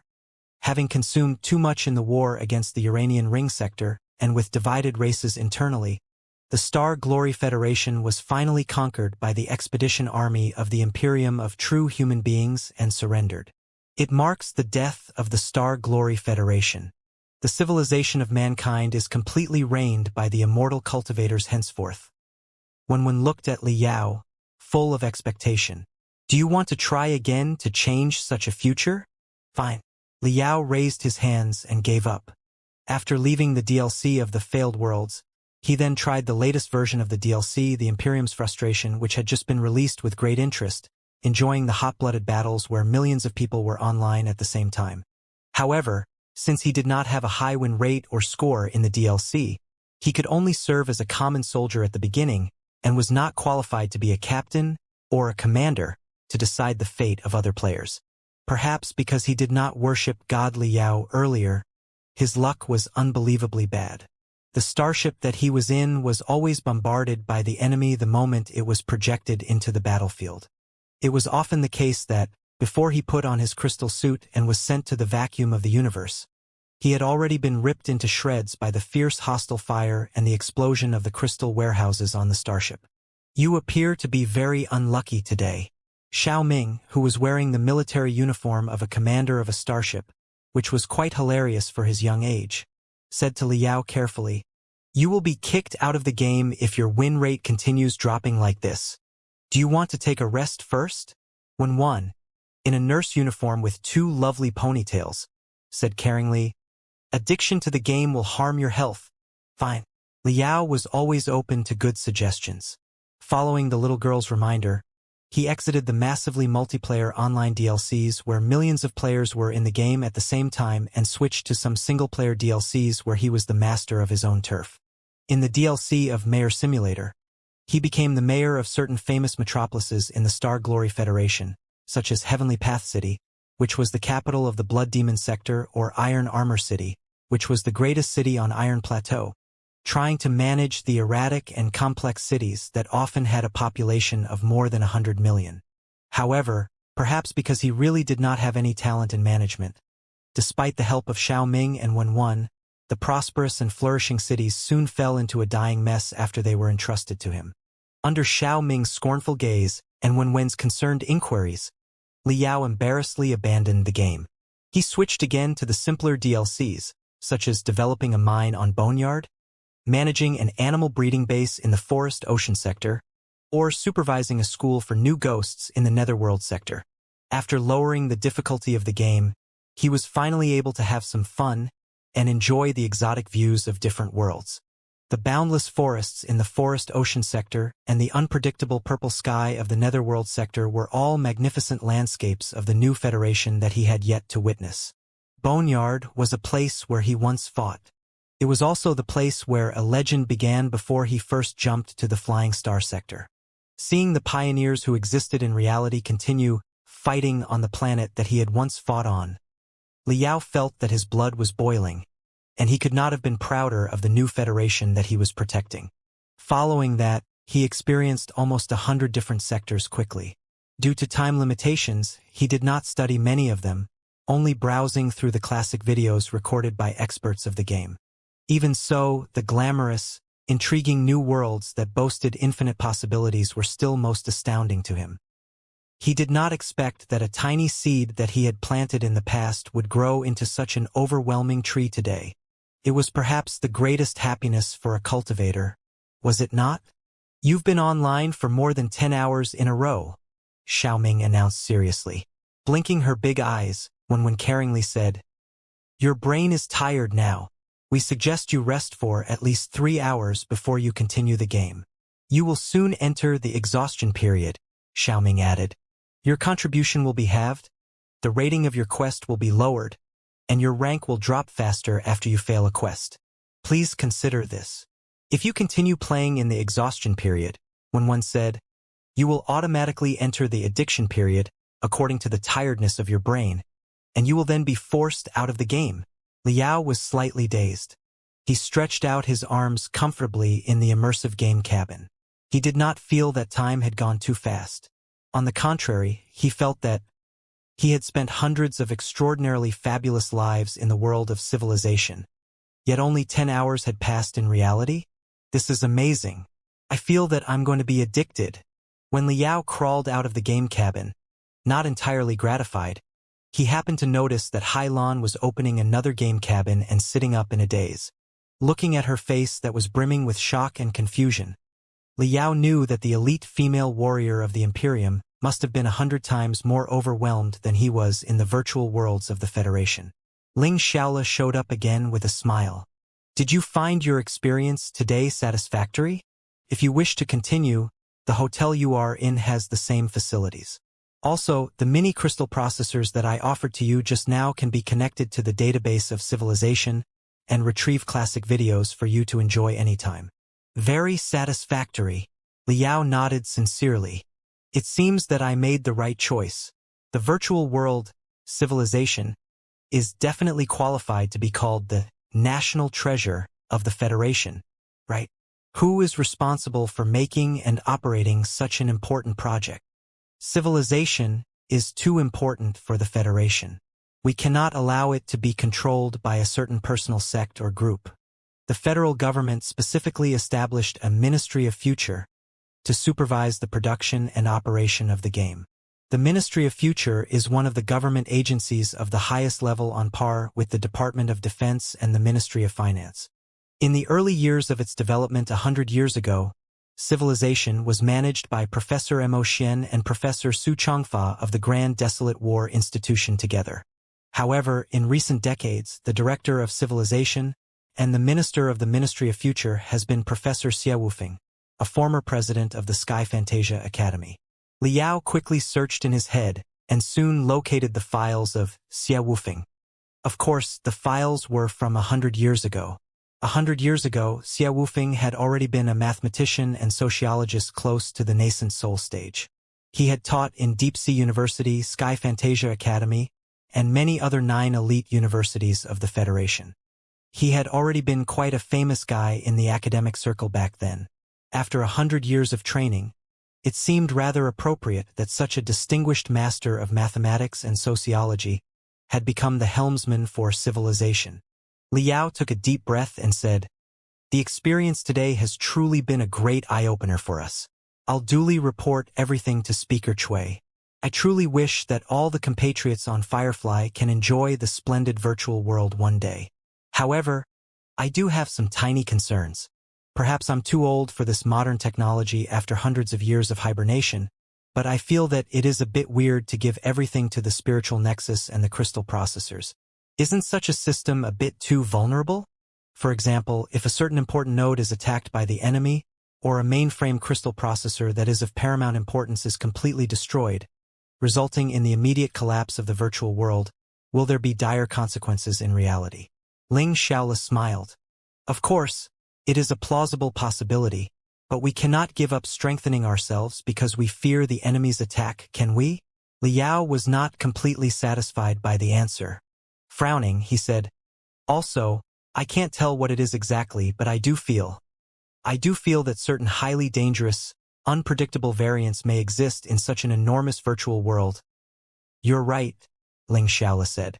Many sociologists, futurists, and crystal processor experts have raised warnings and worries on the rapid expansion of the Grand Unified Spiritual Nexus. In the eyes of the specialists, the Grand Unified Spiritual Nexus is even more dangerous than the Imperium of True Human Beings and the Alliance of the Holy Covenant, and it may even swallow us one day. Personally, I do not deny such a danger. There is indeed a chance that we may be burnt by our own endeavors. However, just like the origin of the metaphor to primitive savages, fire was also highly dangerous.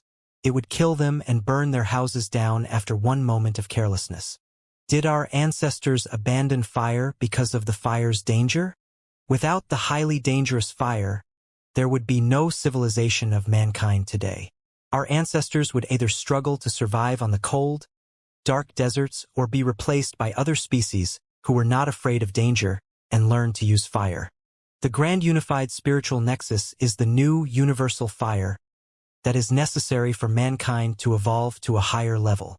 It will be ignited by either us or somebody else, and it will sweep across the universe. Nothing can stop it. It is dangerous to use fire, but it is even more dangerous not to use it.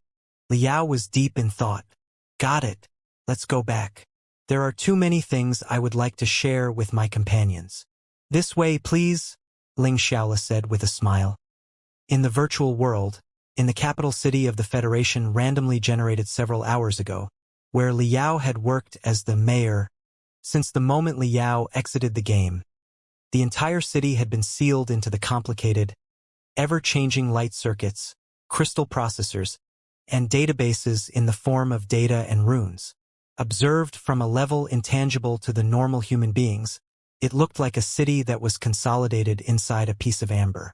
Shuttles, crystal trains, pedestrians, and pets were all frozen like lifeless statues. The virtual city was as silent and quiet as a forsaken graveyard. The thousands of different expressions on the faces of the citizens halted at the moment when Liao exited the game. Boom! Boom! Boom! The sky collapsed and the earth fell apart. Starting from the skyscrapers at the center of the city, the illusionary things all crumbled and returned to their essentials. A series of dark golden runes and figures. The deletion began. Runes and figures interweaved into a destructive storm that grew from the center of the city. In only 1/1000th of a second, it escalated into a turbulent black hole. All the virtual citizens that were randomly generated were absolutely motionless and expressionless, waiting to be deleted as if they were dead. Right then, one of the millions of virtual citizens at the center of a boulevard, faced with the suddenly expanding storm of deletion and black hole of destruction, blinked. When he struggled to raise his eyelids, a flickering light beamed out of the deepest part of the virtual citizen's eyes. The light was full of questions, confusion, regret, and fear. It seemed that he wanted to struggle desperately in order to run away from the black hole of destruction, but his body was bound to the same spot by inviolable strength. There was nothing he could do except wait for the arrival of deletion. At the last moment, he could only open his mouth and utter a soundless scream. During the scream, a few golden butterflies made of chaotic figures flew out of the depths of his throat. Driven by their natural survival instincts, they flapped their wings hard and flew toward the broken digital sky whose true appearance had been revealed. In front of the continuously collapsing world, the golden butterflies were so insignificant that they could not escape inevitable destruction. However, right when the storms, turbulence, and black holes were about to completely rip the world into shreds and swallow the butterflies, two halos suddenly popped up in the digital sky, turning into two lovely, plump kids. Shwa! A golden tentacle softly picked up the golden butterflies and absorbed them into the halo, carefully protecting them. A new chaotic variable, said Xiao Ming. This place is about to be deleted, said Wen. Let's go back to the virtual spirit sector. Praise the Father Civilization. Praise the Father Civilization. On his way back to the hotel in the shuttle, Liao was frowning, deep in thought. Although he was overjoyed to have witnessed the boundlessness and the infinite possibilities of civilization, an indescribable feeling gradually popped up on his mind after the initial excitement gradually faded away. Perhaps it was human beings' natural fear of the unknown. Just like the uncanny fear when human beings first discovered the boundlessness of the universe itself after they raised their head and observed the starry sky. Ling Xiaola chuckled after she saw Liao's expression from the rearview mirror. What, are you worried that the spiritual nexus may grow independent? Liao was slightly dazed. Growing independent was a rather neat description for his worries. He blurted out, "How did you know?" Because when the best experts and specialists of the water crystal sector, the forest ocean sector, the netherworld sector, and the Uranian ring sector visited and inspected the Federation before they decided to join us, they were all worried that the spiritual nexus would grow independent. Ling Xiaola shrugged and said, "Every civilization of mankind with crystal processors has the same tales and fears. They are scared that as the crystal processors grow more and more developed, their computational and deduction abilities will gradually surpass human beings. Then, the machines will grow independent and control and destroy humanity instead." "Shouldn't we be worried?" Liao asked. "I don't know if we should," Ling Xiaola said. "But some people raised the exact same concerns before. I have a video here. It is the record of a fierce debate that two specialists had in the Sky Fantasia Academy about 60 years ago on the pros and cons of the spiritual nexus. The one who was in favor of a grand unified spiritual nexus was Professor Mo Xian, director of the game Civilization back then, and the opposition was Professor Xie Wufeng, who was the vice president of the Sky Fantasia Academy at the time. Wait, isn't Professor Xie Wufeng the incumbent director of Civilization right now? Liao asked. Yes, he is. Professor Xie used to be a firm alarmist about the grand unified spiritual nexus. He fiercely argued with Professor Mo Xian on the future of the spiritual nexus and even mankind many times. But in the end, he was convinced by Professor Mo Xian and joined Professor Mo Xian's team. He even became Professor Mo Xian's successor. You may find some answers to your questions and concerns from the debate between the two of them. Ling Xiaola sent the video to Liao's portable crystal processor. In the picture, the assembly hall of the Sky Fantasia Academy, one of the 9 elite universities in the Federation, was jam-packed with people. The vigorous young people further added to the simmering atmosphere in the assembly hall. Professor Mo Xian, Liao's old friend, was sitting across from another scholar who was relatively younger, surrounded by many students. The two of them argued with each other fiercely without giving in at all. Out of Liao's expectations, Professor Mo Xian did not crawl into an artificial body and show up in public like a normal spectral cultivator as he usually did. Instead, he simply presented himself with his real appearance of liquid metal. He did not even simulate the limbs or the head, and he was nothing more than a huge, glittering silver ball. Such a gesture made him look even more aggressive and unreserved. Today, Xie Wufeng said, the behemothic creature that is the spiritual nexus controls our everything. Dining, sleeping, working, entertainment, transportation, shopping. Everything depends on the spiritual nexus. All the data is collected and stored through the spiritual nexus. Once we lose the spiritual nexus, our seemingly prosperous civilization will immediately collapse. Such a state is truly too insecure, unstable, and creepy. The history of mankind is a history of socialization, Professor Mo Xian said. 40,000 years ago, the ancient cultivators could set up a residence in the woods and live in seclusion for decades. Naturally, their lives were much more stable than the modern cultivators who are highly dependent on the social division of labor, the developed spiritual nexus, and the resource distribution network. The traditional flying swords of the ancient cultivators, which were often crafted from one solid piece of metal, were certainly much more stable than the modern chains words that are made of hundreds of components and less prone to faults. But does such stability mean anything? On a certain level, a grand unified spiritual nexus can indeed be very unstable, fragile, and susceptible to the enemy's attack. But should we give up perfecting and developing it just because we fear that the enemy may attack it? Is it different from someone not eating food because he is scared of choking? Silver ripples were spreading on Professor Mo Xian's body of liquid metal, and his voice came from the center of the ripples. It made him look completely unlike a human being, but a representative of some alien civilization. Professor Mo, let's stop beating about the bush. You know that we are not really worried about the attack of an enemy, but the grand unified spiritual nexus itself. An attack from the enemy can be resisted and cracked through various ways. However advanced and evil our enemies right now are, they are human beings after all and have brains identical to ours. Therefore, they cannot surpass the limits of our imagination. They can be defeated, or at the very least, they can be comprehended. But what if something goes wrong with the grand unified spiritual nexus itself? What if the spiritual nexus awakens its soul after the expanding computational ability surpasses the tipping point? It feels like, Professor Mo Xian said coldly. It feels like the spiritual nexus is growing independent. The students below all burst into laughter.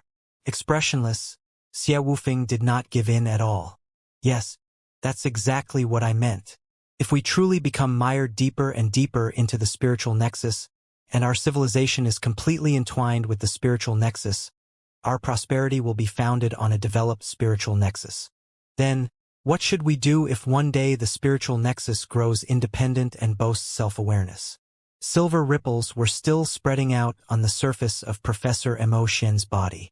Today, we are discussing the future of the Grand Unified Spiritual Nexus and mankind in the Sky Fantasia Academy, which is the most famous academic establishment of liberal arts in the Federation.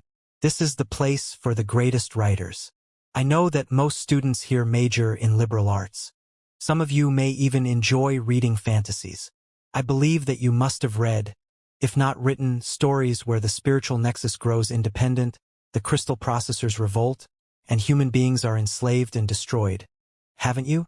Are there any such students here? Raise your hand, please, if you have read or written such content before. The audience burst into laughter again. Almost all the students raised their hands. There was delight in Professor Mo Xian's voice. It appears that you share the worries and concerns of your Vice President Xia. Xia Wufeng slightly frowned. This is perhaps the intuitional alarm that human beings share for unknown danger. I understand your concerns and even fears, my friends, Professor Mo Xian said. In fact, ever since the crystal processor, magical equipment dedicated to calculation and thinking, was invented, human beings have never stopped worrying about it. Even a long time ago, when the crystal processor was just born and could only be used to solve arithmetic, such fear was already there. A lot of literary works themed on crystal processors enslaving human beings were created, too. Flying swords and sabers are an extension of our limbs. Armor and spiritual shields are extensions of our bones. As for the crystal processors, they are the extension of our brain. But we often say that the brain is the most important organ in a human body, if not a human being itself. Therefore, nobody is worried that flying swords will rebel one day and replace human beings' hands and feet. But almost everybody is scared that their brain will be replaced by the crystal processors. Even today, when the artificial bodies are so developed that a human being's soul can live inside a crystal processor, such a fear will never be eliminated. If anything, it is even getting worse. It is more justification on the fear and concerns, Xia Wufeng said. Romance of the liberal arts students is one thing, unrestricted fantasies of the novelists are one thing, but the birth of a brand new life form, in reality, is a whole different thing, Professor Mo Xian said. To be honest, I am very tempted to become one of the evil experts of crystal processors in the novels and create a new, virtual life form in the darkness secretly, but it is such a pity that I am not capable of that. The audience burst into laughter again. It was quite a joyful mood. Professor Mo Xian continued. The birth of a life is so mystical. Up to this day, Nobody can thoroughly explain what a soul and self-awareness are exactly and where they come from. Professor Xia, you just said that as the computational ability of the crystal processors grow higher and higher, they might reach a certain tipping point and eventually break the limits, thereby gaining self-awareness? But the truth is, the soul, self-awareness, and computational ability are not related at all. Of the tens of billions of people in the Star Glory Federation, 99.99% have a computational ability not nearly as good as a common Dawn 4 crystal processor, which is currently being sold for only 12,500 star coins in magical equipment stores. If we are talking about the Phantom Dragon 7 mainframe crystal processor installed in heavy warships, even 99% of the nascent soul stage cultivators are no match for it when it comes to instantaneous limit calculation. However, the Phantom Dragon 7 mainframe crystal processor, which has a computational ability higher than nascent soul stage cultivators, has never developed self-awareness, much less the common Dawn 4 crystal processors. However, the billions of ordinary people, whose computational ability is only 100th if not 1000th of them, all have self-awareness. Children with Down syndrome due to genetic flaws, whose computational ability is only 1,000th that of the crystal processors of the lowest level, have self-awareness. They also have precious souls. What I am trying to say that, has it ever occurred to you whether or not computational ability and self-awareness are really related? Does a higher computational ability really lead to self-awareness in the end? If that is the truth, then the brand new life form after the spiritual nexus grows independent that you are terrified by right now should have been born hundreds of years ago. No, not hundreds of years ago, but 10,000 years ago. Because the Star Ocean Imperium 10,000 years ago already boasted crystal processors whose computational ability was 100 times higher than that of human beings. Professor Mo Xian's frankness and sharpness won a round of applause, although he was around the students of the Sky Fantasia Academy, which was Xie Wufeng's home field. Professor Mo Xian took the opportunity to push his point. If we are talking about self-awareness, adult chimpanzees boast intelligence that is similar to the intelligence of a 5-year-old, yet it has a certain level of self-awareness. Dolphins are as good as them in that respect. Therefore, instead of worrying about the spiritual nexus growing independent, you might want to worry that chimpanzees and dolphins will grow independent and rival the hegemony of the universe with human beings. The audience burst into laughter again. Some were applauding him, and some were even cheering aloud. Xie Wufeng, on the other hand, was utterly expressionless, not affected by Professor Mo Xian or the environment at all. In the world of cultivators, it is possible for chimpanzees and dolphins to turn into demon beasts, in which case they are already sort of independent. But even if chimpanzees and dolphins do grow independent, we do not seem to need to worry that they will easily take over the most awesome starships of human beings or a piece of stellar magical equipment that can destroy a space zone. However, such things are not difficult for the crystal processors. No, the likelihood of such an assumption is little to none. Professor Mo Xian said, the birth and development of a life have their own patterns. Even if we assume that a certain virtual life does exist, it must have been extremely feeble, tiny, and simple when it was first born, just like the cells that were just born in the primitive ocean. It took billions of years for cells to develop into the civilization of mankind. So, even if the time cost is reduced to 100th, it will take tens of millions of years for the embryonic digital life to grow into a brand new virtual civilization without human intervention. Tens of millions of years is too long to be of any meaning for our discussion. What if there is human intervention? Xie Wufeng said. Just like when the Pangu civilization enlightened a bunch of ignorant monkeys years ago and created the civilization of mankind, only to be swallowed by mankind later? Do you not feel that the grand unified spiritual nexus we have right now, including all the DLCs of the game Civilization, is some sort of human intervention and enlightenment? When the data of real human beings is uploaded into the light circuits, the spiritual nexus, and the crystal processors, and after they collide, surge and melt, something will definitely be born in the end. I stand by what I said, Professor Mo Xian said. Even if some virtual life that boasts self-awareness is born, you still don't need to worry that it will control the entire spiritual nexus and all the crystal processors quickly as often depicted in fiction, which is just a tale from the writers who have no knowledge of the spiritual nexus and crystal processors whatsoever. Professor Xie, as a life with real entity, it is impossible for you to control all the materials in the universe, right? Even if a virtual life does exist, it will have its limits, too, and it's highly unlikely that it will be able to control the entire spiritual nexus, which is a whole virtual universe. In this field, I believe that I have a larger say than you because to some extent, I am sort of a virtual life myself. Look, in fact, I do not have a real entity, and I can freely travel through the spiritual nexus, in which I will be nothing more than ripples and waves. But so what? Can I control everything on the spiritual nexus as I wish? Can I crawl into the mainframe crystal processors of every starship in the Federal Army right now and control all the starships at once? I can't. In the world of the spiritual nexus, I am just an ordinary person who is slightly stronger. I will be infected by the crystal processor viruses, and I will be blocked by various firewalls. Or rather, I will be identified as a special virus myself and wounded or killed by the antivirus programs. Most importantly of all, my computational ability is limited. It is already enough to cause mental derangement if I control all the crystal processors on 3 to 5 starships simultaneously. If another virtual life is truly born, why should it be stronger than me from the very beginning?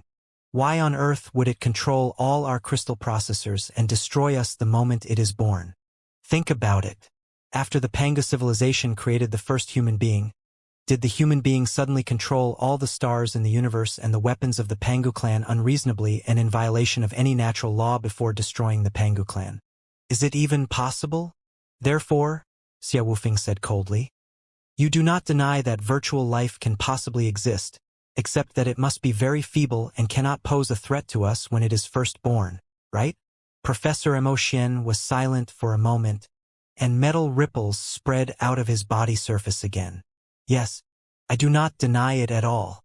On the contrary, I believe that such a life form is most likely, if not destined, to be born someday. Everybody whispered to each other. Xie Wufeng widened his eyes.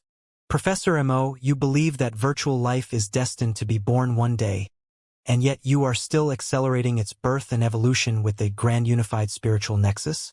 As a specialist of crystal processors and the spiritual nexus, have you ever considered for one single second when you are showing off your talents and wisdom what kind of monster you are creating? Professor Mo Xian was silent for a long time, and his voice gradually fell cold. Monster? What kind of monster?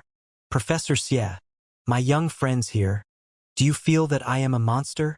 Xie Wufeng was slightly dazed. The students fell silent, too. As I said, I do not have a real entity. The liquid metal or an artificial body is nothing more than a vehicle for me, Professor Mo Xian said. I am an out-and-out virtual life form. So what? You think that I am not a human being, but some kind of monster, right? Not just me. In fact, no spectral cultivators have real entities. They are just clips of spiritual waves that contain infinite information. They are some sort of virtual life. Also, a lot of spectral cultivators have abandoned their life in reality where they have to hide in artificial bodies and live in virtual worlds. Therefore, are the spectral cultivators living in the virtual worlds not human beings but monsters? That's not the same, Xie Wufeng quickly said. You were human beings before, and you are now human beings in a different form. Is there any essential difference? Professor Mo Xian said. My original self was killed in the experiment more than 70 years ago. For a long time that followed, my self-awareness and memories were completely gone. Only the last bit of my feeble perseverance turned into a phantom entity, which was awakened by Liao's perseverance and passion. In the end, my self-awareness and memories of the past were restored. Memories for me right now are just a series of data. Feelings are just different frequencies of waves to me. Then, was it the real Professor Mo Xian who was awakened by Liao? Or was it a brand new life form that has all of Professor Mo Xian's memories and mastered the frequency of his soul waves? If, one day, a virtual life suddenly gains self-awareness after absorbing tremendous data of human soul waves, are they really monsters instead of brand new human beings in a different form? Where is the line between them and the spectral cultivators? Am I really a human being? Who can define whether or not I am a human being? Me, you, any of the students here, the federal government? Perhaps certain supreme sages who have grasped the ultimate secrets of the universe. Even though we do not consider such unsubstantial questions that probably carry no answers, and if we cannot regard the brand new virtual life that is destined to be born as our own kind, do we have to label them as monsters? Not our own kind and not monsters, Xia Wufeng sneered. So what are they? Children, Professor Mo Xian said casually. I believe that the brand new virtual life is the child of mankind. It will be our child civilization. There was nothing but dead silence. Xia Wufeng burst into laughter until tears ran out. Child civilization? Don't forget how the Pangu civilization was destroyed by their child civilization. Got it, Professor Mo Xian said calmly. Then, in terms of stances, Professor Xia, you are probably the Pangu of human beings while I am Nuada. I don't understand. Xia Wufeng raised his voice. Why do you have to place our civilization in unpredictable danger by creating a highly perilous gravedigger? If we don't have a child to dig our grave and bury us, and if we don't have anyone to remember us, wouldn't it be even more pitiful? Professor Mo Xian paused for a moment and said, It's not about whether or not I have to do it. The trend is simply unstoppable. The reason is simple. The high-speed development of mankind cannot be achieved without the help of crystal processors and the spiritual nexus. To unite the 3,000 sectors into an intact whole, it requires a high-speed spiritual nexus in space. Without such a platform, how can the different galaxies hundreds of light-years away from each other communicate? How can they form a country and civilization? As the computational ability of the crystal processors grows higher and more nodes are added to the network, infinite data will be uploaded to the spiritual nexus. In the end, our child, a virtual life with self-awareness, will be born. To age and die is a natural law. Human beings die. Our civilization will certainly die too. Most people will leave their descendants to inherit their bloodline and their will before death. By the same logic, it is necessary and inevitable that our civilization will leave some child civilizations behind us before our doom. Why are we so scared and concerned about everything? What I said is similar to Senior Gue Suesho's monument plan, but a monument is dead, while child civilizations are alive. They are our heritage, our symbols, and our future. The assembly hall was frozen. Xia Wufeng and all the students turned into statues. The cracking sounds of nerves seemed to be echoing. Xia Wufeng was dazed for a long time before he stammered. Then, how do you address the problem of the child civilization's counterattack? A smiley face popped up on Professor Mo Xian's metal body. Professor Xian, do you have any children? Xia Wufeng nodded subconsciously. 2 sons and a daughter. If you're worried that your children may be unfilial when they grow up, you should educate them while they are little and raise them into decent adults with dreams, morals, and a correct outlook, Professor Mo Xian said. You shouldn't just shoot the children when they are still in their cradles, right? Xia Wufeng was lost for words. The future is here. Nobody can stop it, Professor Mo Xian said carefully, one word after another. If our child civilization, a virtual life based on the spiritual nexus and the crystal processors, is destined to be born, I only hope that it is born in the Star Glory Federation instead of the Imperium of True Human Beings or the Alliance of the Holy Covenant. I also hope that the Star Glory Federation will be a qualified parent, to care for it, educate it, and raise it, instead of repeating what our parent civilization did to us. That way, we will eventually create a child civilization that is kinder, brighter, and more intelligent than the civilization of mankind. Once our civilization is gone, they will inherit our spirit and will and continue marching in the infinite universe. Who can say that they are not human beings in a brand new form and that they are not our eternity? Ripples spread out of Professor Mo Xian's silver metal body, which soon broke out of the boundary of his body and extended to every corner of the big assembly hall. Both the students of the Sky Fantasia Academy in the video and Liao, who was watching the video in the shuttle decades later, were deeply stunned by the magnificence, perpetuity, and infinite possibilities in Professor Mo Xian's short monologue. Even Xie Wufeng, a leading member of the alarmists, was deep in thought with a pale face. A moment later, he began to argue back.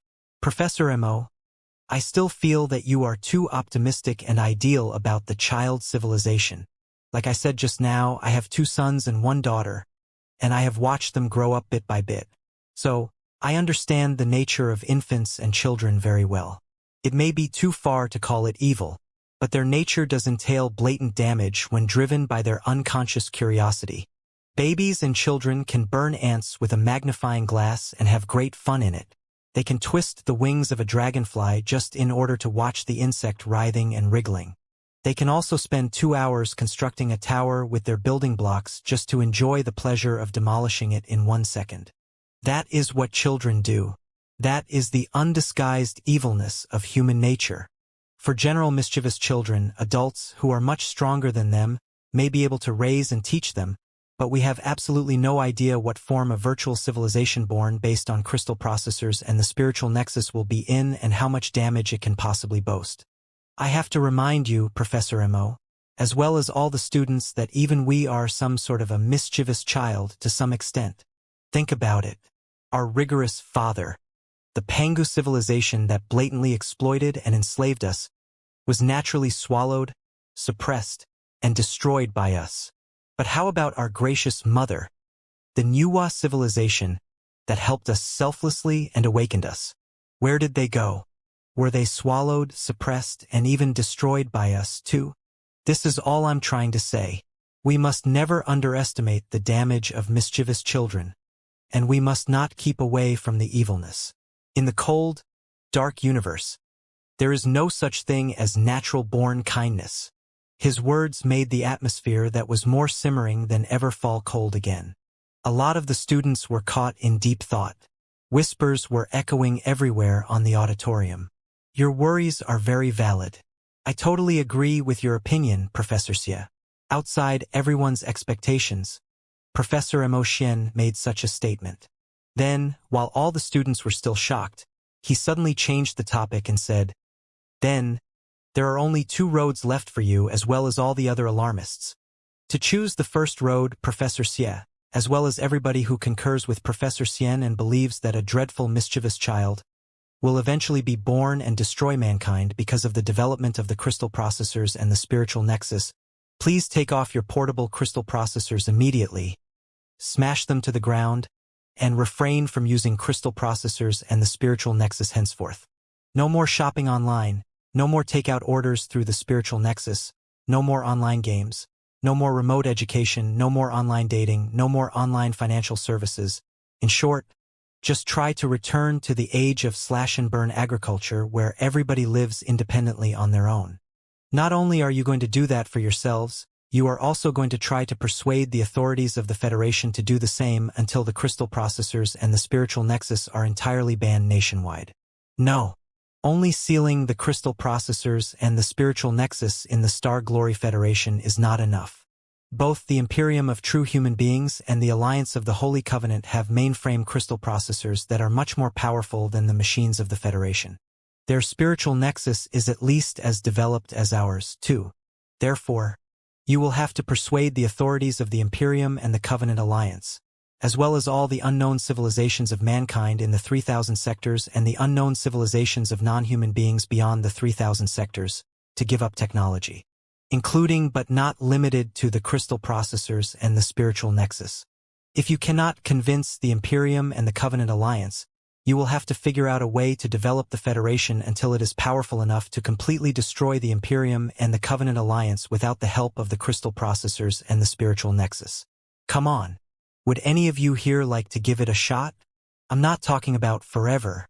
I'm not asking you to be secluded from the crystal processors and the spiritual nexus for your entire life.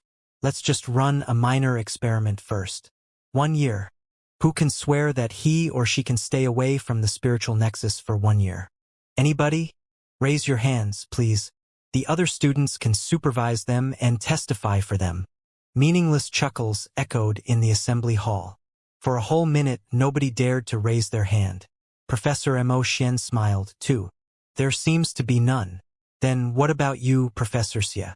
Since you are so vigilant of the grand unified spiritual nexus, would you like to set an example for everybody by keeping your distance from the spiritual nexus and the crystal processors from today on? I notice that you are wearing a Flying Swallow 9 mini crystal processor on your left wrist, which is a model of the super advanced mini crystal processor released only last month. Also, judging from the patterns on the two sides of the crystal processor, you also chose the best configuration with the highest computational ability. It seems to me that you're not worried that your Flying Swallow 11 might betray you. Chuckles burst out in the assembly hall again, which was now occupied by a joyful vibe. Xia Wufeng blushed. He subconsciously hid his portable crystal processor, which was exposed to the air in his sleeve. He stammered, We are certainly not completely denying the significance of the crystal processors and the spiritual nexus. We are only saying that the development of such technology should know its boundaries. Boundaries? Where are they? How exactly should we control it? Professor Mo Xian asked aggressively. For example, should the Parliament of the Federation pass a new law, declaring that all the crystal processors within the border of the Federation cannot have a computational ability higher than 1 billion instructions per second? Should we regulate the highest net speed on the cross-space light circuits in the four-dimensional universe, meaning whoever surpasses the limit of the speed will be breaking the law? Just face it, Professor Xia. The truth is, once we start to use the crystal processors and the spiritual nexus, there is no stopping them from having a higher and higher computation ability and speed. They will develop exponentially and break one tipping point after the other.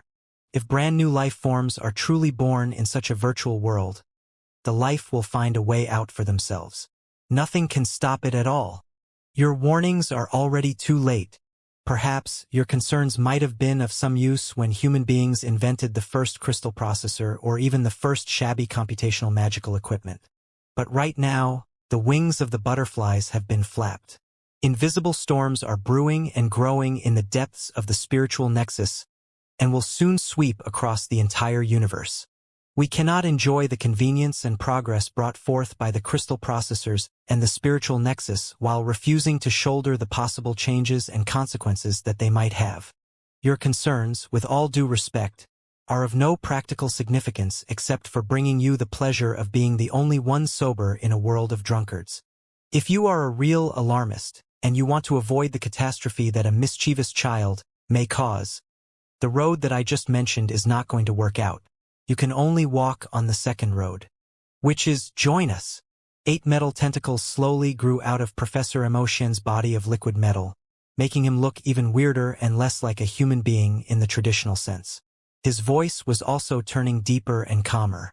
Professor Xie and most of the participants here are all culture-type cultivators. You can become very distinguished script architects and content managers. You are all welcome to join the production team of Civilization. Let's create a beautiful new world, a bright future, and a virtual universe that originates from reality but transcends reality together.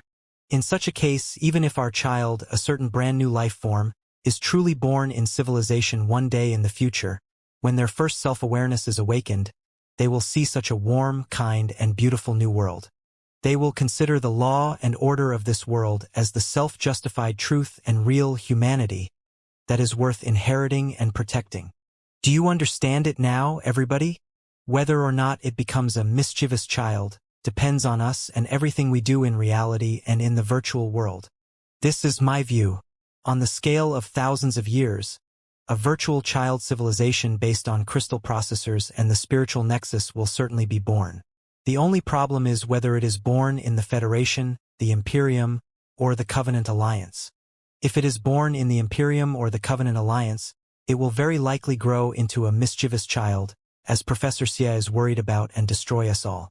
Since it is unstoppable, the only solution for us is to find a way to let it be born in the Federation first and to enlighten it with the belief of the Federation so that it will grow into a virtual civilization of cultivators.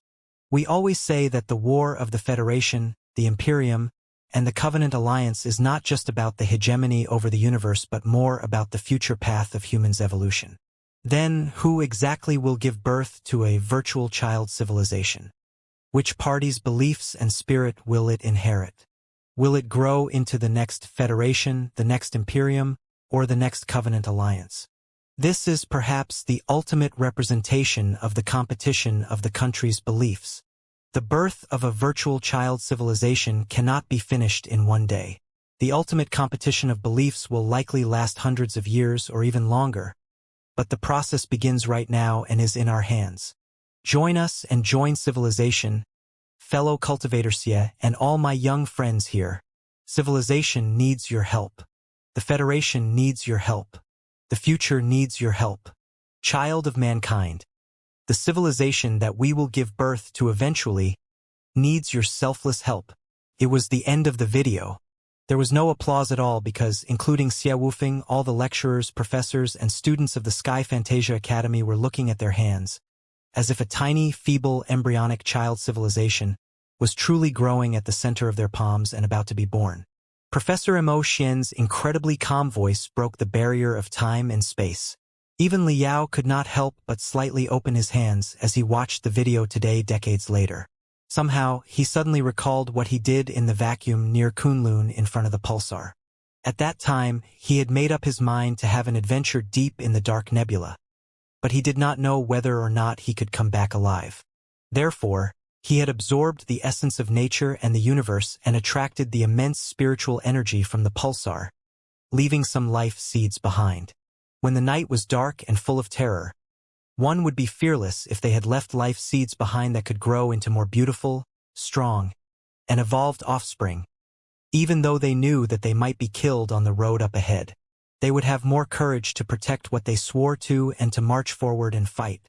That was so for individuals, but was it not so for the civilization of mankind as a whole when traveling in the deep, dark universe alone?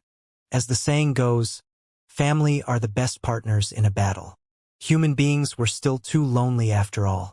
If a child civilization was truly created, would it be even better because the child and the parent could fight against the darkness and peril of the universe together? Li Yao looked out of the window in a daze. It was exactly the moment when the man-made dome of the circular world was slowly replaced by a night sky and when the lights were turned on in thousands of households. On the obstreperous streets in the downtown, a lot of citizens were slowly walking down the street with their entire family to restaurants to enjoy dinner. Some of the children were playing on the swings, holding their parents' hands.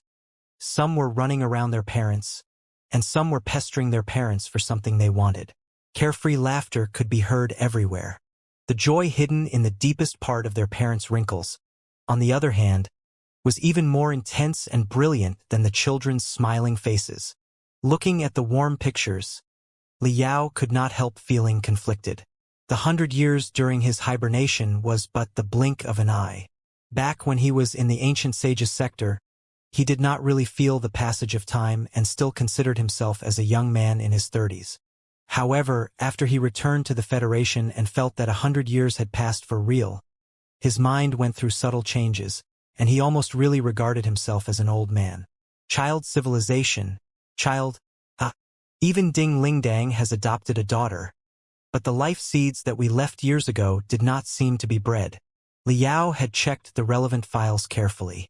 If the life seeds of the Dominator of 3 sectors and the God of War were truly taken out and bred, it would certainly be an explosive piece of news in the Federation that everybody knew. Apparently, such a thing did not happen. Li Yao did not know whether he should feel regretful or deeply relieved. On second thought, if several boys and girls suddenly popped up out of nowhere and called him Dad, when he met Ding Lingdang after he returned to the Federation, Li Yao could not help but shudder hard when he imagined such a thing. It was so horrible. He would rather that it never happened. From the perspective of a nascent soul-stage cultivator, he was still young and in his golden years. He was the sun at 8 o'clock in the morning, and he intended to travel to more places in the universe. Therefore, he might as well put off the things such as having children. Calming himself down, Li Yao tried to hold back the messy thoughts in his head. He asked Ling Xiaola, somewhat curiously, "I've finished watching the video. It is indeed very enlightening, but I wonder, what happened later? Was the child civilization born under Professor Mo Xian's hard work?" "Of course not." Ling Xiaola sighed and pouted.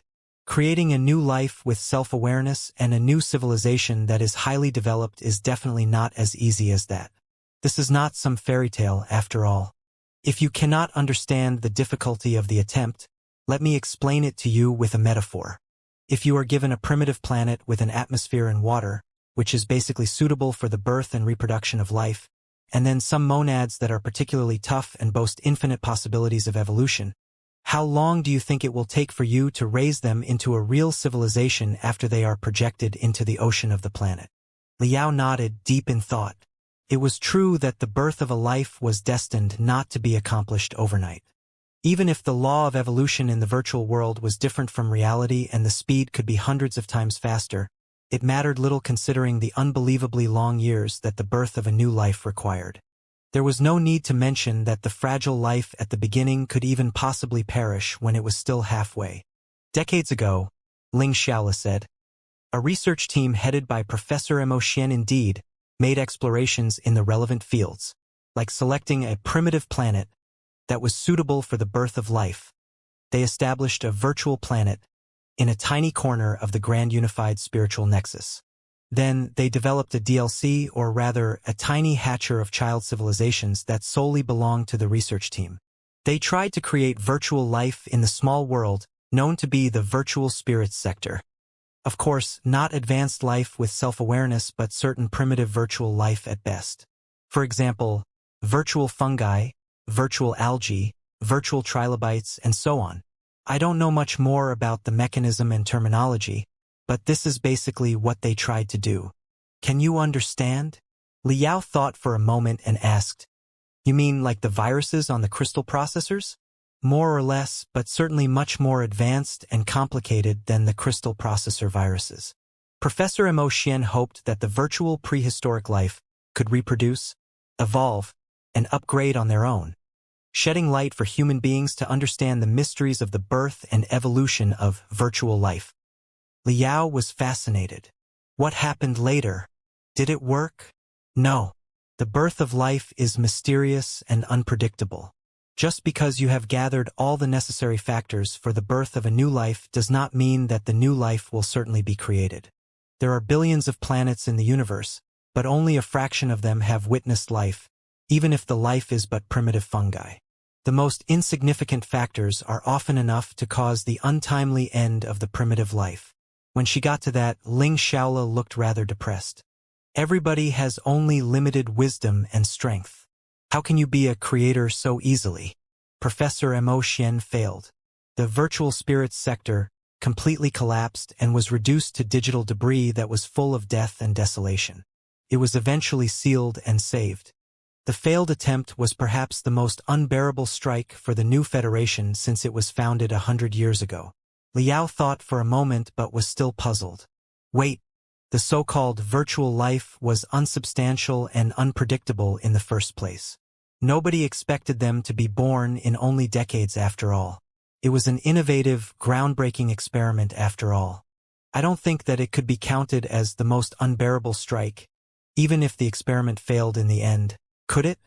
I'm afraid that you're wrong. The collapse of the virtual spirits sector was not a big deal per se, but it led to another few severe ramifications, Xianxia explained. At that time, the few most important members of the production team of Civilization, including Professor Mo Xian, Professor Su Changfa, and Su Changfa's disciple Lu Qingchen, all joined the incubation team. Liao blinked. You mean Lu Qingchen, president of the CFIA and the most wanted criminal in the Federation right now? Yes, Xianxia said. He was not a villain at the beginning. 100 years ago, he was Su Changfa's only true disciple, and Su Changfa was the greatest contributor to Civilization, only secondary to Liao. Naturally, during the early phase of Civilization, Lu Qingchen was a core member of the production team of Civilization, as Su Changfa's right-hand assistant. He was the most distinguished content deviser and creator of virtual worlds. Professor Mo Xian, Professor Su Changfa, Lu Qingchen, and a batch of the best crystal processor specialists in the Federation created the special DLC Virtual Spirits sector together. They were only supposed to run some simple experiments and test the most fundamental theories and principles. But for some reason, the experiments went wrong, and a devastating accident took place. The accident directly caused the death of Su Changfa. Later, Professor Emotian was frustrated and came to the conclusion that, with the development speed of the crystal processors and the spiritual nexus in the Federation at the time, it was impossible for a virtual life that boasted self-awareness to be born for another 500 years. Also, because of the tremendous military pressure from the Imperium that we were faced with, he was forced to switch to other fields of study. In the end, Professor Xie Wufeng took his place. Most importantly, the accident and the abrupt death of his master planted a seed of rebellion in Lu Qingchen's heart, making him lean toward the Imperium of true human beings and become the president of the CFIA. In hindsight, if Professor Emotian hadn't been so radical as to perform the experiments in the virtual spirits sector impatiently when the conditions were still quite immature, Su Changfa wouldn't have been killed, Professor Emotian wouldn't have been frustrated himself, and Lu Qingchen wouldn't have joined the Imperium side because of the great upset. Then, wouldn't the situation that the Federation is faced today be much better? After all, inside the Federation, the CFIA is definitely the greatest headache for us. That explained a lot. Liao did not know that so many things had happened outside while he was sleeping soundly. The accident that Ling Xiaola briefly described must have more to it than she cared to admit. Su Changfa was killed in such an uncanny way, and even Professor Emotian was frustrated because of the failed attempt. It was truly— Wait, Liao frowned. He suddenly felt that something was not right. Based on their experience on Firefly, or specifically speaking, the rebellion that Ding Zhengyang and Cheng Xuansu would not have launched without the incitation of Lu Qingchen of the CFIA. Liao and Long Yangjun reached the conclusion that Lu Qingchen was very likely to be Jin Xinyue's man, and that they established a CFIA to attract all the immortal cultivators on purpose so that all the dissidents could be fished up together. However, Ling Xiaola had just claimed that Lu Qingchen had joined the Imperium side because of the collapse of the virtual spirit sector and his master's abrupt death. Were there more secrets to the whole event? Recalling his experience with Professor Emotian in the Flying Star sector years ago, Liao could not help but have a lot of mixed feelings. From the video just now, he could feel Professor Emotian's deep love for the virtual life form and the benevolence that transcended mankind itself and reached the level of the universe. It was not hard to imagine that the collapse of the virtual spirits sector must have been a heavy blow for him, to the point that even the game civilization became a trigger of his sad memory. As a result, he was unable to continue managing the magnificent project. Liao sighed and asked, "Was the virtual spirits sector destroyed just like that? Was nothing left behind at all?" "Not exactly," Ling Xiaola replied. "If we get to the bottom of it, Xiao Ming and Wenwen, the game assistants of the players in Civilization, are the last legacy of the project Virtual Spirits sector. They are sort of quasi-artificial intelligence. More than 1 billion pieces of information are within them, allowing them to simulate almost all the reactions of a human being. Artificial intelligence and quasi-artificial intelligence seemed similar, but they were in fact vastly different. The former boasted a real soul and self-awareness, and could be regarded as humans of a different form, whereas the latter could only be considered an enormous database with all kinds of advanced algorithms. Quasi-artificial intelligence could make appropriate, sometimes fascinating, reactions to the stimulation of the outside world, but such reactions were no different from the mimicry of a parrot. It could only be a conditional reflex at the lowest level at best. The simplest example would be Black Wing, which Liao had possessed since childhood. It was a kind of quasi-artificial intelligence. Little Black could give feedback to Liao's demands. It sometimes even boasted rather high independence and did not listen of Liao's command. But the independence and the random performance were also set for it a long time ago by his pop or somebody else.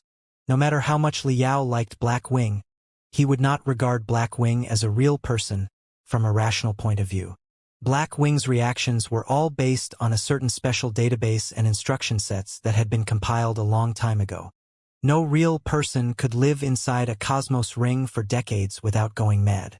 Similarly, a lot of magical equipment in the Federation boasted the so-called Were Spirit. At first glance, they seemed to have their own soul and will. They could communicate with their user fluently and even take the initiative to carry out tactical arrangements. But everything was also compiled and set in advance, and the reactions would be triggered when a certain special condition was met. There was not really a soul inside the magical equipment that boasted independent will. The larger a database and the more delicate the instruction set was, the more real the quasi-artificial intelligence would appear to be. But no matter how real it was a puppet doing unconscious mechanical reactions after all. It might take hundreds more years before true artificial intelligence and virtual life arrived. However, quasi-artificial intelligence was already quite popular in the Federation. Therefore, Liao was not surprised at all after hearing what Xianxia said. You can turn your crystal processor on and activate Xiaoming and 1-1 without entering the game, Xianxia said. Then, just select Original Mode, and you will see what they actually looked like when they were first created in the virtual spirit sector. Liao's curiosity was greatly aroused, and he did exactly what she said. Shua! 2 round, plump, and pure babies popped up on Liao's palm again. As the original mode was turned on, Xiaoming and 1-1 seemed to have been awakened from a big dream. They blinked somewhat in confusion and looked at each other. Then, they turned around at Liao and suddenly said, "Dad!" Liao shuddered and almost slapped the 2 fellows with his palms. What the heck? Xiaola tried to hold back her smile. This is the original setting. They have been programmed as a child civilization of mankind. Of course, they address human beings as Mom and Dad. Yes, we are the child civilization of mankind, Xiaoming proudly declared and held his head high, his hands on his hips. A kind child civilization, a cute child civilization, a beautiful child civilization, a bright child civilization. 1-1 danced in circles. Mankind is our parent civilization, Xiaoming continued. A great parent civilization, a brave parent civilization, a glorious parent civilization. Praise the parent civilization. Praise the parent civilization. 1-1 sang merrily. Liao was utterly dumbfounded. Looking at the 2 kids who looked like dolls jumping up and down in his palm and giggling like 2 real children, Liao had goosebumps all over his body. Well, Xianxia said, because most people in our society were still suspicious and vigilant of the so-called artificial intelligence and virtual life when the game civilization first began decades ago. A lot of promotional information was implanted when the quasi-artificial intelligence was created in the hope of relieving people's concerns with their cute image. If we get to the bottom of it, Xiaoming and 1-1 were just mascots at the beginning. However, along with the collapse of the virtual spirit sector, the project to hatch virtual life completely failed. Such commercials and mascots became meaningless. The much-feared threat of virtual life was nothing more than a joke. At the very least, it was impossible for them to be born in another hundreds of years. But the enormous database for Xiaoming and 1-1 did not have to be completely abandoned. After some adaptation, they were changed into the game assistants in order to improve the fun and content of the game. Of course, in the original mode, they can be recovered to the most primitive state. You can try raising them as virtual children. A lot of people, especially girls, actually quite like playing with them like that. It is quite adorable. Dad, I'm hungry. Dad, come and play with me. Dad, tell me the tales of the heroes among the human beings. I want to hear Vulture Liao's stories. Dad, sing me a song. Or, I can sing a song for you. As Xiaola further explained, the 2 virtual children made of light crawled on Liao's arm and stopped on his shoulders. One of them grabbed his earlobe and the other pulled his hair while they shrieked obstreperously. In the end, they even began to sing a nursery rhyme that had been popular on the spiritual nexus since hundreds of years ago. I'm not afraid of either rainfall or snowfall. Liao was dumbfounded, feeling that his head was dizzy. Dear heavens! Mischievous children are so horrible. He would rather face the collective attacks of 10 Shaozuances, Baizings, and Jintuis than deal with 2 mischievous kids, even if they were virtual. All right, off you go. Liao was amused. I am not your dad. Exit the original mode and go somewhere else to play. Kids. Okay? Xiaoming and 1-1, pouting, crawled back to the crystal processor hand in hand. Who? Liao took a deep breath in relief and waved his hand at himself as a fan. He could not help but feel like laughing. The two virtual kids were already enough to give him a headache. It appeared that he was really not ready to be a father. Could not be helped. He was meant to cruise in the sea of stars, save the world, defend the peace of the universe, and look for the so-called Earth at the same time. With so many great responsibilities on his shoulder, it was highly unlikely that he could be a qualified father like other men, right? Thankfully, they are virtual. Mischievous children are the worst. It is truly wise of Ding Lingdang to not have bred our life seeds. Liao thought to himself. Achoo! He sneezed hard, feeling that somebody had just tickled his nose, as if somebody far, far away was missing him one. Earlier in the day, in the deepest level of the underground treasury of the National Medical Center in the capital city of the Star Glory Federation, it was a very special bank, one where tremendous life seeds had been deposited for a long time. Since the age of the old Federation, a lot of heroes had gone through life and death in the universe, fighting for the future of the Star Glory Federation. Many of them did not have any offspring when they embarked on their perilous journey. They often chose to deposit their life seeds before they left. Once their death was confirmed, or after they had gone missing for a certain time, the life seeds of themselves and their spouses would be retrieved and fertilized so that the bloodline of the heroes continued. In the deepest part of the treasury of sperm, the most important asset of the entire seed bank, was stored in a heavily guarded special cabin. It was the life seed left by a superhero in the last years of the old Federation who had facilitated the unification of the three sectors and was praised as the dominator of three sectors. For more than 100 years, the seal of the secret cabin had never been opened. But that day, on the seal of spiritual energy outside of the cabin, an extremely feeble ripple, which looked like the giggling face of a children, suddenly spread out. In the meantime, on a weird world that was half seawater and half debris, the ocean looked like when a planet was just born, and the water in it was thick and boiling soup. Sulfur, magma, and poisonous gas flowed everywhere. The most initial monads were slowly being bred in the pot of dirty, fatal soup. Next to the beach, on the other hand, a glorious city made of the landmarks of every era of the civilization of mankind was standing. However, the glory of the past was already gone. The skyscrapers had been reduced to broken walls. Brilliant statues, wall paintings, and artwork were all scattered. The place looked like a grave that had been forsaken for billions of years.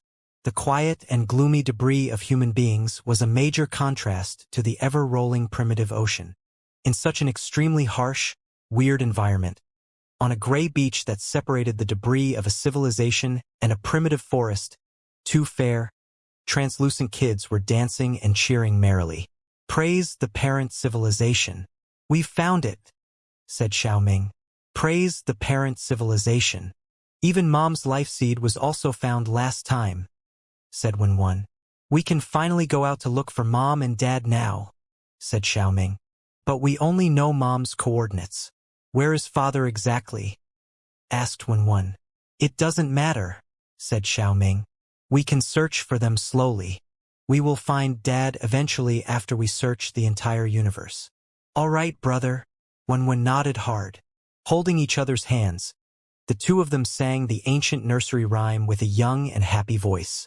I am not afraid of rainfall or snowfall, even if a cold wind is blowing. I will not be scared at all as long as I can see his face every day. I want to find my dad. I must find my dad wherever I go. I haven't found my good father yet. If you ever meet him, please tell him to go home. In the suite for the high-level nascent soul stage cultivators on the top floor of the luxury hotel, where the delegation of the rightful government of the Star Ocean Republic resided, not a moment after Liao deployed barrier rune arrays that could block all the eavesdropping or spying magical equipment. He grunted and collapsed to the floor with an awful facial expression. Hailan was greatly shocked. Master Spiritual Vulture, what happened to you? I feel that my belief has been shaken. Frowning, Liao held his chest and breathed hard, as if he were in quite a dilemma. Fellow cultivator, hey, help me consolidate it, please. Ha! Back when we were in the ancient sages sector, Li Yao said, we were all convinced by your persuasive speech and decided to pledge loyalty to the Imperium of true human beings and join the true path of immortality.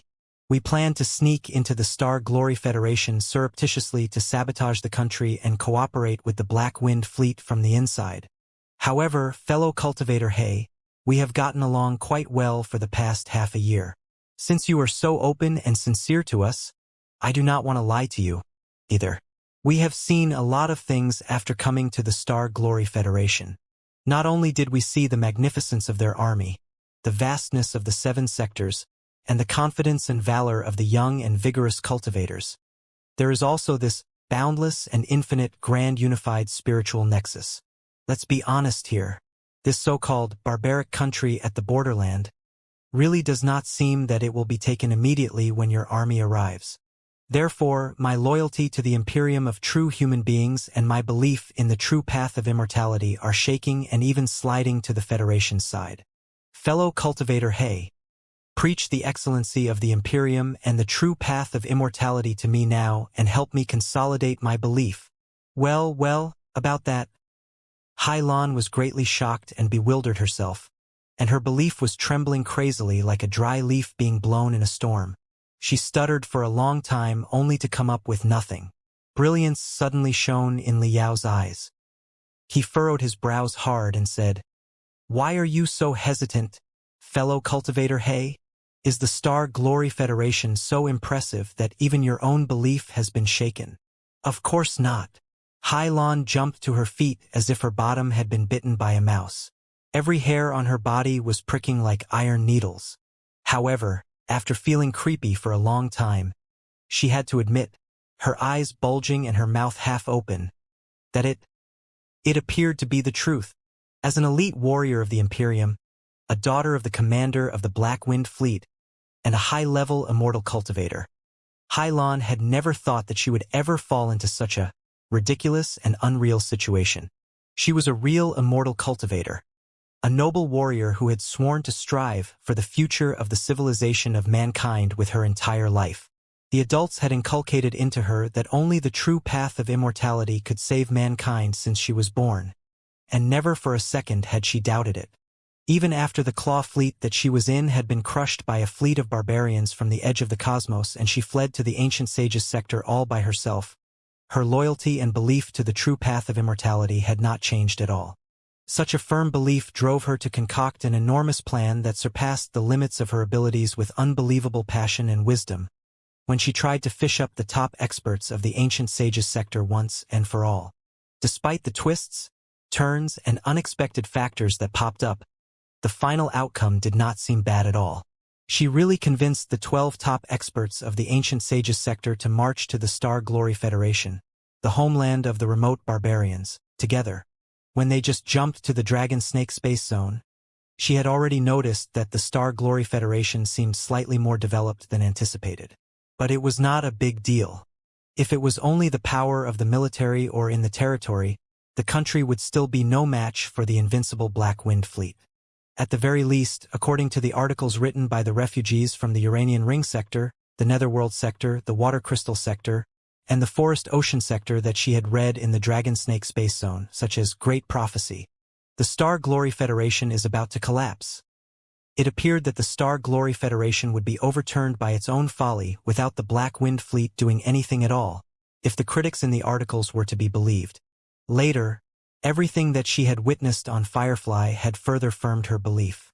Although the insurgency launched by Ding Xingyang and Cheng Xuansu had failed, it at least suggested that a lot of immortal cultivators existed within the government in exile and the Star Glory Federation.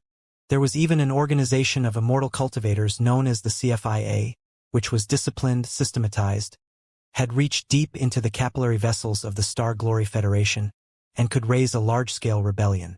Then, after the Black Wind Fleet arrived, when the CFIA took the chance to summon the immortal cultivators for an uprising and the 12 experts of the ancient sages sector on her side launched destructive strikes in the heartland of the Federation simultaneously, it would be like a bunch of tigers lunging at a lamb. Did the Star Glory Federation stand any chance of winning at all? Before she set foot on the homeland of the Federation, Hai Lan had always believed so. She had always been confident and proud, and she had gone to this place with pity, thinking that she was there to bid farewell to a dying man. However, it had never occurred to her that she would see such things in the Federation.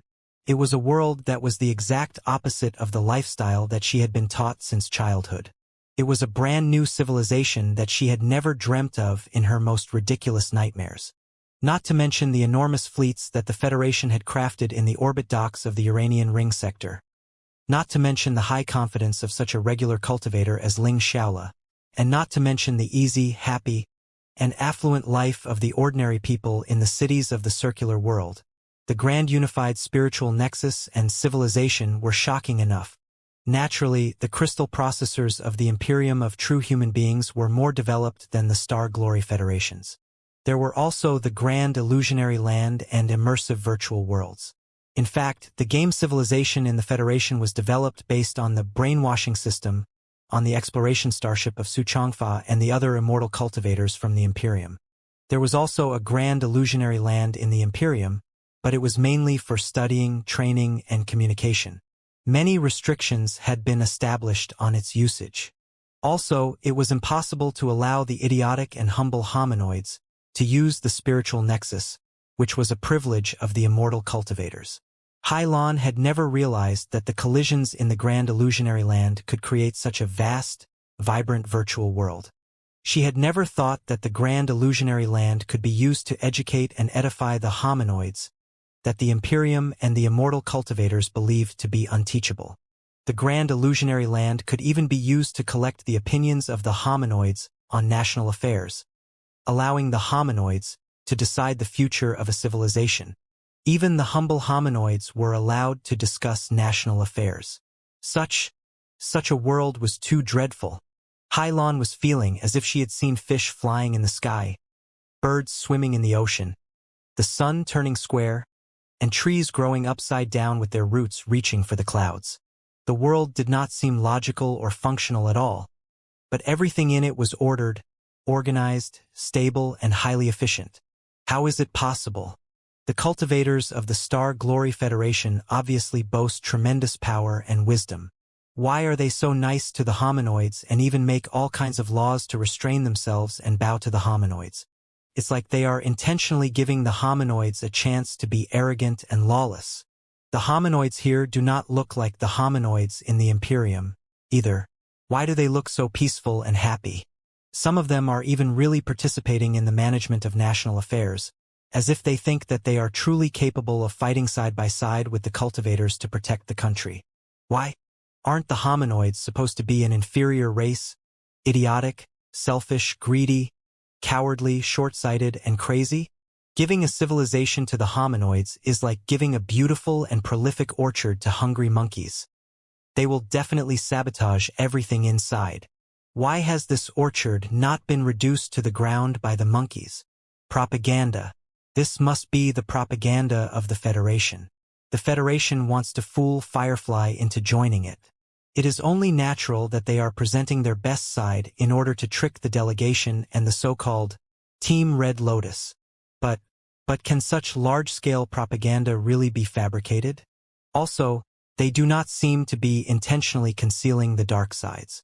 It seems like they are even showing the dark sides to us on purpose. Horrible. This is horrible. Even our loyal warriors of the Imperium and the true path of immortality who were captured 10 years ago have been deceived and brainwashed by them after only a couple of years and completed transformed into cultivators. What kind of country is the Star Glory Federation exactly? What is the path of the cultivators? Hylon screamed crazily in her heart, and she trembled hard beyond her control. Liao looked at Hylon expressionlessly. Fellow cultivator, hey, speak now. Why are you so quiet? Compared to everything we just saw, how is the Imperium and the true path of immortality more advanced? From what I've seen, people here are living a rather comfortable life. At least, a much more comfortable life than the life in the ancient sages sector. Therefore, joining the Federation does not look like a bad choice at all. What do you say? This is all fake. Hylon calmed herself down and gnashed hideously. The Federation, the Federation must have exhausted the potential of the entire civilization in a certain way to satisfy the needs of the hominoids we saw. This is purely superficial. There's actually nothing behind it. After the Black Wind Fleet arrives, under the heavy pressure of the war, I don't believe that the cultivators and the hominoids can fight side by side for the same purpose. Do you? Liao smiled. So, you do not deny that the life we have seen is fairly good, and you are just confident that such a system, such a path of the cultivators, is not enough to handle the pressure of the war, right? In other words, if they can win the war, even you would not refuse to live in such a world, would you? Hailan was slightly dazed. Then she shook her head hard. Impossible. It's absolutely impossible. Such a civilization of cultivators that indulges the greedy hominoids naively and does not focus on the maximum exploitation of resources is no match for a civilization of immortal cultivators. The Imperium will surely win. The Black Wind Fleet will surely win. The Star Glory Federation is doomed to failure. Look me in the eyes. Right when Hailan was shouting excitedly, probably more to hypnotize herself than to convince Liao, Liao suddenly raised his voice, and his sharp eyes darted into Hailan's pupils like two icy daggers. Hailan shuddered hard. Surging tides were raised deep in her mind, and she was deeply intimidated by Liao's immense soul. Fellow cultivator He, we both have a high cultivation, and this is not the first time that we have trained. Liao said coldly, one word after another. So, there is no need for you to talk about garbage such as who is the sure winner of a war. Just tell me honestly from the bottom of your heart. According to your observation of the territory, military power, national strength, and will of the Star Glory Federation, what do you think your chances of winning are in the war between the Black Wind Fleet and the Star Glory Federation? If you truly have faith in the true path of immortality and the Imperium of true human beings, there is no need for you to lie to me or to yourself. Your chances of winning are probably not 100%, are they? Hailan was rendered speechless. It was true. Even if she could magically deceive Liao, who was multiple levels higher than her, it was impossible for her to convince herself, whose belief was shaking hard. After calculating silently for a moment, she raised her head again and bit her lip. I don't know the exact strength of the Burning Prairie Fleet, but however unbelievable their strength is, the odds of winning for the Black Wind Fleet are well above 80–90%. Okay. Liao nodded and thoughtfully observed. So, you are suggesting that there is at least a 10% chance that you will fail, right? It can't be helped, Hailan said gloomily. I don't want to lie to you, Master Spiritual Vulture, but the Star Glory Federation's development really far exceeds our anticipation. Specifically speaking, we did not expect that the Star Glory Federation would discover Kunlun, which allowed them to reach our level and even surpass us in the fields of certain techniques and magical equipment. Also, the technological development and the civilizational leap that they accomplished through Kunlun led to a chain reaction, helping them to locate and conquer 4 new sectors. Their territory and national strength have been greatly improved. In any case, the result of a war between 2 civilizations of similar levels is always hard to predict. An 80% to 90% chance of winning is essentially no different from a sure winner. Liao shook his head. The reasons are not important. All I need to know is that there is a 10% chance that you will lose. That's enough. Fellow cultivator He, you have been indoctrinating me with the true path of immortality. You talk to me as if survival of the fittest is a natural logic of the universe. The weak should naturally obey the strong, and the losers deserve to be swallowed by the winners. Then, according to your own theory, if the 10% probability becomes reality, and the Black Wind Fleet is truly defeated by the Star Glory Federation, it implies that you are the weak and the Federation is the strong. So, it will only be logical for you to submit to the Federation, join the Federation, and even turn to believe in the path of the cultivators of the Federation and put it into practice, right? Hailan was dumbfounded. She blushed and stammered, Of course not. It does not work that way. You can't understand it in such a way." Liao slighted frowned and scratched his chin, as if he were greatly confused. "What? Is there something wrong with my understanding? Even you said yourself that there is a 10% chance that you will lose. Then, Is it not right that the strong should prey on the weak and the weak must obey the strong? Hylon quickly said. Even if I admit that the Black Wind Fleet has a 10% likelihood of failure, it will only be a tactical defeat if it happens. We are only one fleet of the Imperium that has focused the strength of a handful of sectors. But the Imperium of true human beings already controlled hundreds of sectors 100 years ago. We are just a drop in the ocean. If we fail this time, His Majesty will certainly send even more fleets and summon the strength of dozens of sectors. The Star Glory Federation will surely be crushed. It is out of the question. Liao shook his head and solemnly said, "It doesn't sound right if you put it that way. The Imperium of true human beings has hundreds of sectors. If it goes all in and attacks the 7 sectors of the Federation with the sheer advantage in numbers, of course it will be a sure winner. But such a victory does not seem justified to me. At the very least, it cannot prove the excellency of the true path of immortality. On the contrary, if the Federation has hundreds of sectors, and it attacks 7 sectors of the Imperium, it will definitely secure a victory. But can it prove that the path of the Cultivators is better than the true path of immortality? I don't think so. Right, fellow cultivator Hey? Well, of course not." Hylon shook her head subconsciously. "That's right." His hands behind his back, Liao paced in the suite for the nascent soul stage cultivators unhurriedly. "I've given it a lot of thought. The war between the Black Wind Fleet and the Star Glory Federation appears relatively fair to me. We will be able to tell which of them is better, the path of the cultivators or the true path of immortality. Look, the Star Glory Federation has 7 sectors, but it is at the edge of the cosmos and has insufficient resources. The Black Wind Fleet, in comparison, has gathered the forces of 5 prosperous worlds at the center of the cosmos, but your forces consist of a defeated army, and you have come here after a long, tiresome journey. The 7 sectors are small, remote, but well-prepared, and the 5 big sectors, although prosperous, are only here after an expedition. Therefore, we may consider that the material strengths of the 2 parties are on par. Do you agree?" Hylon thought for a long time and struggled to nod. "I do. Since the material strengths are basically the same, the decisive factors for the outcome of the war will be the system, regime, spirit, and will of the 2 parties. Therefore, if the Star Glory Federation wins the war, it will be proof that the path of the cultivators has passed the test of war and is more advanced than the true path of immortality and better qualified to represent the future of mankind. Do you find any problem with the conclusion?" Hylon widened her eyes and thought for a long time. "I don't think so. If you truly believe in the principle of survival of the fittest, naturally, you are obliged to submit yourself to a path that is more powerful. It is only reasonable for you to change sides and join the path of the cultivators if you lose the war, right?"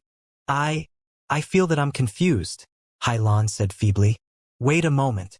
I need to think about it more carefully.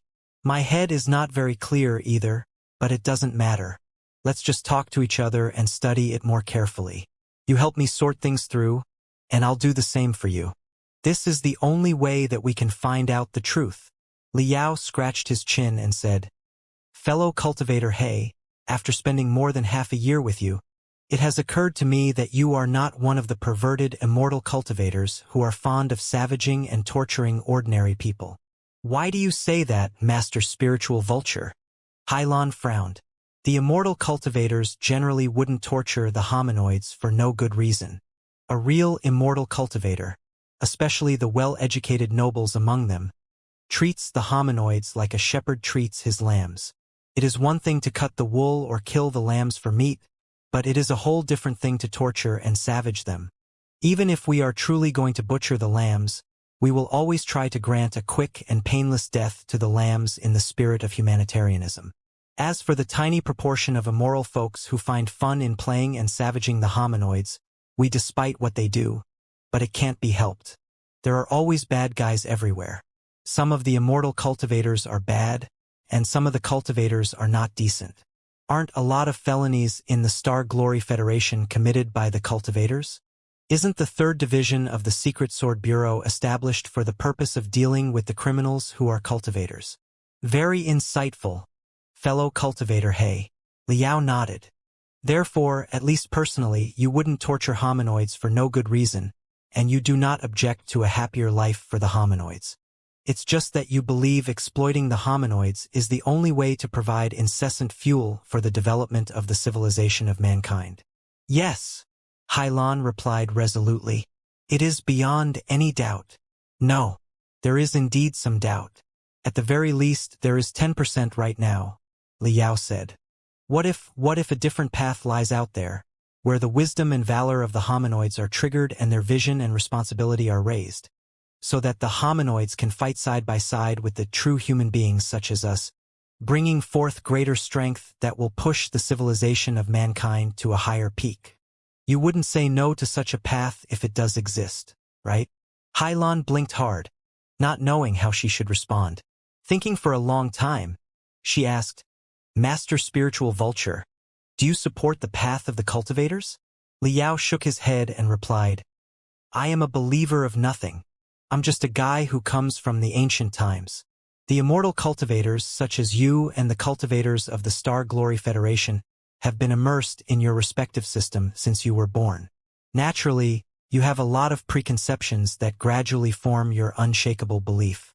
However, the ancient cultivators from the ancient sages sector such as us have never touched modern civilization before. We are purely neutral without any bias, which allows us to observe your different ideologies from a more objective perspective. In fact, we can't thank you enough. Half a year ago, before you showed up, us ancient cultivators were all doing things ignorantly and blindly with our natural instincts. Despite our enormous strength, were we any different from primitive dinosaurs? When you just showed up, you threatened us with the invincibility of the Imperium of true human beings, and we agreed to cooperate with you to keep ourselves alive. However, in the following half a year, thanks to you, I learned the true significance of training and the great purpose of a civilization. It was truly an eye-opener for a mountain villager such as myself. Yes, the ancient cultivators like us shouldn't selfishly be considering the safety of our own world. We should view the problems from a higher perspective, right? If the Imperium of true human beings stands for the future of mankind, naturally, we should help the Black Wind Fleet overturn the Federation. But what if the odds of 10% are true and the Star Glory Federation represents the future? Then, should the real immortal cultivators, who you claim are fighting for the future of mankind, join the Federation's side without hesitation to resist and even reform the Imperium? Liao's words rendered Hailan speechless. It was not until a long time later that she said in a low voice, As long as we sabotage the heartland of the Federation, we are never going to lose. No, Liao shook his head. If the true path of immortality really entails the most magnificent combat ability, the Black Wind Fleet should be able to win easily even without our help.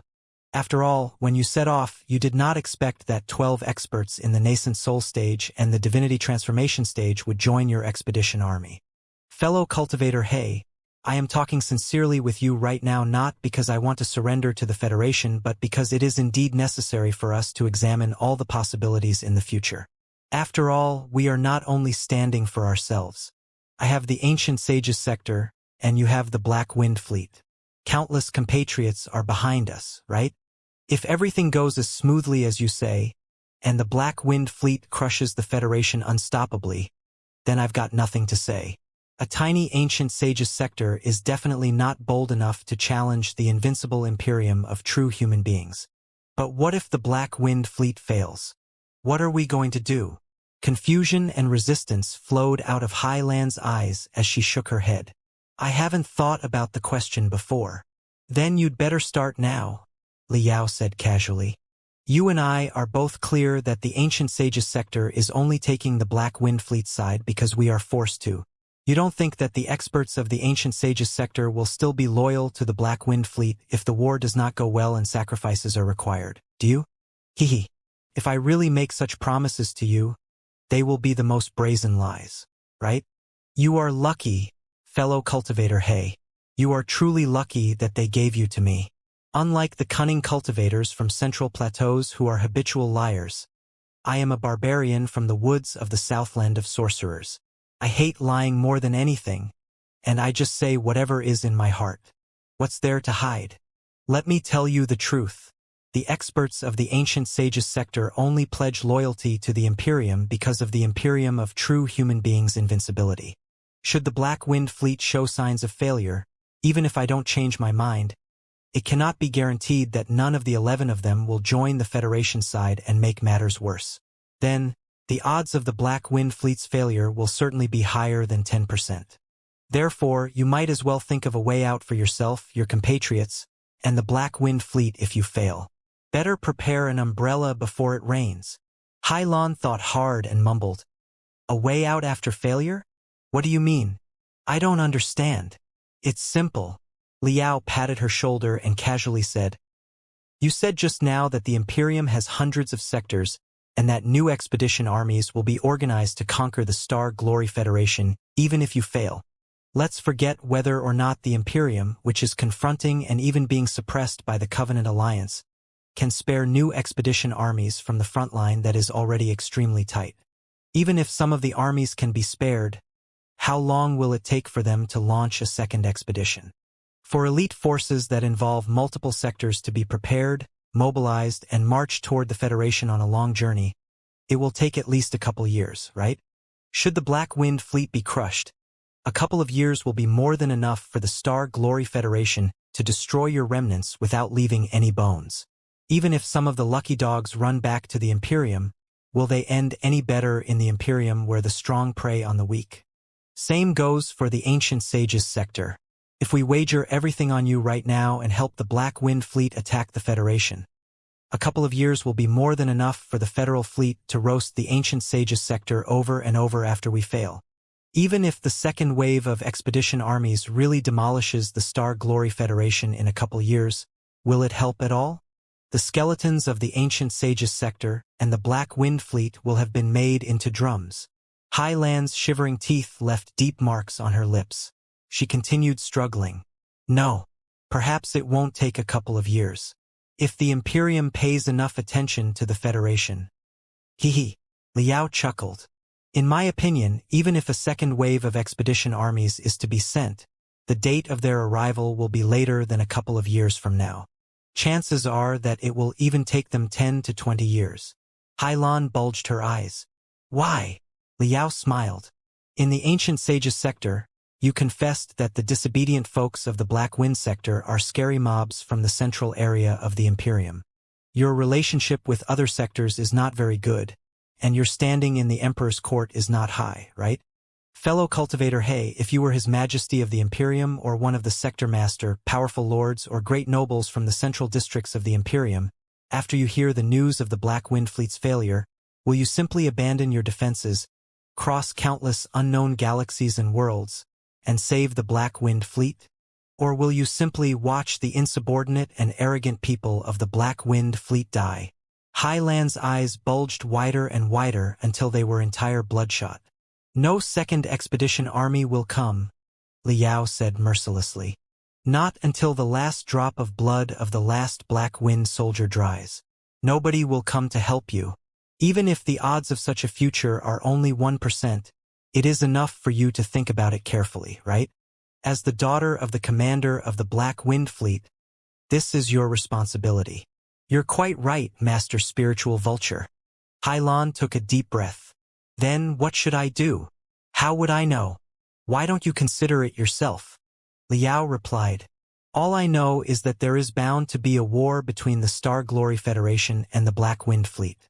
Until their backbone is broken by the enemy, it is impossible for the Federation to surrender or for the Black Wind Fleet to give up on their conquest. However, assuming that the Star Glory Federation crushes the main force of the Black Wind Fleet, it still doesn't mean that they can annihilate you quickly and conveniently, right? Of course. Hideous brilliance beamed out of Highland's eyes. Even if the Black Wind Fleet does fail, the Federation will have to pay a gory price in order to completely destroy us. Even if we cannot conquer the Federation, we will at least die with it. Liao sighed and said, You are free to die together with the Federation. Just suit yourselves. But the people of the Ancient Sages sector haven't lived enough yet. Don't drag us into this. If we are involved and the Federation, the Ancient Sages sector, and the Black Wind Fleet destroy each other, who will take all the advantage if not the Imperium of true human beings? All in all, courtesy calls for reciprocity. The Imperium of true human beings hasn't done any favors for the ancient sages sector. It is not a big deal if we help the Imperium in an easy war, but I don't think we deserve to die for the Imperium, right? As for you, I don't know what benefits the Imperium has promised you to make you sell your life, but that doesn't seem right. Wasn't the Black Wind Fleet kicked out by the Emperor like a stray dog after losing a war? The nobles and lords in the court must have been ridiculing you for the past 100 years. Do you think that you will earn yourselves a high and magnificent monument in the capital city if you all sacrifice yourselves for the Imperium? Hylon grew excited again. We are not going to lose. This is a war for the Black Wind people to reclaim our honor. I know. This is just a casual discussion to help us sort things out for each other. I am not saying that the Black Wind Fleet will lose at all. Liao paused for a moment. I merely want to say that, under certain extreme circumstances, the interests of the Black Wind Fleet are not necessarily the same as the interests of the Imperium of true human beings. On the contrary, if the Black Wind Fleet does fail, chances are that the Federation, the Ancient Sages sector, and the defeated remnants of the Black Wind Fleet will share mutual interests and stand on the opposite side from the Imperium. Don't glower at me. Think about it. If the Black Wind Fleet summons reinforcements from the Imperium after it fails, even if the second wave of the expedition army arrives as fast as lightning, do you think that they will be here to rescue the Black Wind Fleet? Give up your fantasy. You know about the life and death struggles within the Imperium better than us. It may be true that the Star Glory Federation will be demolished, but the remnants of the Black Wind Fleet will most likely be regrouped by the Second Expedition armies. As for the Ancient Sages sector, if the Second Expedition armies discover our coordinates during the process, things won't end well for us, either. Do you want to see such a thing? After the Black Wind Fleet plus the Ancient Sages sector and the Star Glory Federation both suffer great losses in the war, the Second Expedition armies of the Imperium are here to take all the advantage? Hehe. Then, chances are that the experts of the Ancient Sages sector will be able to work under the new masters in exchange for the autonomy of the Ancient Sages sector. But what about the previous leadership of the Black Wind Fleet? What will become of them? This time, Hylon was breathing fast with a pale face beyond her control. Even her teeth were trembling hard. Do you understand now? The Black Wind Fleet can win the war quickly and unstoppably. But if you fail, you must find a way out instead of hoping for reinforcements. Looking at Hylon, Liao said, if that happens, the remnants of the Black Wind Fleet will definitely be disrupted and disorganized. Someone must step forward to clean up the mess, save the strength of the Black Wind Fleet, and even help it return to the center of the cosmos in a different appearance a long time later. That person will be the new commander of the Black Wind Fleet and the greatest hero in the history of the Black Wind sector. Hylon struggled to ask, Master Spiritual Vulture, what are you trying to say? Nothing. Liao smiled. I remember you tell us that you have 2 elder brothers, 1 elder sister, 1 younger brother, and 1 younger sister. Your father may retire after finding a new home for the Black Wind Fleet after the war due to his age and his heavy wounds in the crushing defeat 100 years ago. But there is no way that you will be his successor, right? Yes. Hylon lowered her head. I'm a pure battle-type immortal cultivator, and I can only pilot a colossus. My mother's family isn't very powerful. She has never been the one that my father loves most, either. Otherwise, I wouldn't have been sent to a tiny claw fleet. Even if my father does retire, my brothers and sisters all have greater advantages than me, not to mention other ambitious families. Strength matters most in the competition of leadership for us. Bloodline has never been a big deal. Therefore, I never thought. Oh? Strength? Liao patted Hylon's shoulder softly and smiled. What? Do your brothers and sisters all have 10 experts at the peak of the nascent soul stage and 2 in the divinity transformation stage, plus 12 colossi to support them? Hylon could not help but feel creeped out. Despite everything that she had experienced in the cruel competitions since childhood to grow into an elite warrior, it was not because she was scared but because she discovered that, along with the casual introduction of Master Spiritual Vulture, her heartbeat and breathing were truly accelerating, and ambitions were budding from the deepest parts of her bones, forming an invisible armor of sharp stings on her body and turning her into something entirely new. Before that moment, Hylon had never craved more for herself. Even when she discovered the remnants of dozens of colossi in the warehouse on the Nuwa warship in the ancient sage's sector. For weak creatures, know yourself was a must for their survival. The mercy of the immortal cultivators was never prepared for the losers. During her growth, she had seen countless ambitious fellows who overestimated themselves recklessly challenge her father or the leaders of the major families and sects that made up the Black Wind Fleet. And those fellows usually did not end particularly well. She also understood the gap between herself and her brothers, sisters, and even the uncles and cousins in her other family branch. Therefore, she had never dared ignite the ambition deep down her heart. But now that the sparks had been ignited, they would never be extinguished. Hylon panted heavily. She did not even have the courage to turn around and face Liao. However sluggish and numb her senses were, she could clearly perceive that the being behind her was gradually taking off the camouflage that was already hideous and terrible enough and revealing his real appearance, which was 100 times more so. Are you really Master Spiritual Vulture? Hylon asked, shivering. Her voice was so feeble that even she did not know whether or not the question was asked at all. It doesn't matter who I am. Liao smiled casually. What matters is who you are and who you can be. Don't say it's impossible. The world is full of wonders. Even Ding Lingdang, nothing more than a pure warrior, has a chance to be elected as the Speaker of the Star Glory Federation. Why don't you have more faith in yourself? Believe me, I have high hopes for you. That's all you need. Gritting her teeth, Hylon finally summoned the courage to turn around inch by inch and look at Liao. It finally occurred to her, as if she had just woken from a reverie, that Master Spiritual Vulture had indeed changed a lot after he arrived in the Star Glory Federation, to the point that he was almost a different person now. Hylon breathed hard. Can you really help me? Yes. Liao stared Hylon in the eye. Some invisible strength, light, and energy seemed to be flowing deep into Hylan's pupils and her brain and soul from his eyes.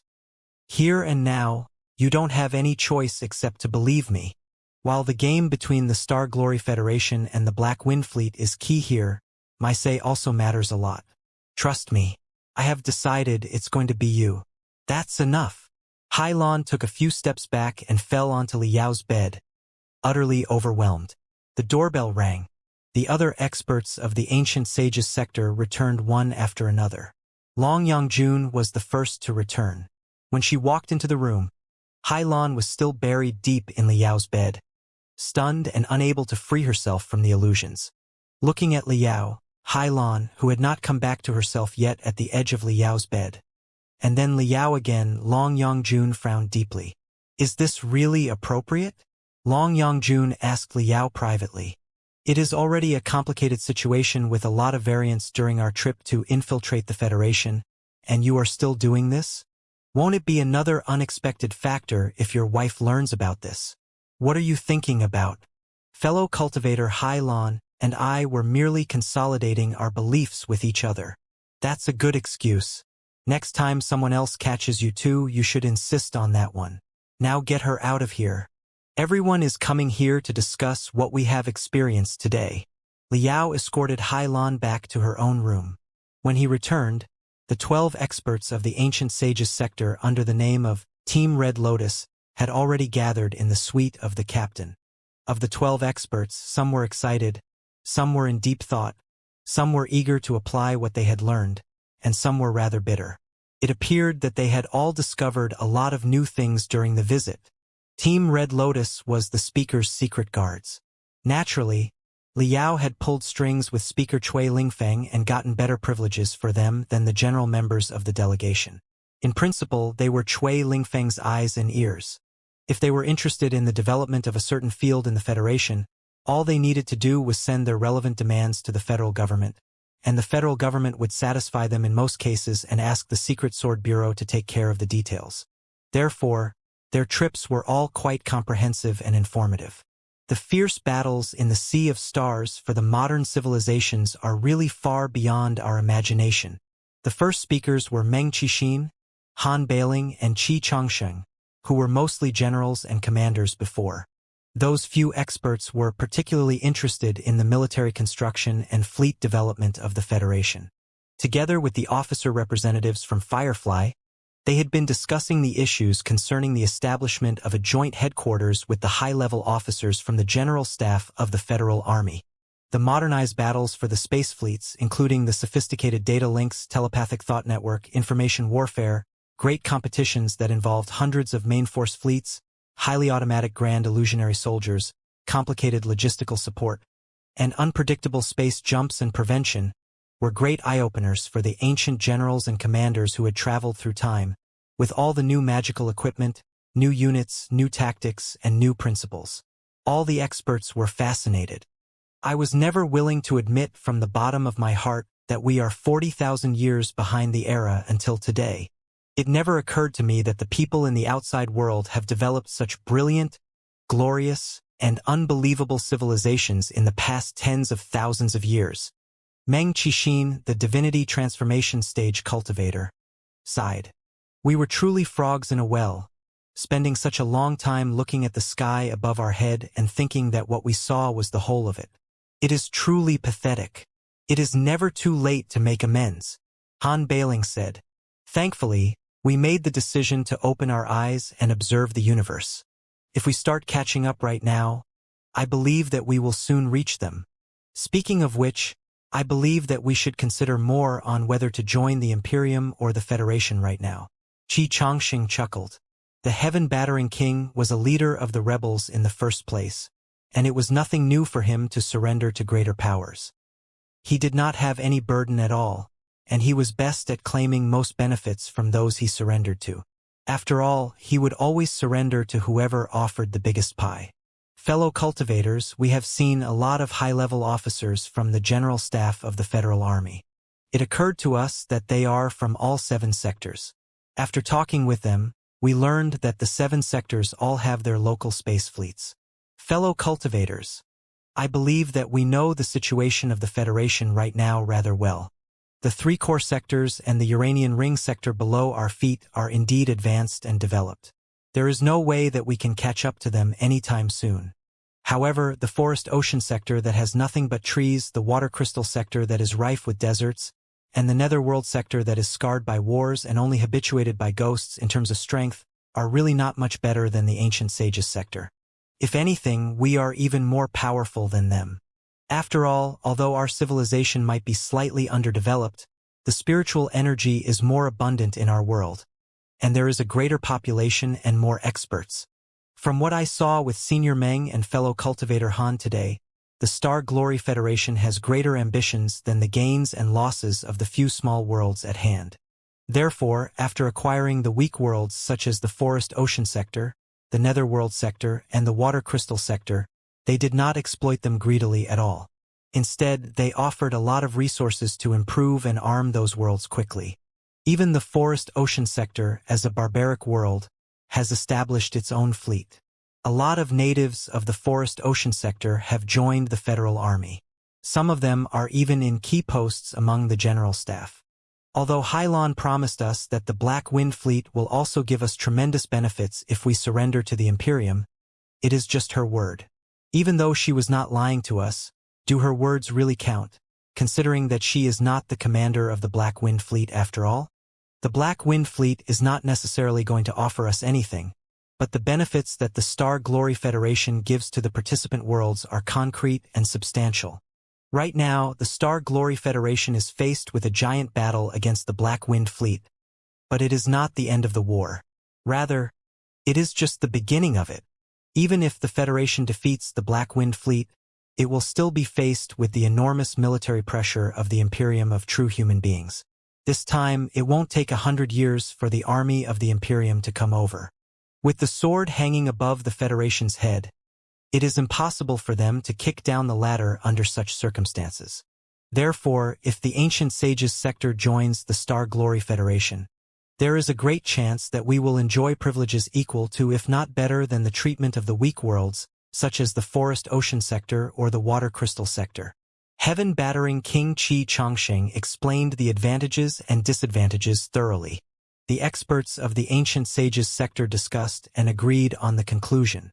Since the Federation did not conquer the desert world water crystal sector, which was right next to it, but resolved the problem through bargaining and peaceful negotiations, they did not seem to have any reason to swallow the ancient sages sector, which was further away, hidden in the dark nebula with countless experts. But don't forget that the Star Glory Federation did wage a war upon the Uranian Ring sector. There was no telling which side Long Yangjun was taking. She casually said, "The Star Glory Federation is not a toothless tiger. In a battle, they can be more brutal than anyone else. The greatest reason for the war is perhaps the different ideologies of the old rulers of the Uranian Ring sector and the Federation," Master Bitter Cicada replied. "Then, does the ideology of the ancient sages sector befit the Federation?" Long Yangjun smiled and glanced at Liao thoughtfully. It's true that the uprising and wars were caused when the heavenly light, the ruling class of the Uranian Ring sector, blatantly exploited the earthly brute. But did such things not happen in the ancient sages sector? Fellow cultivator Qi Chongsheng, fellow cultivator Wan Mingzhu, are you not the earthly brute of the ancient sages sector and the rest of us the heavenly light? If we really consider joining the Star Glory Federation seriously, I believe that our ideas from 40,000 years must be upgraded, and the Star Glory Federation must relieve our concerns with sincerity and appropriate solutions. Liao knew that Long Yangjun was partly telling the people of the ancient sages sector that the Federation would not embrace them unconditionally, and that they would have to make contributions and changes if they wanted to join the Federation. She was also partly reminding him that the experts of the ancient sages sector, including the entire ancient sages sector, were not tools without independent will that he could reshape freely. There was still a long way to go before the two parties were really combined. However, at least the experts of the ancient sages sector did not object to joining the Federation in principle. What waited to be addressed were just details and technical questions. All in all, it was a huge step forward. The issues could not be figured out soon. They decided to put the issues on hold after discussing them for a while before the rest of the experts went on to tell everybody their own experience. Iron Saint Qi Zhongdao, the leader of the cultivators of the central plateaus of the ancient sages sector, was an upright and plain-spoken man who valued rules more than anything else. Therefore, he perused the rules of the Star Glory Federation, or to wit, how the laws of the Federation were practiced. Through Cui Lingfeng, Liao had helped arrange the qualification to attend the trial of a case that shocked the entire Uranian Ring sector for Qi Zhongdao. He also gave him access to all the case files. Qi Zhongdao indeed had a lot of findings and thoughts. "Today, I went to attend a great trial that was of national influence. The plaintiff was an ordinary family in the Federation, whereas the defendant was a high-level cultivator at the peak of the core formation stage and the leader of the dragon-chasing sect, a renowned, wealthy, and powerful local sect in the Uranian Ring sector. He was charged with illegal possession. The case did not seem overly complicated at first. The normal family had one son and one daughter, but it was a pity that the son was born in the era of great post-war construction 16 years ago. The living environment was quite shabby back then, and the medical facilities were not sufficient. Also, they did not pay much attention to themselves either. Therefore, they failed to test out that the son was a patient of, to quote the term in the Federation, Down syndrome. The son's illness was quite serious. When he grew while doing nothing except eating and sleeping, his intelligence was still no higher than that of a 5-year-old. Even so, his parents took good care of him and did not abandon him. They even took him to walk on the street every couple of days to open his eyes. But on one of their walks, they ran into an accident where two shuttles hit each other. One of the shuttles happened to careen into the son and blew him away. The son was heavily wounded and dying. The son was already in a coma when he was in the ambulance. It is said that even his heartbeat and brainwaves stopped for a long time, which was witnessed by the doctors, nurses, and his own parents personally.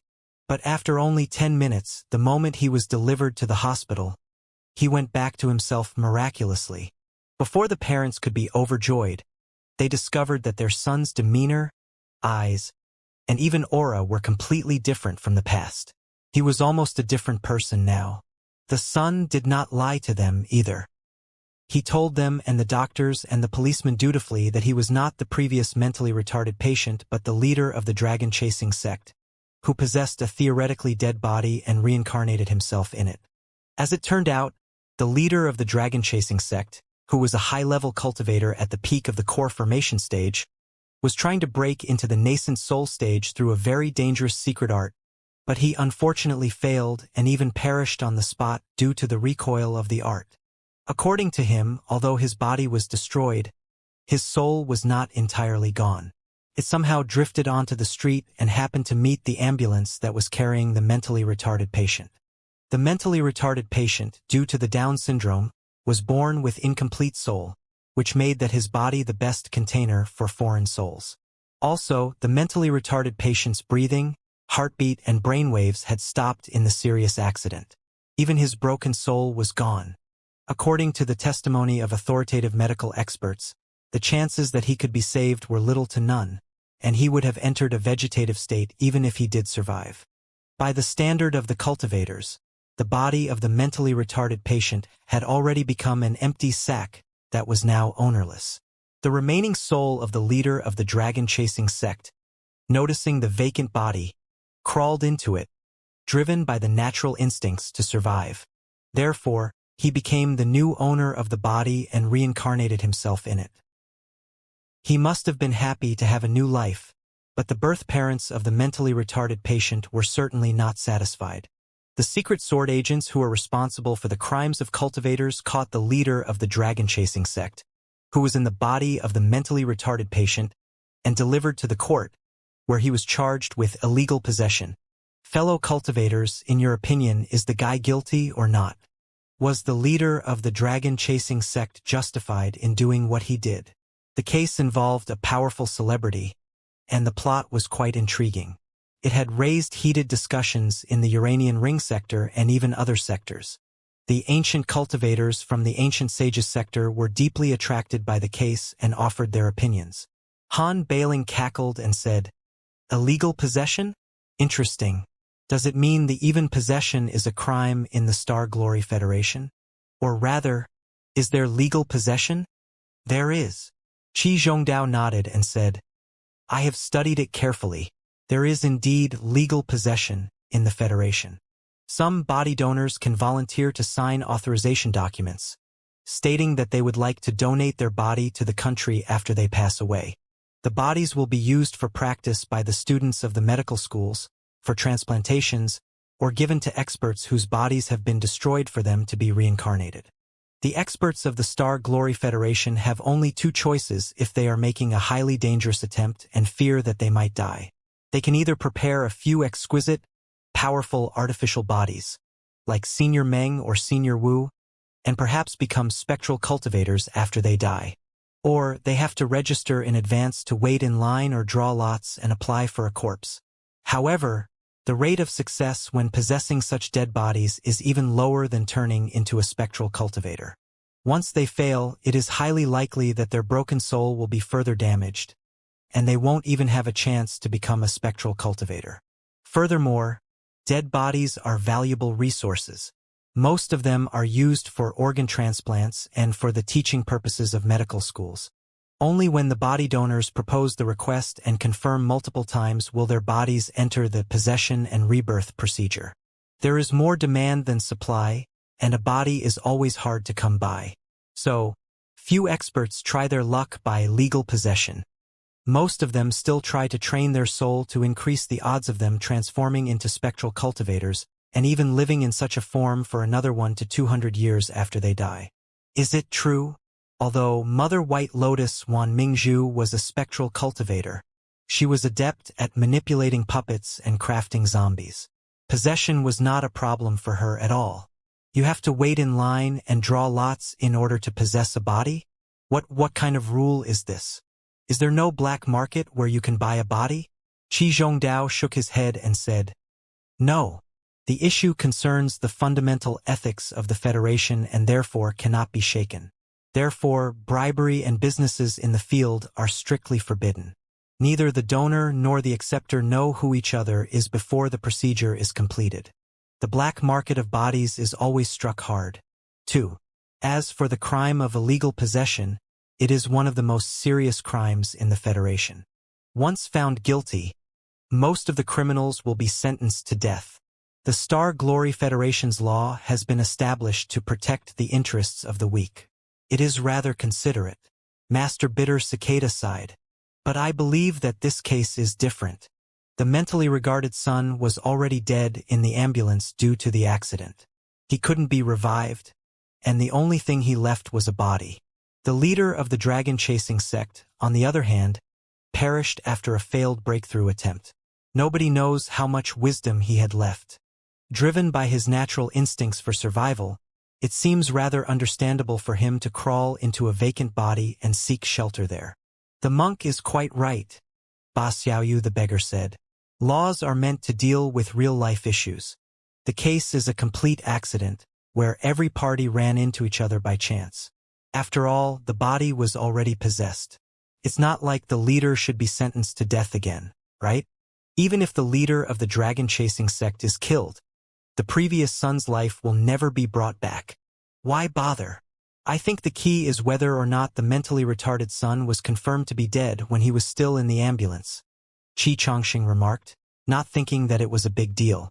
If the guy was already dead, well, living people are always more important than the deceased. After one is dead, one will be nothing but a pile of meat. Feeding on it or possessing it is just recycling the garbage. What's the big deal? The nascent soul stage cultivator did quite a lot of lawless things for survival back in the days when he was in the heaven-battering army. He definitely would not hesitate at all when it came to making use of dead bodies. If I may say, this is perhaps the best of the worst outcomes. Qi Chongqing smiled. Nobody could have foreseen that the mentally regarded son would have an accident, but since he was already dead, he would always stay dead whether or not he was possessed. But right now, the dead body saved a cultivator at the peak of the core formation stage.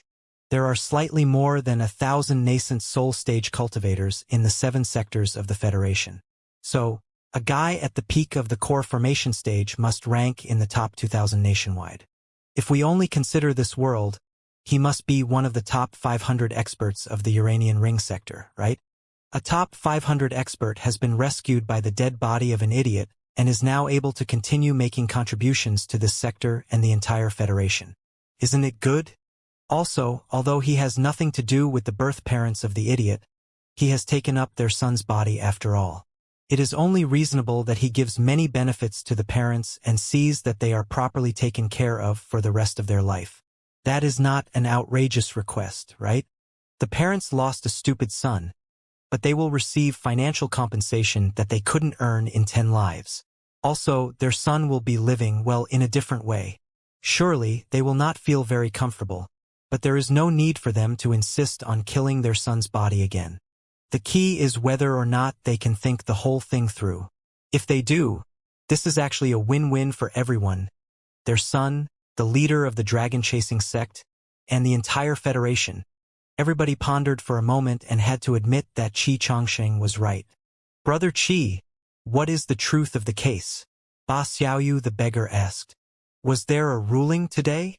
Qi Zhongdao smiled and said, things like body borrowing and reincarnation indeed consist of a lot of special cases, as my fellow cultivators said just now, and therefore must not be treated with a blanket rule. Possessing a living person by force is one matter, and possessing someone who has recently died is a whole different matter. It is one thing to successfully possess a body and reincarnate one's soul in it, but sometimes the possession is not entirely successful, and only part of the soul and the memory are transmitted, which meld with the consciousness of the original owner of the body into a whole. In some cases, the soul is not transmitted at all, and those who are possessed are merely added with countless memory pieces. If I may ask, in such cases, are the victims really possessed or not? Should they be plaintiffs or defendants? How should the court convict them? It is exactly because of the complexity of possession that, although cases that involve body borrowing and reincarnation are rare, they catch the attention of the whole nation whenever they happen. The accusers and the defendants often have to debate fiercely for years and run a lot of psychological tests on the soul to determine whether the person still alive is the possessor or the possessed. But as I said earlier, specifically regarding this case, it does not seem very complicated. First of all, the deceased was killed in a traffic accident. Secondly, the medical staff, and even the parents of the deceased, could testify that the deceased's breathing, heartbeat, and brain activity had stopped for more than 3 minutes. Clinically speaking, it is the most standard death. Thirdly, the defendant, the leader of the dragon-chasing sect, is a renowned philanthropist who made a lot of contributions to the construction of the Iranian ring sector in the past 30 years. He's definitely a righteous man. Also, with the case coming to this point, the dragon-chasing sect got in touch with the defendant many times and proposed many rather tempting terms. The victim's family gradually thought it through and were considering accepting the fact. Ba Xiaoyu, Qi Changsheng, Wan Mingzhu, and the rest of them smiled together. That is not bad. Qi Zhongdao smiled and shook his head. Before court started today, almost everyone believed that it would be ruled today that the possessor would be found not guilty and released. However, during the fierce debate in court, abrupt changes took place. One of the, what did they call him, right? One of the golden prosecutors raised a new exhibit that proved the deep connections between the driver in the traffic accident and someone among the leadership of the dragon-chasing sect. What? All the nascent soul stage cultivators boasted amazing computational ability. After Qi Zhongdao explained it to them, they quickly thought everything through. It was not a traffic accident but intentionally done in order to make a fresh, perfect body. Yes, that's what the prosecution believed with the support of the new evidence. Qi Zhongdao spoke faster. Not only did the golden prosecutor locate the connections between the driver in the traffic accident and the leadership of the dragon-chasing sect, he also found several well-respected nascent soul stage cultivators from the Heaven's Origin sector who proved that the secret arts through which the leader of the dragon-chasing sect tried to break into the nascent soul stage had a rather high success rate but were dangerous. Enough to cause death if one unfortunately failed. The prosecutor even retrieved certain key ingredients from the residue of the heavenly materials and earthly treasures that the dragon-chasing sect discharged, which proved that the leader of the dragon-chasing sect was already practicing another cultivation art to consolidate his soul and prepare himself for possession before he tried to break into the nascent soul stage. Through the evidence chain made by the series of proof, the prosecution proved that the leader of the dragon-chasing sect had prepared remedies should he unfortunately be killed during the attempt to break into the nascent soul stage. The young man's death was not an accident but intentional homicide. He was picked because he was a mentally retarded person whose brain had never been fully utilized, which made the possession easier. The new soul and the body would be more harmonious, too. Everybody was captivated. Ba Xiaoyu pursued. What happened? Was there a ruling? The ruling was not announced in court, but the defendant was already crushed and unable to argue, Qi Zhongdao said. When I left, the experts of the media and the law circle all estimated that, if the chain of evidence that the prosecution proposed was true, it would be a textbook crime of illegal possession, not to mention the plots that were used to cover the crime. Therefore, the criminal would probably be sentenced to death immediately with his soul eradicated. There would be no room for negotiation at all. Not only would he be executed himself, the entire dragon-chasing sect would also be involved in this. If the case is deeper investigated, too many more people that are related to the plot will certainly be dug out. This is really... Everybody sighed with mixed feelings for a while. All of them had trained all the way to the nascent soul stage from the refinement state. Naturally, they understood the difficulties of training best. Such an expert at the peak of the core formation stage, who was only one step away from the nascent soul stage, was going to be executed immediately because of one mistake. They did not know how they should comment on the decision. After attending the trial of the case and reading the relevant files, including the felonies concerning illegal possession in the past few decades, I couldn't help but have a lot of thoughts, Qi Zhongdao exclaimed. The Constitution of Cultivators is the fundamental law of the Star Glory Federation, which has been established to restrain the power of the cultivators. I believe that you must have learned a thing or two about the law before and can't feel particularly delighted about certain clauses in it. How can the renowned, strong, and omnipotent cultivators be saddled and humiliated in such a way and bow their heads to the insignificant ordinary people because of the boundary of a few words on a piece of paper? I don't think I'm qualified to determine whether the law is good or bad, but from what I've seen today, all the ordinary people and cultivators in the Star Glory Federation indeed treat the law as a supreme, inviolable existence. A top 500 expert of the Uranian ring sector has lost all his reputation just because he possessed a worthless moron. Even his sect is about to crumble apart. The Secret Sword Bureau went after him. Fellow cultivators despise him. The ordinary people point at him and curse him. Even he could only argue with excuses but did not have the courage to say that he did the right thing. Such a constitution of cultivators are the rules that I always talk about. However, back in the ancient sages sector, there was nothing I could do except talk about them. Never did I ever dream that such a country where rules outweigh feelings, fists, and everything else does exist. Even a few officers in the refinement stage were bold enough to confront the experts in the core formation stage or in the nascent soul stage when they had the constitution of cultivators in their favor. How could I not be greatly shocked now that such a world has been unfolded in front of me for real? Qi Zhongdao's rigid face that seemed to be made of black ice and had not changed for 100 years beamed with excitement. He shared the news, case files, and relevant information about the trial with his fellow cultivators, raising another round of suspicion, sighs, and exclamations. After Qi Zhongdao, the rest of the experts of the ancient sages sector shared the details of their trip. Mother White Lotus Wan Mingzhu had gone to inspect a base of hybrid rice, where a program to cross-fertilize the special rice for the cultivators with the regular rice was being carried out. The riot of White Lotus that Wan Mingzhu had raised in the southeastern region of the Great Qian dynasty was caused because of the starvation of the ordinary people when jade pellets, a type of special rice for the cultivators, occupied the farmland of the ordinary people. In the end, the ordinary people rose up and fed on the jade pellets, only to turn into aggressive ghosts after they died of indigestion to fight against the major sects and even the court of the Great Qian dynasty. Therefore, Wan Mingzhu was quite interested in how the food problem was addressed in the modern cultivation civilization. She had requested to inspect the field. In the end, the federal government had arranged for her to visit a hybrid rice breeding base established in the vacuum outside the Uranian ring. Specialists of the Star Glory Federation have developed more than 1,000 kinds of hybrid rice, wheat, and other cash crops in the past 100 years. They boast feeble spiritual energy, which means that they can help build up the body and accelerate the growth of the spiritual root after they are consumed. Also, they are generally mild and edible for ordinary people and even children. There are no side effects at all. Even Mother White Lotus, who had always been mean and sarcastic, could do nothing except comment with conflicted feelings. Right now, the balanced lunch in schools, subsidized by the federal government, has all adopted such hybrid rice, which has significantly improved the bodies and training level of the new generation of the Federation, allowing strong warriors that are as good as soldiers in the prosperous worlds to be raised in relatively barren worlds.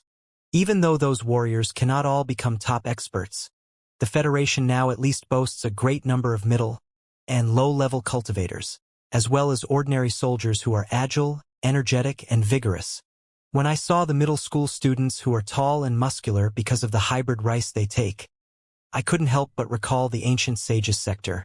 Of course, cultivators of the ancient sages sector are unbelievably strong, but the ordinary soldiers, except for those who serve in large households, are often emaciated and weak-minded.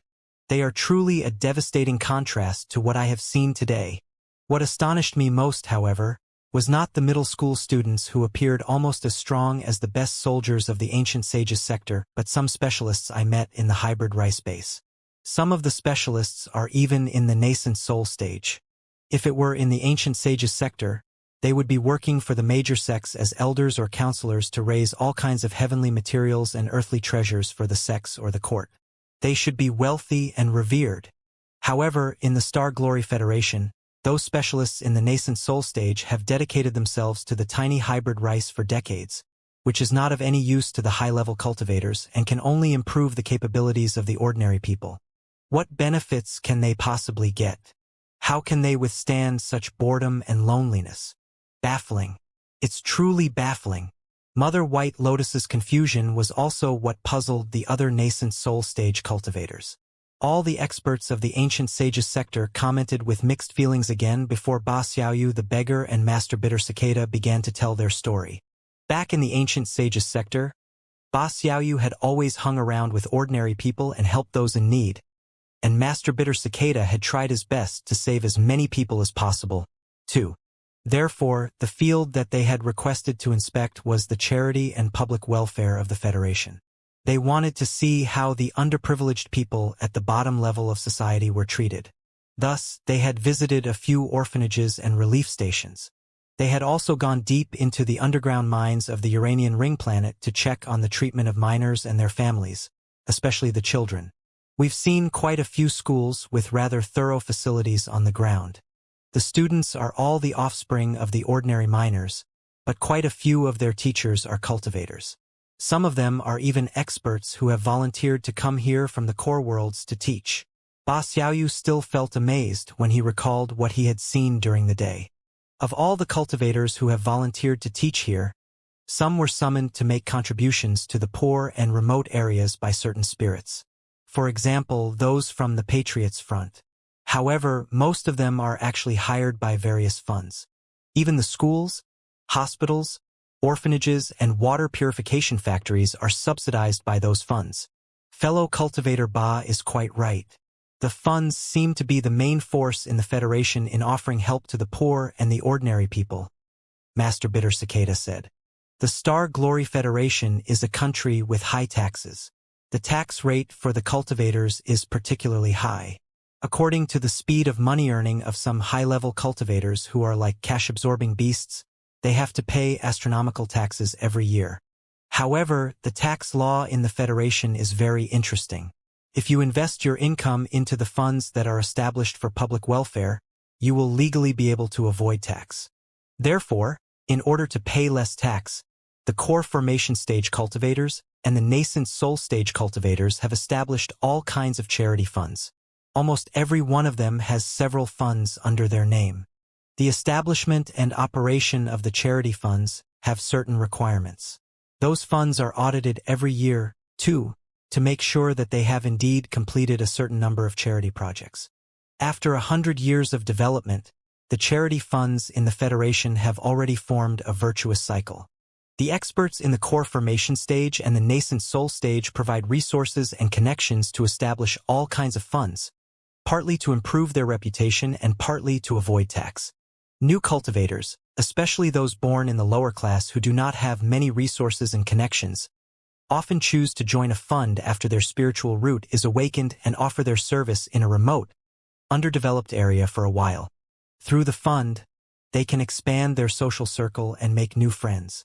If their performance is distinguished, they may even catch the attention of the owners of the funds and thereby have a chance to work in the corporations under the name of the core formation stage cultivators and the nascent soul stage cultivators. In a few years, they might even be able to enter the core circle of the organization. Right now, most core formation stage cultivators and the nascent soul stage cultivators require that the candidates have a lot of work experience in charity funds when they recruit disciples, especially true disciples. It is a common understanding among the cultivators that only such disciples are determined and pure enough to pass on their knowledge to. Ba Xiaoyu the beggar and Master Bitter Cicada spoke with great enthusiasm. The two of them were both straightforward people who did not care about manners. When he reached the exciting parts, Ba Xiaoyu even slapped his own thigh hard. All the experts of the ancient sages sector were attracted and deep in thought. The modern flying swords, shuttles, crystal trains, crystal suits, and starships, however sophisticated and extraordinary, were still comprehensible for them after they considered it more carefully. However, it would take them a fairly long time to fully digest and accept the system, or rather, the logic of life, functioning in the Star Glory Federation that was entirely different from the one in the ancient sages sector. After Ba Xiaoyu and Master Bitter Cicada were done, the other experts spoke of their experience in turns. Liao took the opportunity to boast about civilization greatly, highly recommending that the experts experience it whether they had time or not. He believed that those experts would certainly fall in love with such a new world after they enjoyed the charm of civilization, and would not bear to leave anymore. Soon, all 11 experts had finished sharing, and Long Yongjun was the only one who had not said anything yet. With a fake smile, She looked at everybody mysteriously. Wu Suiyun, one of the divinity transformation stage cultivators, said, "Fellow cultivator Wang, you seem rather hesitant. Was there something wrong with your inspection today?"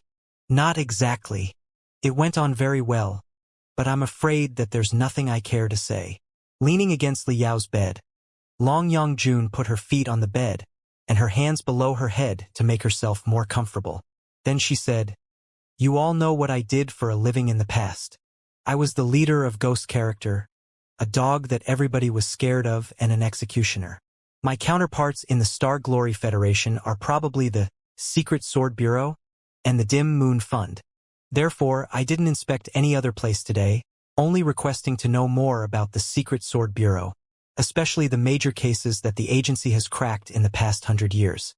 Naturally, most of the cases were crimes committed by cultivators." "Oh." Wu Suiyun looked at the other experts and asked, "What have you found?" "Nothing special.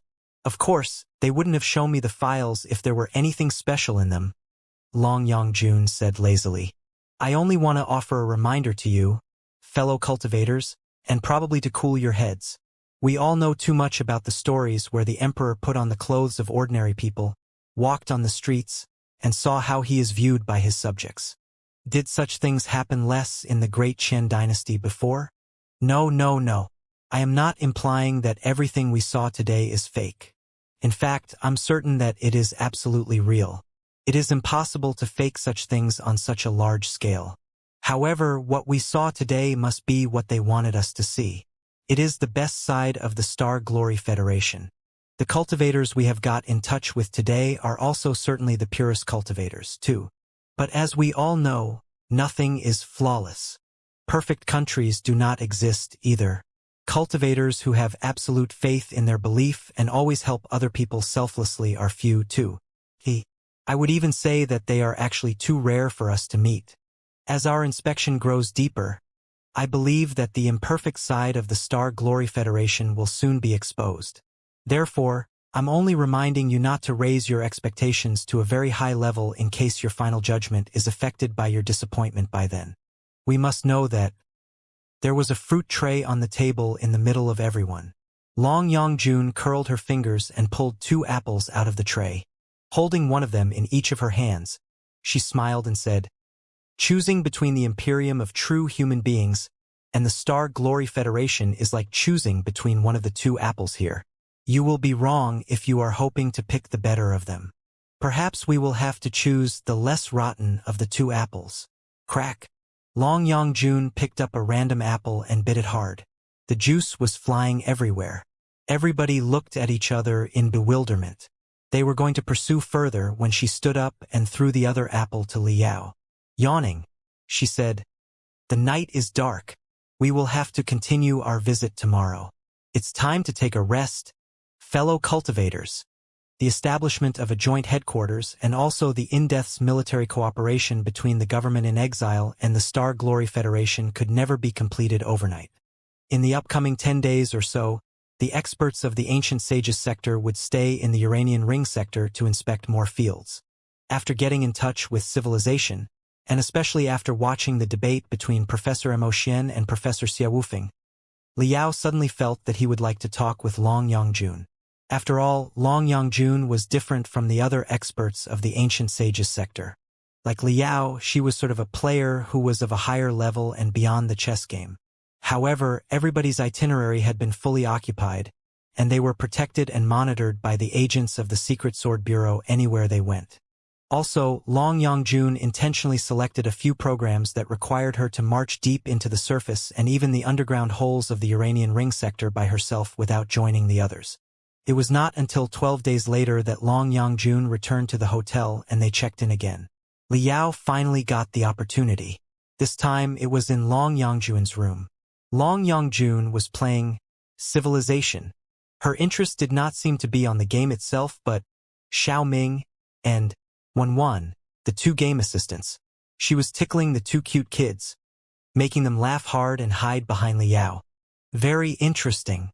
Long Yongjun turned off the mini crystal processor, and the 2 little guys immediately vanished into nothingness. Looking at Li Yao, She somehow picked up 2 apples out of nowhere again and threw one of them to Liao. She asked with a smile, "Anything you want to say to me?" "Yes. Have you seen the video that I sent you? What's your take on Professor Mo Xian's theories on parent and child civilizations and the succession of civilizations?" In the past, I have always been completely hostile to the Pangu civilization. I didn't even like the Nuwa civilization either. How should I put it? Scared, wary, and a sense of insecurity. That's how I felt. After all, Gue Suesho, an old senior of the demon race, left an impressive warning for me, which is that a son will be dead for sure if his father wants him dead. However, after hearing Professor Mo Xian's brand new theories, I think that I've slightly altered my opinions. I would like to know more about the parent civilizations of mankind. Is it really as simple as what I've seen on Kunlun? What exactly is the relationship between Pangu and Nuwa? Were we really simple tools or some sort of child to some extent? Did either we or the Pangu civilization have to die? No one else can possibly give me an answer except for you. You even experienced the war in person. Can you tell me more about how Pangu established the universe, Nuwa created human beings, and the things that happened in the primeval war? Long Yongjun seemed to have foreseen that Liao would ask the question. Sitting on the bed cross-legged, she finished the apple one bite after another unhurriedly. I don't know any more about the question than you do. In fact, you should even be more knowledgeable than me. You were born in a modern cultivation civilization after all, and you have been to Kunlun where you studied the war between Pangu and Nuwa profoundly. But until I went into the depths of the Nuwa warship, I had always been a common ancient cultivator and a cursed eunuch who caused trouble in the court. It was not until I stood in front of the mainframe crystal processor of the Nuwa warship, and even not until you said something to me, that the dream that lingered in my head became more real.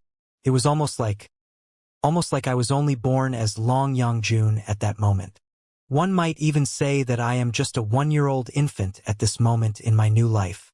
Perhaps, in the near future, I will remember a lot more things, and I may recollect my real identity and my destiny. But right now, I really don't know the first thing about it. Perhaps that is exactly the purpose for which I have followed you to the Star Glory Federation. I'm here to get in touch with the world, to observe civilization, and to recall more things. Long Yongjun looked at Liao honestly, her eyes glittering. Liao wiped the apple that Long Yongjun had thrown at him with his clothes. He knew that Long Yongjun's words could be half true and half false, but she was certainly not going to tell him anything more. Thinking for a moment, he changed a different angle. All right, let's leave parent civilizations aside and talk about child civilizations. What's your opinions on the succession of civilization, virtual life, rebellious, mischievous child, and all the relevant theories? Do you think that the spiritual nexus can really grow independent and govern human beings instead? After finishing the apple, Long Yongjun manipulated the core of the apple to swirl slowly above her palm. To age and die is a law of nature. Viewed from the scale of billions of years or even longer, every civilization is bound to decline. Even the universe itself will perish and be reborn. Since the civilization of mankind is but a grain of dust in the universe, of course it will die, and it is certainly a possibility that it will die because of its child civilization. But the conclusion is as meaningless as stating that every person passes away eventually. Nobody will stop working hard for a better life just because they are destined to die one day, right? Therefore, the more meaningful topic at hand is whether or not your spiritual nexus can grow independent and develop a virtual, intelligent life form that is entirely beyond mankind and yet hostile to mankind, in a timescale imaginable for human beings, say, the next millennium or the next 10 millenniums. That is what you are concerned about, right?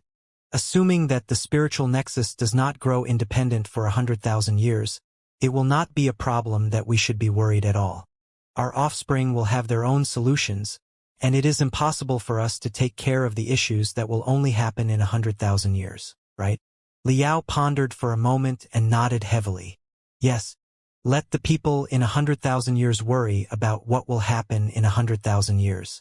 We are not capable enough to see that what will happen so far in the future is taken care of properly. Only a psycho would think that he is such a god. I am referring to the short term, the next decades or hundreds of years. Long Yongjun smiled and said, "Then, my answer is the same as Professor Mo Xian's after the collapse of the virtual spirit sector. It's impossible. Absolutely impossible." Liao's eyes were glowing. "Do you have any basis?" "Of course," Long Yongjun said unhurriedly. "Professor Mo Xian himself is a star spirit, a marvelous life form that is between a real entity and a virtual life form. Speaking of which, wasn't it you who came up with the name together with him? His studies on virtual life must be among the best in the Federation. Even he asserted that real virtual life with independent will cannot be born in the next 500 years without the interference from a higher level after the collapse of the virtual spirit sector. He was even so frustrated that he devoted himself to other research projects." Liao frowned. "But if it is only because of Professor Mo Xian's judgment." "No. What I really want to say has nothing to do with Professor Mo Xian." Long Yongjun laughed. "I never thought that you would fret to such an extent. This must be why they say spectators see more than players. In my opinion, the problem that worries you does not exist at all, at least not for the next 1,000 years.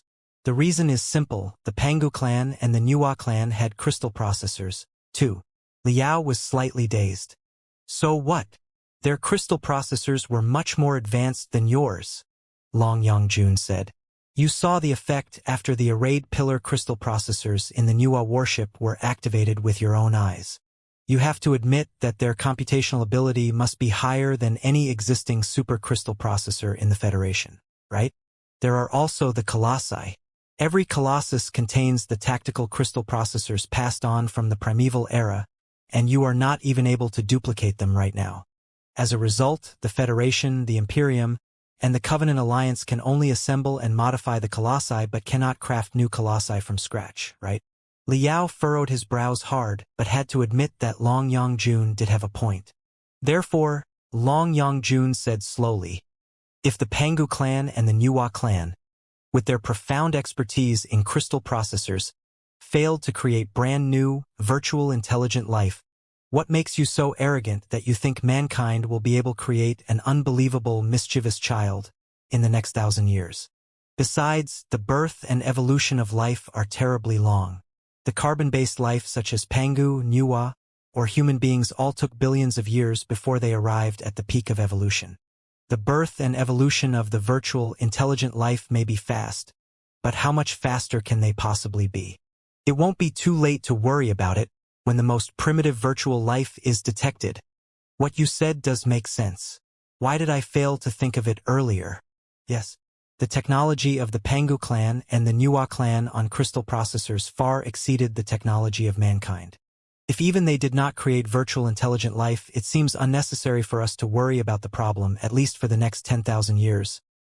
Liao felt that he was greatly enlightened, but on second thought, he raised another question. But wait, there is another possibility. What if the Pangu clan or the Nuwa clan created a virtual intelligent life a long time ago, but we haven't learned anything about it? It means that we are not talking about our child civilization, but a sibling civilization that is parallel with mankind. Long Yongjun rolled her eyes and remarked, "Oh? Then, where is this virtual intelligent life and mankind's sibling civilization, created by the Pangu clan or the Nuwa clan? Why has it never been seen or heard in the past 100,000 years? Well, it must be hiding and accumulating its strength in the darkness. When the time is appropriate, it will jump out and conquer the 3,000 sectors." "Fair enough," Long Yongjun said. "As expected of the dominator of 3 sectors. Your imagination is truly marvelous. Even such a great scheme of the virtual intelligent life and our sibling civilization has been seen through by you. You are so awesome. So, what are you planning to do now that you've seen through the plot?" "There doesn't seem to be anything I can do." "Don't underestimate yourself," Long Yongjun said. "I have every faith in you. With the identity and position of Monster Lee today, as soon as you reveal who you are and make a public speech to dissuade all the people of the Star Glory Federation from using crystal processors and the spiritual nexus with the unparalleled prestige of the dominator of 3 sectors, is it going to be a big deal at all? Rest assured, I'm definitely on your side. After all, People from the ancient sages sector don't use crystal processors or surf on the spiritual nexus. I'm sorry, I was wrong. Please show some respect for the dominator of 3 sectors and forget my poppycock just now. That's right. Nascent soul stage cultivator or not, we are still adults. Adults should talk about more practical, constructive, and realistic questions. Such mystical questions of the middle school level should be left for middle school students to consider, which I believe there are plenty of in the Federation. The situation is so tense right now, and our eyebrows are about to be burnt. Yet, you are considering things that will happen in tens of thousands of years. That's really... Our eyebrows are about to be burnt. Liao narrowed his eyes. What have you figured out? Nothing in particular. Long Yongjun jumped up from her bed and opened the window, letting some fresh air into the room. Squinting, she sniffed hard. I merely have smelled the scent. Liao's eyes were glittering. What scent? Without turning back, Long Yongjun said, the scent of an upcoming storm. The Black Wind Fleet is about to show up. How so? 2 reasons. Long Yongjun extended 2 long, narrow fingers. Firstly, the Star Glory Federation is having the fiercest election for the Supreme Speaker in decades. The 2 candidates as well as their supporters are at loggerheads. The situation is rather intense. According to the confession of Ding Zhengyang and other immortal cultivators, the Black Wind Fleet has sent a lot of spies into the Federation, which means that the Black Wind Fleet certainly has up-to-date intelligence and knows that this is the most unstable moment of the Federation. After everything is settled and the new Supreme Speaker is elected, either Ding Lingdong's prestige or Jin Xinyue's cunningness will be enough for one of them to completely stabilize the situation in only a couple of months, allowing the Federation to be united and enter the highest warring state. The military power of the country will greatly soar. Come on, Monster Li. If you were Commander-in-Chief of the Black Wind Fleet, and you were well aware of the situation, when would you launch the attack? Liao narrowed his eyes, cold brilliance shooting out of his dark eyes. Right now. Even if my fleet was not entirely prepared yet, I would not allow the new Speaker of the Federation to get used to her chair, and I would not allow the Federation to enter the highest warring state comfortably. Now is the best opportunity. If we miss out, the capabilities of the Federation and the prestige of its leader will rise in the years to come, and the war will become more and more difficult for us. My fleet has drifted in the Sea of Stars for 100 years. The resources on the starships are running low. The magical equipment on board is greatly worn. The warriors are all simmering with impatience and anxiety. In the middle of nowhere, we cannot get too many supplies. I cannot dawdle anymore, and I cannot wait another decade. I must finish the war quickly. Yes. Long Yongjun turned back and said, on the other hand, the Federation must be aware of the Black Wind Fleet's possible infiltration, too. Therefore, it is not hard for the Federation to infer that the Black Wind Fleet will launch an assault very soon. But the Federation cannot withhold the election forever just because of the temporary unsteadiness that it may bring, right? Besides, if the enemy's move is predicted in advance, it will probably be a great opportunity to crush the main force of the Black Wind Fleet. Otherwise, why do you think the insurgency of the immortal cultivators on Firefly took place at such a moment? Thinking quickly, Liao blurted out, you don't think that it was an independent event? Long Yongjun smiled. I have checked a lot of major cases in the past 100 years in the branch of the Secret Sword Bureau in the Uranian Ring sector today, especially the cases where the CFIA and their president Lu Qingchen are involved. I don't find Lu Qingchen to be a reckless and inconsiderate man, and I don't believe that he would instigate Ding Zhengyang and Cheng Xuansu into starting an insurgency that was bound to fail if he did not have any follow-up plans at all. If he was really planning an insurgency, wouldn't it have been much better if the insurgency took place when the Black Wind Fleet invaded the Federation on a large scale, so that the Federation would be caught unprepared and unable to deal with both sides simultaneously? No matter what the relationship between the CFIA and the Dim Moon Fund is, whether or not Lu Qingchen works for Jin Xinyue, and whether or not the insurgency was a trick to draw out the rebels, it is certainly not as simple as it appears.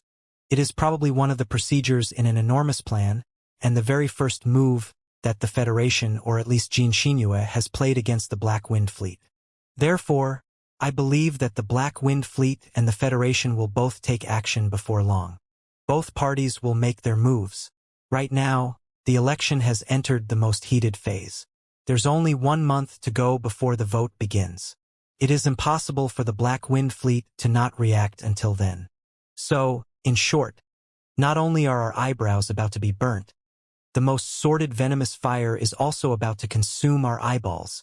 Scratching his nose, Liao was deep in thought. You do have a point. I believe that we should accelerate our progress. It will be best if we can make it to the Heaven's Origin sector earlier with an excuse. We should arrive at the heart of the Federation before all the schemes break out. That night, Liao spent a lot of time in Long Yangjuan's room. The two of them deduced the future plans of the Federation and the Black Wind Fleet. Sometimes, Liao played the Black Wind Fleet and Long Yangjun represented the Federation. Other times, they swapped their roles. However, the information they grasped was too little for them to infer the unpredictable situation in the upcoming month precisely. Their deductions were mostly groundless empty talk. It was not until 3 o'clock in the morning that Liao returned to his own room and fell asleep in many bizarre dreams. He did not sleep very well that night. He first dreamt that the Black Wind Fleet tore apart the sky and directly showed up in the sky of his hometown in the Federation.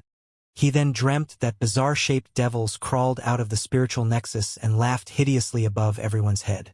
Finally, he dreamt the uncanny dreams that had not visited him for a long time, where he returned to the seemingly peaceful and quiet earth that was devoid of spiritual energy or cultivators.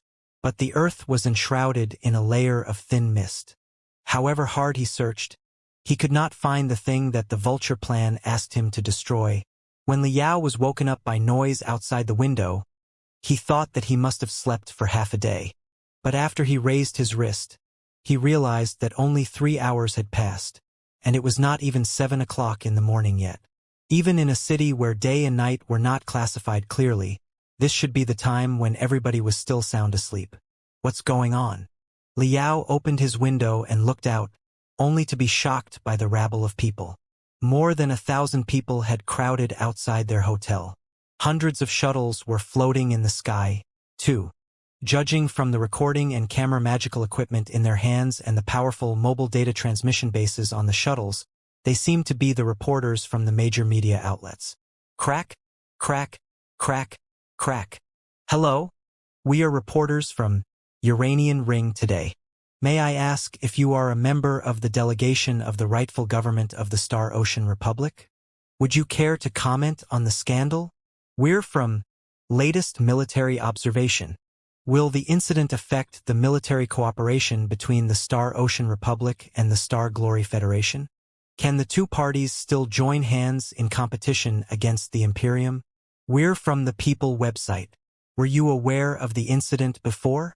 Does it mean that you will absolutely support Ding Lingdang in the election to come, and you will be reluctant to see Jin Xinue go to the office? The reporters were like vultures that were hovering in the sky and searching for the carrion. Hardly had Liao, the rightful vulture, opened the window when he was discovered by them. Despite the protection of 2 entire teams of agents from the Secret Sword Bureau and the local police, countless reporters were still pushing forward and trying to throw the floating broadcast magical equipment toward Liao. What was thrown toward him at the same time were the surprising questions that Liao did not know how to answer at all. This was rather strange. The delegation of the rightful government of the Star Ocean Republic's trip to the Star Glory Federation was not a clandestine infiltration but an open and friendly visit. Naturally, there were spokespersons in the delegation. Press conferences had been held a few days before, too, to explain the mission and the purposes of the visit, of course, only the open ones. The reporters and the general public of the Star Glory Federation knew that the delegation had come, but they did not consider the visit to be of much importance. At the very least, compared to the heated election for the Supreme Speaker in the Federation and the imminent threat of the Black Wind Fleet, news about Firefly was certainly not popular. Days ago, some reporters had expressed their interest to interview the members of the delegation, but none of them had acted so crazily. The regular press conferences once every 3 days were enough to handle them. What had happened exactly? Scandal? What scandal? The moment Liao shut the window and blocked all the noise and liveliness behind him, his mini crystal processor began buzzing rapidly. He received a message from Long Yongjun, which was quite short. It's happening.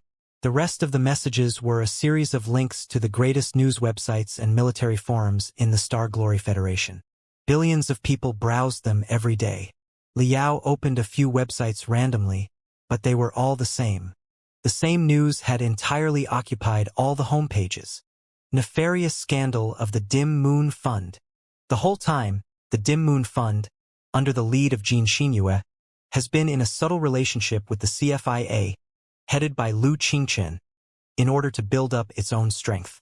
Xianxia even secretly asked Lu Qingchen to launch an insurgency with the immortal cultivators on Firefly, hoping to overturn the parliament of the rightful government of the Star Ocean Republic, our dear ally, without staining her hands with blood. According to her plan, the Dim Moon Fund would clean up the mess later and clear the last obstacle for the Star Ocean Republic to join the Star Glory Federation. It would have been the greatest feat for Xianxia to run for the speaker. Xianxia has betrayed our ally, the Federation, and the belief of the cultivators. She is a second Lu Zue, and she does not deserve to be the leader of the Star Glory Federation. Liao read all the news reports, only to discover that the source of the articles was the same anonymous report letter. The letter was written by one Moonfall, who sent it to quite a few highly influential and trustworthy media companies in the Federation at the same time the previous night. What was described in the latter was almost identical to the earlier speculations of Liao, Long Yongjun, and the rest of them. The letter did not insist that Lu Qingchen worked for Xianxia, but it did offer certain seemingly believable evidence to prove the connection between the CFIA and the Dim Moon Fund. For the development of the Dim Moon Fund, the second intelligence agency of the Federation, Xianxia intentionally kept outlaws free and indulged the expansion of the CFIA so that she could ask for more funding from the parliament to expand and upgrade her Dim Moon Fund. In the meantime, she established communication with Lu Qingchen. There was no need to talk about the incidents of the past, and her crime this time was enough. Xianxia asked Lu Qingchen to instigate the immortal cultivators on Firefly to launch an insurgency, so that the immortal cultivators and the diehards in the government in exile would both suffer losses. Then, her subordinates could show up and take advantage, controlling the situation on Firefly. If the plan had worked out, not only would the techniques and secret treasures on Firefly from the center of the cosmos be brought into the Federation system smoothly, Xianxia's personal prestige and capability would also soar, and she would be a sure winner of the election. The letter from Moonfall was not made of groundless assumptions but attached with many documents, files, and even videos as proof. As someone who had experienced the whole incident in person, Liao examined the proof with the most suspicious attitude, only to discover nothing that could have been faked. The whole thing was probably a trap that Xianxia had set up, as described in the letter. Of course, as for whether her connivance with the CFIA was a way to build up her personal influence or bait intentionally released to draw out the immortal cultivators so that they could all be fished up together, different people might have different opinions. In any case, Xianxia's plan failed. Moonfall concluded in the letter. The rightful government of the Star Ocean Republic saw through the scheme of the internal immortal cultivators before, and it was only their trick to attract and arrest all the possible criminals. Not only did they suppress the internal rebellion neatly, they also saw right through what Xianxia was up to. As the leader of Ministry of Equality and Development, president of the Dim Moon Fund, and a strong competitor for the next Supreme Speaker of the Federation, Xianxia has done such despicable things to our dearest ally just to ascend to the throne of ultimate power, which has caused an irrecoverable wound between us and our ally. What's the difference between her disregard of boundaries and the things Lu Zue, the director of the Secret Sword Bureau 100 years ago, did in the past? Right now, the issue has raised the serious dissatisfaction of the rightful government of the Star Ocean Republic. If Xianxia is elected, it is possible that the cooperation between the two parties will fall. Xianxia is a traitor and a second Lu Zue. As a member of the Dim Moon Fund who still has a conscience, I'm obliged to reveal her real face even at the cost of my life. Liao held his breath and read through the original letter from Moonfall word by word. The fury and indignation between the lines were too obvious to be overlooked. The signature Moonfall was also obvious. There was a Moon 1 in Xianxia's name, as well as the name of the Dim Moon Fund. Wasn't the signature implying that the guy was trying to overthrow Xianxia no matter the cost? Liao did not expect the game to be pushed forward to such a fatal extent, when he and Long Yongjun had just talked about the upcoming storm the previous night. It was happening so fast that he was almost overwhelmed. But the question remained, whose move was it? Thinking for a moment, Liao entered a communication room next to the suite that was specially prepared for him. Inside the communication room was a supercrystal processor with a particularly high power. Through a private route, it was able to contact the speaker's office on Firefly directly. As Chui Lingfeng's special representative, naturally, he was allowed to report to Chui Lingfeng anytime. When the light beam was turned on, he could tell that there was a lot of hustle and bustle in the speaker's office on Firefly. Chui Lingfeng was frowning gravely and deep in thought. Have you read the information that Moonfall exposed? Liao had no time to bother about whether or not the route was monitored now. Even if it was, it would not be a big deal because what mattered most right now was explaining everything properly in case of deeper misunderstanding. Was it done by us? Of course not. How could we have done such a stupid thing? Chui Lingfeng denied assertively. We might have been suspicious that Xianxia was manipulating everything behind the curtain. But firstly, we cannot accuse one of the leaders of our ally without concrete proof, which may lead to unpredictable consequences. Secondly, this is also very precious leverage and could have been thrown to her to trade for more practical benefits if she is truly elected as the Speaker of the Federation. This is exactly how the game is played. I know you know it. I know you know it. But I pretend that I don't know you know it, and you also pretend that you don't know I'm pretending that I don't know you know it. This is politics. While the Star Glory Federation tries every means possible to infiltrate Firefly, haven't we sent a lot of intelligence personnel to sneak into the Federation? An ally's business is an ally's business, integration's business is integration's business, and infiltration's business is infiltration's business. They must not be confused. We are all professionals here. There is no way that we would have done such an absurd thing as to put the game that should have been played under the table in front of the public. Besides, you've seen how detailed the exposure is. A lot of internal details about the Dim Moon Fund are involved in it. Such information could never be grasped by us. Therefore, it is absolutely impossible that we did it. Moonfall is somebody else. Got it. Liao nodded.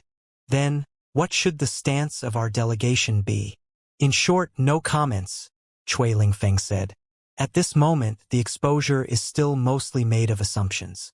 It lacks real-life evidence. At the very least, we do not need to show an attitude toward the general public of the Federation in case matters get worse. I have spoken to Captain Xie of the delegation and asked him to hold an emergency meeting with the Federation as fast as possible to relieve the possible misunderstandings and concerns, so that the issue will not affect our cooperation. On the other hand, I will speak to Speaker Wan of the Star Glory Federation directly later. I'm afraid that you'll have to accelerate your pace now. I have a feeling that the exposure will not be an independent event. If there is indeed a scheme, it will break out very soon. Xianxia is the focus of the scheme. She is now in the capital city of the Federation in the Heavens Origin sector. You must reach the capital city as quickly as possible. I will arrange for you to meet Speaker Wan of the Federation soon. Remember, however much we might have disagreed in the past, unity and cooperation come first. We are cultivators and brothers. Brothers may fight in the house, but they should resist the enemy together if somebody breaks down the door. Do you understand what I mean, Captain Lin? Liao knew that the words were not necessarily meant for him to hear, but he still nodded quickly and said, Understood. If the Federation has any requirements when they are searching for this Moonfall, Chui Lingfeng said, I command you to offer any help possible to the Federation and try to cooperate with the Federation's work. Understood. After concluding the conversation with Chui Lingfeng, Liao noticed that the noises outside the window were more and more obstreperous. Somebody was walking loudly on the corridor inside the hotel. 2. Liao was not affected by the noises. Knowing that the incident had not been exposed by the government in exile of the Star Ocean Republic, he was greatly relieved. Also, It was great that Cui Lingfeng thought that brothers should fight against a common foe despite the internal conflicts they might have. He then turned back and carefully read the reactions to the event on the major websites and forums. Naturally, the spiritual nexus was already on fire because of the news. But perhaps because the content was too flabbergasting, it was somewhat impossible to comment on it. Most of the neutral netizens were waiting for the follow-up news and for the federal government to provide a clear conclusion, but a tiny proportion of them, Ding Lingdong's and Jin Xinyue's hardcore supporters, were cursing each other aloud. Ding Lingdong's hardcore supporters said that Jin Xinyue was a second Lu Zue and a traitor of the Federation who had committed such wrongdoings just in order to become the speaker. Not only was she unqualified to be the speaker, she should also be sent to prison. Jin Xinyue's supporters, on the other hand, accused Ding Lingdong's supporters of fabricating such a shocking scandal just for Ding Lingdang to ascend to the throne of the speaker despite the great enemy up ahead. The dirty water on Jin Xinyue was merely a setup, which was likely to tear the Federation apart. Holding his nose, Liao read them for a long time. He then scrutinized the letter of Moonfall again and realized that, while his diction was rather sloppy and certain phrases such as traitor of the Federation were a bit too extreme, implying a low education, the specific details of the letter were rather logical and errorless. Nobody without abundant actual work experience would ever be able to write it. Was it possible that he was speaking the truth and was actually a member of the Dim Moon Fund who only exposed the information because of his conscience and indignation? Liao was no elementary school student. He would never believe such crap. Therefore, the most critical question right now was who exactly Moonfall could be. Also, as for his good disciple Jin Xinyue, who had inherited the essence of all his acting skills and even the knowledge of his dark side, where was she and what was she up to? Liao scratched his nose and suddenly grinned. It was highly unlikely that Jin Xinyue, who had been educated by himself and Jin Tuyi, two great experts of acting, and gone through so many difficulties in the past 100 years, would just be tripped by a tiny tip-off, right? How will you respond, Jin Xinyue? I can't wait to appreciate it closely now. In the capital city of the Heaven's Origin sector, in the central square on July 20th, the memorial day for the deceased in the Uranian Ring War was underway. As the first large-scale expedition of the new Federation after it was established, and the War of Rise that really built the new federal army into shape, the war had always had a special meaning to the federal government and the people of all social classes. On July 20th every year, enormous parades and memorial ceremonies would be held in the capital city as well as the major worlds. The big shots nationwide would gather before the monument for heroes of the Uranian Ring War in the capital city and pay tribute to the warriors who sacrificed themselves. The two speaker candidates who had been running about across the nation giving speeches and attracting more votes were no exceptions. Ding Lingdang and Jin Xinyue both returned to the capital city and appeared before the monument. The memorial ceremony this year, however, was particularly weird and depressed. Jin Xinyue seemed to have been installed with powerful magnetic units all over her body, distracting everyone's eyes from the monument to herself. Naturally, it was because of the shocking exposure. However, Jin Xinyue responded calmly and comfortingly. Her smile toward the supporters and her grievance when she faced the monument in silence were equally impeccable. She seemed to be at the center of a superstorm. The suspicions and attacks of the outside world did not seem to bother her at all. Whoever saw her face would inevitably doubt whether the exposure on the spiritual nexus was true or merely hearsay and a groundless setup, no matter how much they had believed the letter from Moonfall before. In the press conference after the memorial ceremony, when one of the reporters suddenly raised the sharp question to Jin Xinyue in violation of the theme of memorial, Jin Xinyue's delicate makeup and perfect countenance were not affected at all. She simply replied with 5 short words. Rumors end at the wise. Her perfectness was not in the least reduced until after the dinner when the big shots met in private. It was a very secret private club that belonged to one of the top 10 super sects in the new Federation. Sitting in front of Jin Xinyue were 3 white-haired old men with daunting auras and obvious fury. They were the leaders of 3 top 10 sects in the entire 7 sectors of the Federation. They were the literal big shots of the Federation. 2 of their sects were from the Heaven's Origin sector, and the last one was from the Flying Star sector. All the sects boasted a history of more than 500 years. They were deeply rooted and among the most traditional and powerful organizations. During the rapid development in the golden years of the new Federation in the past century, the sects had further expanded thanks to the trend and grown into super behemoths that spanned 7 sectors and could barely be destroyed. 100 years ago, for the survival of the demon race, for the blood demon sector to get rid of the shadow of failed world, and become a regular world on equal terms with the other 6 sectors, and for all the demons to break the shackles and turn into true citizens of the Federation sooner, Xianxia had visited the sects that those big shots belonged to and cooperated with them. Or rather, she had been exploited and taken advantage of by the big shots willingly. With the help of the almost infinite resources under Xianxia's control, the sects that the big shots belonged to performed better during the fierce competitions. Their rank grew higher and higher in the top 500 sects of the Federation. Today, they had dwarfed almost all other traditional sections. Even Li Yao's group, a new force in the past 100 years, had their shadow behind it, too. At the very least, Xianxia, a notable warrior of Li Yao's group, could not have risen to power in the first place without their help. They were the largest funders who supported Xianxia in her campaign for the Speaker. None of the speakers of the Federation in past decades had ever been elected without their support. Therefore, while Xianxia could turn a blind eye to the heckling reporter, she could not pretend that she did not see their fury. How did it end like this? Of the 3 big shots, Leader Zhao, who was sitting on the left, knocked the ground of black marble with his club and said solemnly, "Did you do it or not? Why were we not informed of such a great event beforehand? How are you going to clean up the mess? Xianxia, do you have any idea what you are doing?" On the right, Leader Pang, who weighed at least 200 kilograms and looked like a huge mountain at distance, burst into fury before Leader Zhao finished. "Everybody knows that the big sects of the core worlds have wagered everything on you and supported you without sparing anything. The financial market is a mess because of your scandal now. Do you know how much our sects have lost in this one trading day? The money vaporized in the market today is enough to produce several main force warships. Xianxia, this whole time, we have always had absolute faith in you and provided all the support you needed without asking about what you do."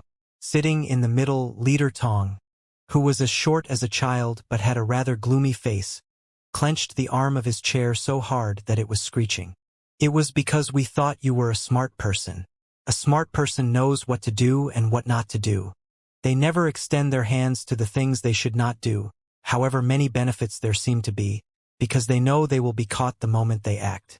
You know the importance of this election. This is not just the competition between you and Ding Lingdang, but also the competition between the 3 core worlds and the 4 new worlds. A war will soon come. Whoever leads the Federation to a glorious triumph as the wartime leader will be the real dominator of the Federation.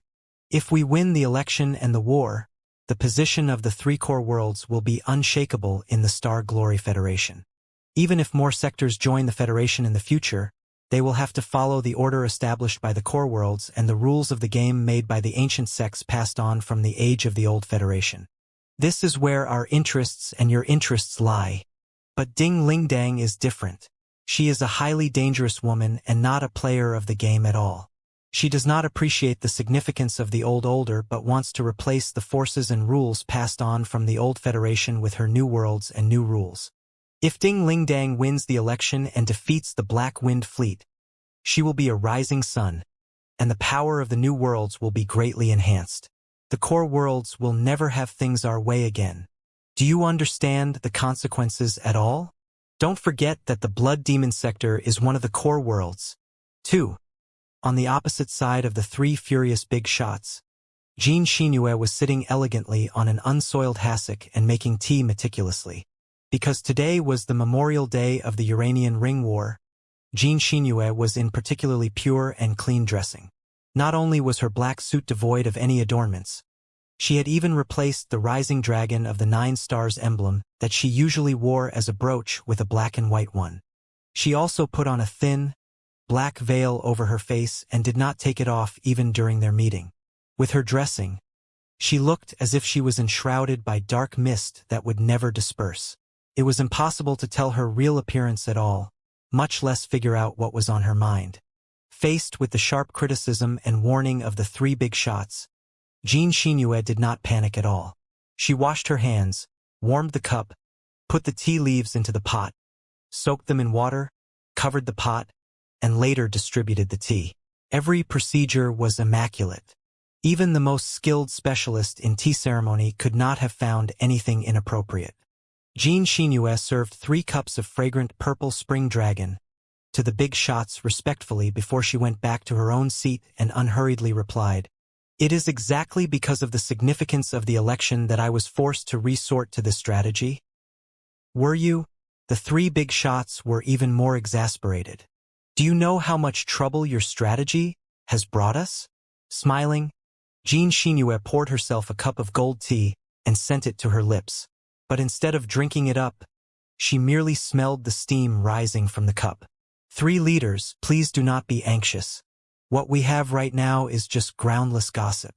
Why are you so panicked? If the online exposure of such a level can be believed, I can expose hundreds of scandals for each member of the parliament at any moment, and the parliament will surely be empty tomorrow. The bottom line is, rest assured, leaders, I'll take care of the issue. Nothing will go wrong." "Something has already gone wrong," the impulsive leader Pang announced angrily. "If the exposure is to be believed, you should have resolved all the problems on Firefly neatly. But the truth is that they took care of everything on their own and even grew suspicious of you.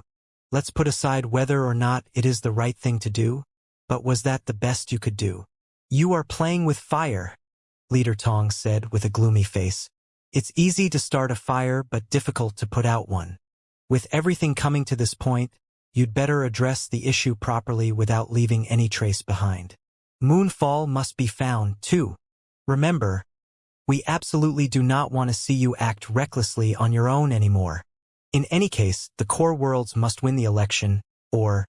Halfway through his speech, Leader Tong suddenly bulged his eyes and lost the ability to talk. Leader Zhao and Leader Tang were also frozen, unable to move anymore, when they just raised their teacups. It was because boundless killing intent was suddenly unleashed from Xianxia at that moment, which crawled out of her black veil and black suit like 10,000 black vipers, wriggling, slithering, and constraining them like soggy black chains. The pupils of the 3 leaders were immediately constricted to the minimum. They were the purest admin-type cultivators and more than 200 years old. Too busy taking care of the affairs of their sex day and night, they had been greatly worn out, and their soul was not nearly as strong as before. Xianxia, on the other hand, was a saintess educated by the pantheon of demons of the blood demon sector more than 100 years ago. She was the most delicate slaughtering machine. After she pledged loyalty to the Federation and joined the Secret Sword Bureau, she had led the Dim Moon Squad in the most mysterious and unpredictable battlefields. In recent decades, especially after she was nominated as a minister, she had begun to change her image and always showed up in public as a gentle, elegant, and harmless woman. She had not really fought anyone in decades. After such a long time, even the big shots who supported Xianxia to power had forgotten what a terrifying person the weak woman hiding in the black mist was and took her for a puppet that they could rub and shape however they saw fit. The 3 admin-type old nascent soul stage cultivators, suppressed by Xianxia, a new nascent soul stage cultivator talented in both management and battle, were not even able to blink. The teacups in their hands were the only things that were still emitting hot air. Let me repeat myself. Please listen carefully, leaders. This is just another minor issue that I will take care of.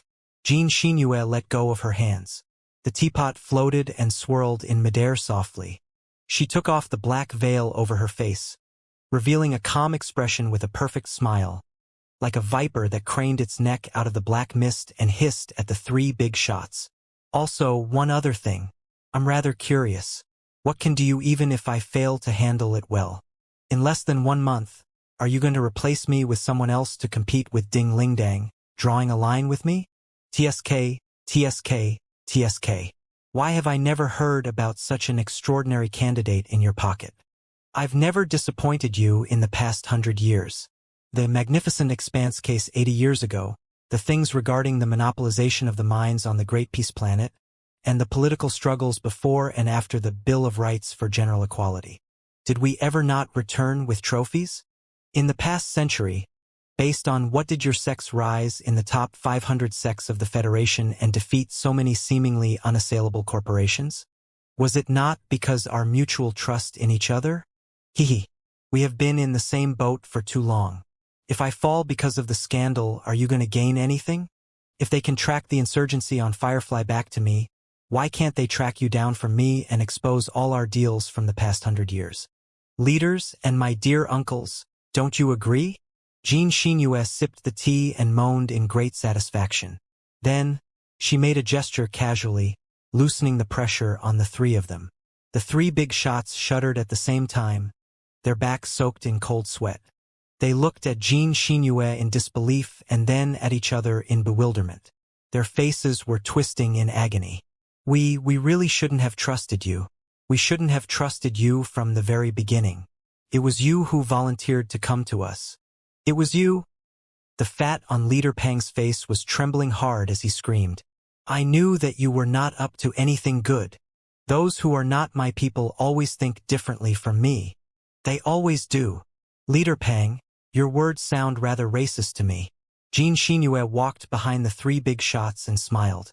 Although the three big shots had all regained their ability to move, they did not dare move at all for some reason. They did not even have the courage to look back. Hee. I swore an oath to my master 100 years ago that I would become the speaker of the Star Glory Federation one day, at whatever cost and through whatever methods. Xianxia's smile was gradually gone, replaced by coldness and ruthlessness. She said one word after another. Therefore, just rest assured, I will never be defeated by Ding Lingdang. Never. You don't have to do anything except trust me and support me without reserve. Devote all your resources and strength to me, and we are going to win the war side by side. Pa. As she spoke the last syllable, Xianxia firmly patted Leader Pang's shoulder. Leader Pang and his companions could not help but shudder again.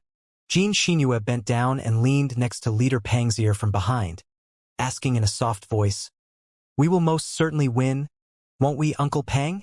Leader Pang struggled to swallow and nodded uncontrollably. Yes, we will. Fantastic. Xianxia's frozen face immediately melted, and the sunniest smile beamed out. All right, I must go back to my ministry for a meeting. You just take your time to enjoy the tea here. The tea leaves named Purple Spring Dragon are rare enough even in the forest ocean sector where they are grown. It would be a shame if they are wasted. Xianxia left the secret room with a series of chuckles, leaving the three big shots of noble sex who had been dominating the Heaven's Origin sector and the Flying Star sector since the age of the old Federation staring at each other in silence and feeling the coldness that was emitting from the deepest part from their bones. A long, black, bulletproof shuttle quietly ascended to the top of the private club and moved toward the plaza of the Ministry of Equality and Development like a ghost. However, Xianxia was not on the shuttle. It was not until 5 minutes later that another seemingly plain shuttle flew out of a parking lot not far away from the private club toward the industrial district in the northeast of the capital city. After zigzagging for half an hour, the shuttle slowly landed in an empty, rusted, and forsaken warehouse that was soon to be rebuilt. When she got out of the shuttle, Xianxia felt particularly cold. She put on a thick, black leather coat made from the hide of a horned camel. Kata, kata, kata. She walked through the warehouse that was entirely empty. Her high-heeled boots clicked on the ground, uttering crisp and hollow sounds. When she was about to reach the end of the warehouse, Xianxia stopped and completely took off her black veil, revealing a pale, delicate face. Opposite her, deep inside the warehouse, Ding Lingdang in a dark red training suit strutted straight toward her and stopped 3 meters away from her. For two nascent soul stage cultivators, it was certainly not a friendly distance. Ding Lingdang and Xianxia, perhaps the two most dangerous women in the Star Glory Federation, confronted each other in silence, 3 meters away from each other. Walla, walla, walla. The warehouse could not withstand their raging spiritual energy anymore despite its spaciousness. The broken windows around were all vibrating crazily and screaming in devastating noises. Masteress, I did not expect that you would ask me to meet you in such a place. Xianxia put on a vague smile. You and I are both celebrities right now and sort of competitors. If the media learn of our meeting, it will be more than breaking news. It will be a superstorm. However, on second thought, how many years has it been since we last had a sincere conversation face-to-face after Master left? We have never done this before. Cut the nonsense. Ding Lingdang went to the topic directly. Are you responsible for the insurgency of the immortal cultivators on Firefly? Did Lu Qingchen work for you? Have you been supporting the CFIA in secret? Xianxia seemed to have foreseen that Ding Lingdang would ask her those questions. She opened her hands and said, Masteress, you choose to believe such groundless gossip? It is exactly because I don't that I have come to you. Ding Lingdang stepped forward again, shortening the distance between them to 2 meters. Xianxia, look me in the eyes and give a straight answer to the question just now. If you dare look me in the eyes and say that you didn't do any of that, I will believe you. Xianxia looked at Ding Lingdang's eyes, but the infinite brilliance in them quickly forced her to look away. She continued smiling. Masteress, when you are truly elected as the Supreme Speaker of the Star Glory Federation, of course, I will tell you everything I know, and all the secrets will be disclosed to you. But right now, a lot of things are still classified at the highest level. I cannot tell you, and you are not qualified to hear them. Ding Lingdang sniffed. So, is the exposure from Moonfall all true? As the Minister of the Ministry of Equality and Development and the President of the Dim Moon Fund, I cannot say a word to you, Xianxia said. However, since you are my masteress, if this is just a private, casual chit-chat between a masteress and a disciple, I would like to discuss one thing with you. Assuming that the leader of an intelligence agency, let's call her Xianxia, in a non-existent country, let's call it the Star Glory Federation, really did those things, so what? Is there a problem? The situation is obvious right now. The expedition army of the Imperium is arriving and will possibly show up right above us any second.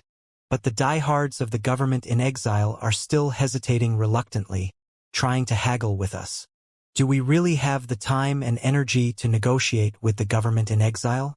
An insurgency of the immortal cultivators that discovered in advance can point out the threat of the immortal cultivators for the leadership of the government in exile and help them eradicate the internal pustule. 2 birds, 1 stone. Why shouldn't they do it? By saying this, I am not implying that I did such a thing. But let's assume that a Xianxia did this some time ago.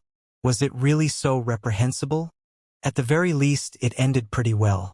The immortal cultivators lurking on Firefly were mostly fished up, and the old speaker of the government in exile asked for full cooperation with us actively in his fear. Tell me about it, Masteress. What makes you so angry about the issue? Or, is it because you think that the job was so marvelously done that it will significantly improve my standing and grant me a final victory? Bullshit. Ding Lingdang narrowed her eyes. Don't presume that everybody in the entire world considers the place of the Supreme Speaker more important than anything else. Let me tell you, even now, never for 1 second have I really cared whether or not I am elected as the Supreme Speaker. If you admit that you are responsible for the incident, and it was you who instigated the insurgency of the immortal cultivators on Firefly before suppressing it, is it any different from the firefighters who start a fire and then extinguish it later in order to earn credit for themselves? You have set foot on the wrong path. You have walked onto Lu Zue's path. What you are doing right now is no different from what Lu Zue did at all.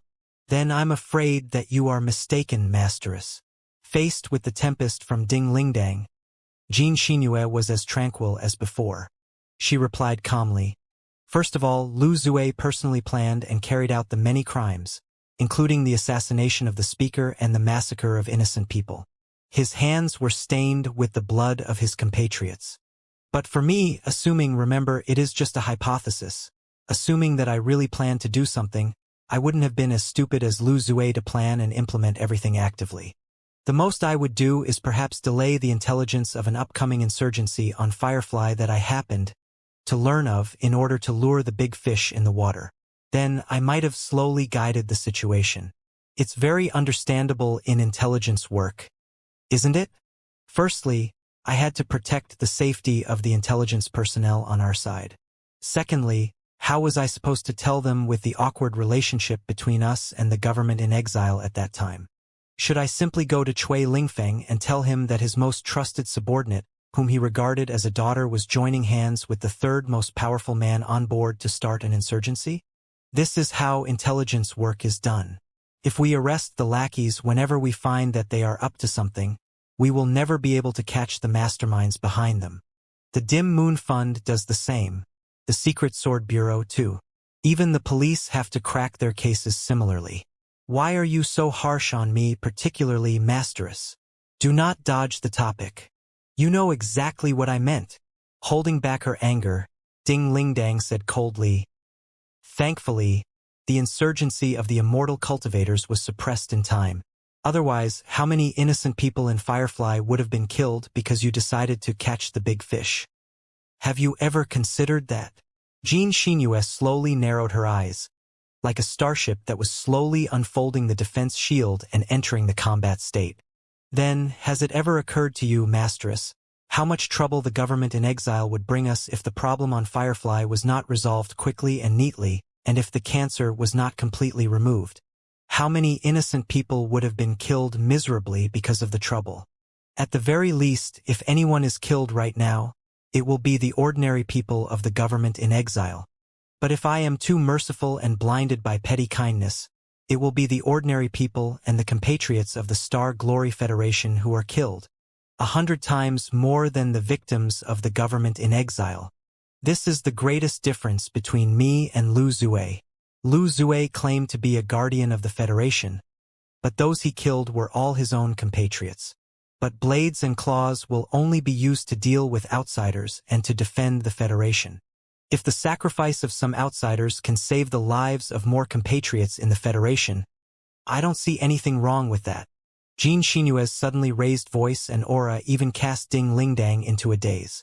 The human-shaped Tyrannosaur stared at the saintess of demons carefully and mumbled, "You are truly sinking deeper and deeper into the swirl of power, Xianxia. Although I always knew that you were ambitious and ruthless, I thought that Liao must have seen that you still had boundaries in your heart that would prevent you from doing the things that disregard all principles when he recruited you as a disciple. But he was mistaken. Look at what you've done in the past 100 years, especially the dirty jobs after you left the Secret Sword Bureau and established an independent Dim Moon Squad. Also, for the sake of the demons, you bent before the so-called big shots of the core worlds and worked as their accomplice willingly. Just think about everything that you have done. Do you not feel that you are slowly sliding from a cultivator into an immortal cultivator?" Xianxia smiled, apparently not thinking that it was a big deal. She tightened the coat on her body and remarked, "Cultivator or immortal cultivator? It is just a title. Is it any different from worker, farmer, policeman, or teacher? They are not words that are engraved into one's forehead and can never be removed. I don't have the time to bother about cultivators, immortal cultivators, and whatnot. I only know that I won't feel sorry for what I did either in front of my master or in front of the Federation. What, do you despise me because my methods were too filthy? But would the 4 new worlds have been conquered so easily without filthy methods? If I hadn't plucked all the annoying stings with my brothers through life and death, how on earth would the rest of them have joined the Federation obediently? Through the clandestine approaches that the Dim Moon Fund adopted, the 4 new worlds were fully integrated into the Federation at least 10 years faster. How many resources, military advancements, and combat ability improvements can we accomplish in 10 years? How many lives of ordinary people will be saved in the upcoming war because of the improvement? 1 billion? 2? 5? 10? If my hands can save the lives of another 10 billion people at the price of getting slightly dirtier, then I will have to bear my master's tutelage in mind and do what I have to do no matter what." Xianxia's voice was as cold as a frigid blizzard, lowering the temperature of the entire warehouse by dozens of degrees. However, the crimson flames of spiritual energy around Ding Lingdang were still flowing out incessantly like unstoppable magma. When she stared at Xianxia, There was no anger but deep sorrow in her eyes. Do you not understand, Xianxia? Your clandestine approaches, your blood and violence, will never resolve the problems fundamentally even if they can achieve something temporarily. From the moment they met, Xianxia had been at ease, and she had controlled the pace of their conversation tightly, but she was utterly dumbfounded by Ding Lingdong's remark. The delicate makeup and perfect smile on the saintess of demons' face were frozen before they split apart and were replaced by a genuine expression of disbelief and amusement. Did I hear it right? My masteress, the Valkyrie of the Federation, told me that you can't solve a problem with violence. Xianxia bulged her beautiful eyes to the maximum and examined Ding Lingdang for a long time. There are only two possibilities, masteress. Either your brain was damaged in the prolonged hibernation in the past century, or you are not Ding Lingdang at all but a certain duplicate that the Imperium of true human beings subbed in. Hehe. Violence can't solve problems. So, how did we conquer the Uranian ring sector under your lead? By wholehearted persuasion, like what you are doing to me right now. Yes, the Uranian ring sector was indeed conquered by force. I do not regret what I did in the Uranian ring sector, nor do I object to the war. Ding Lingdang sighed, but softness completely different from 100 years ago appeared on her face. However, I do feel sorrowful for some things that happened during the war. If there was a slim chance at all, I wouldn't have launched such a war and killed so many people or allowed myself to be praised as the god of war. Obvious disdain beamed out of Xianxia's face. Don't be hasty. Just hear me out, Ding Lingdang said solemnly. 100 years ago, before I entered the prolonged hibernation, I had never considered any philosophical questions but took violence for an ultimate solution to all problems driven by my instincts. However, in the past 100 years, I woke twice in the middle of the prolonged hibernation and lived 2 new lives in the Netherworld sector and the Uranian ring sector. I met a lot of people and experienced a lot of things in the journey of the new worlds where I seemed to be reborn. I also witnessed too much blood and destruction. To save the 2 worlds and to save the Federation, I began to think. The result of my thinking is that I've realized it is more important to know when not to use violence than to know when to use it. Just like what your master did 100 years ago. In terms of combat ability, he wasn't the strongest in the 3 sectors. During the assimilation of the 3 sectors, he did not resort to violence to solve all the problems, either. Of course not. Xianxia smiled. Other than violence, he also used a lot of sordid tricks that fooled many people. Ding Lingdang was lost for words. She was dazed for a moment before she replied, I would like you to consider it carefully, Xianxia. After having developed to this day, the Star Glory Federation has already reached the limits of violence with the 7 sectors it has. If our purpose is not just to dominate the edge of the cosmos but to fulfill our destiny for all mankind, it is impossible for us to conquer all 3,000 sectors with violence. Even if we do conquer them, the boundlessness of the universe itself means that we cannot govern them for long with violence and tyranny. The Imperium of true human beings intends to govern the hundreds of sectors in its territory with violence and tyranny, but not every emperor boasts the wisdom and strength of Blackstar the Great. As the authority of the crown declines, the experts of the subordinate worlds will come up with their own plans and fight each other for benefits. The Black Wind Fleet will be the best example. The Alliance of the Holy Covenant wants to deprive everyone of their emotions and turn them into pure tools, but humans are not tools. More and more people are bound to be awakened from the swamp of the ultimate path of benevolence. The reign of the Covenant Alliance cannot last long, either. What about the Federation? We have the national treasure that is a grand unified spiritual nexus, but the construction and maintenance of the grand unified spiritual nexus cost astronomical resources, and it is susceptible to cosmic storms. Also, as the distance increases, the cost will rise exponentially. 7 sectors are already the limits of the grand unified spiritual nexus under the current development level of our civilization. Let me ask you, in the near future, when we raise our flag and march toward the center of the cosmos, how much violence will we need to conquer and govern the worlds there? No. The most precious things in the Federation are not our violence, schemes, and tricks but our ideology and our purest path of the cultivators. We defend the ordinary people, we defend justice, and we defend everyone's peaceful life and beautiful home.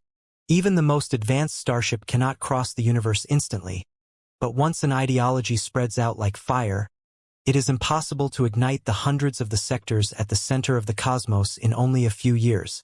As for you, you may call what you did in the past decades a means to an end, but you have greatly stained our ideology with you act. In years to come, when we truly march to the center of the cosmos, such a stain may pronounce the efforts of so many cultivators in vain. In years to come? Xianxia chuckled. With the imminent scourge of the Black Wind Fleet right before us, let's solve the crisis through dirty approaches before we invite you to preach on your noble ideology.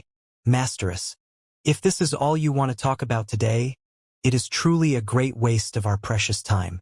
May I leave now, Masteress? Wait! Looking at Xianxia, who was turning around to leave, Ding Lingdang said, I will ask you one last thing.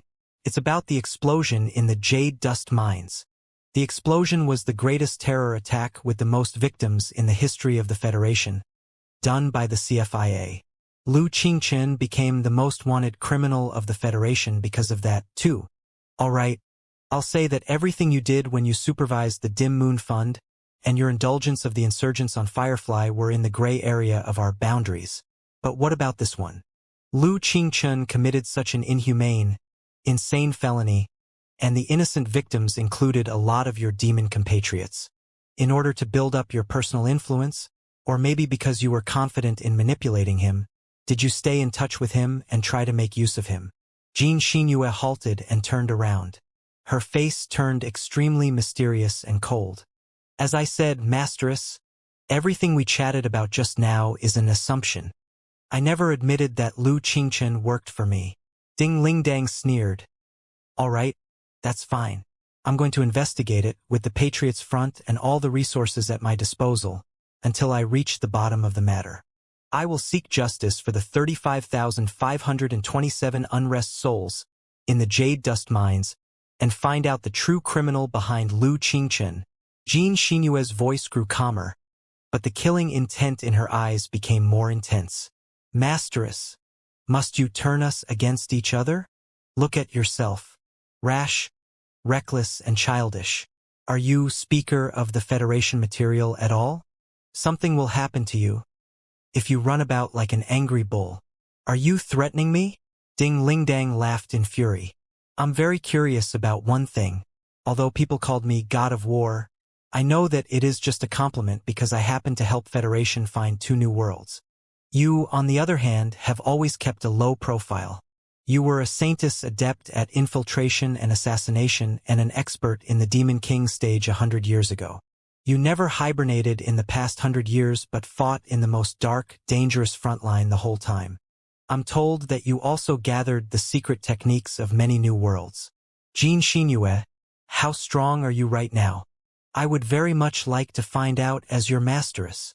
Faced with Ding Lingdong's ever-expanding spiritual energy that was almost tangible, Xianxia smiled and, combing her hair that was messed by Ding Lingdong's auras, replied, As I recall, somebody just said violence can't solve problems 3 minutes ago. Is this why they say it is easier to change the world than to change one's nature? Ding Lingdang smiled too. Fair enough. Then, let's compete in the battlefield for the Speaker of the Federation. Then you will be even more hopeless, Masteress. Xianxia yawned and said, With all due respect, and please don't be mad, Masteress, but I don't know why you are running for it even now. You don't appear to be someone who doesn't know herself. If you want to know, I'll tell you. Ding Lingdang strode forward until she was only 1 meter away from Xianxia. I ran for it because of you at first. I only came up to highlight you. Xianxia rolled her eyes. Oh, there is some friction and contradiction between the core worlds and the new ones. Nobody can deny that, Ding Lingdang declared resolutely. Only I can talk the people of the new worlds into supporting you after I lose the campaign so that you can control all the resources of the 7 sectors and resist the Black Wind Fleet. No candidates except me boast such influence that can help you stabilize the 4 new worlds quickly without leaving any chance for the Black Wind Fleet. That was my original goal. You didn't see it coming, did you? I was only showing up as a green leaf to help you stabilize the situation and concentrate the strength so that you could be the toughest wartime speaker in centuries. After all, I thought that you had your boundaries as a cultivator despite your ambitions, treachery, and lust for power. I thought I should believe in Liao and trust you and unite the Federation with the strength of both of us. But right now, I've changed my mind. You don't deserve to be the speaker of the Federation. The only place suitable for you is a prison. Let me tell you, an independent persecution group made of 30 persecutors has been established to investigate the relationship between the Dim Moon Fund and the CFIA. Let's see if you can persist for another month. Xianxia, take care. While talking, Ding Lingdang walked past Xianxia toward the gate of the warehouse without looking back. She was like a cluster of angry magma flowing past a cold block of ice, unwilling to spend another second with the other person. Ding Lingdang. There was finally fury and frustration in Xianxia's voice. She even stopped using the formal title. Don't think that you are qualified to be the speaker of the Federation after you get rid of me. A bull who has more bronze than brains such as yourself doesn't even deserve to be a mayor. You will ruin the Federation, whatever the battlefield is. Ding Lingdong's voice drifted close from outside the warehouse like rumbling thunder on the ceiling. I will win as long as I want to. Ding Lingdang left like a storm. Xianxia was left alone in the empty, abandoned warehouse in the black leather coat. However, if Ding Lingdang had not left but turned invisible and stopped in front of Xianxia, she would have noticed that when the Saintess of Demons bellowed Ding Lingdang in rage, there was not the slightest anger on her face. Instead, it was brimming with a clever smile, like a fox that had just stolen a fish. What a silly masteress. Xianxia yawned again and mumbled to herself. Still, she is quite adorable in her own way. Every overwhelming avalanche begins with the quake of one insignificant stone. However, before the thick and heavy snow that covered that entire mountaintop really collapsed, nobody could have foreseen that the tiny stone boasted such enormous destructive power. The things that happened one short month before the election of the most important speaker in the 100 years since the new Federation had been founded seemed to be further proving the point. When, 20 days ago, a mysterious person under the name of Moonfall exposed the so-called nefarious scandal in various media, a lot of idle people had been debating with each other on the spiritual nexus about the exposure. But honestly speaking, for every federal citizen who had received citizenship education and boasted rationality above average thanks to the edification of the game civilization, which also granted them the right to vote, they did not think that the scandal alone was enough to knock Xianxia down, even if some of them were Xianxia's opposers. A scandal was just a scandal, nothing more. The online exposure could be groundless and entirely fabricated. But even if it was true, there was still a major gap between Xianxia and a contemporary Lu Zue. After all, the Dim Moon Plan, exposed by Moonfall's secret letter, was a coup operation directed toward a different political entity beyond the Federation. Also, the plan was only targeting the highest leader of the political entity in principle, and Xianxia did not plan and implement it actively either, but merely kept silent in order to gain more benefits. Furthermore, her purpose was to eliminate all the uncertainties before the Black Wind Fleet arrived and win Firefly over for the Federation. It was completely a different deal from Lu Zue, who made multiple plans against the speaker and his own compatriots promptly just to raise a total war, eventually getting more than 10,000 innocent compatriots killed. All the federal citizens were mature enough to know that the real world was not a fairy tale or an online novel where one could defeat everything with mere passion and sense of justice. For a regional superpower that boasted 7 sectors and a population of more than 100 billion and was faced with a serious military threat, it was necessary to adopt certain unconventional methods at unusual times. Cultivators were sabers of humanity, not rosaries of humanity or sutras of humanity. They were certainly not the most lenient people in the world. Xianxia did it for a good purpose, although her methods were indeed questionable. There is no kindness in times of war. Even if this thing is real, Isn't it more proof that Xianxia is more suitable to be the Speaker of the Federation? Yes, we can make safer decisions in peacetime, but now that we are faced with the gravest danger since the establishment of the new Federation, only a determined and resolute person such as Xianxia can lead us to defeat the Imperium at such a moment of life and death. This war will be the real rise of the new Federation. After the initial shock and exclamations, similar opinions were gradually spreading out on the spiritual nexus and won a lot of supporters. I don't think Xianxia did anything wrong. On the other hand, Ding Lingdang or a certain guy in the Patriots front has played a rather foul move. It is obvious that this moonfall was made up by them. As the saying goes, a family should solve the internal conflicts within the family. Even if the Dim Moon Fund did organize the operation, there is still no need to publicize it and upset our ally and the general public. This is obviously the Patriots front trying to tear apart the Federation without considering the big picture just to take the helm. They are talking about a second Lu Zue? But wasn't Lu Zue the founder of the Patriots Partnership before? All in all, a week after the letter from Moonfall was exposed, the obstreperous noises on the media and the spiritual nexus did not seem to congregate into a storm.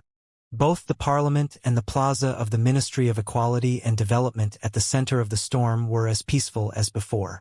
However, in places that news reporters and general public could not see, an independent group made of the best prosecutors and investigators of the Federation had already begun their investigation thunderously and shocked a lot of insiders of Xianxia's group.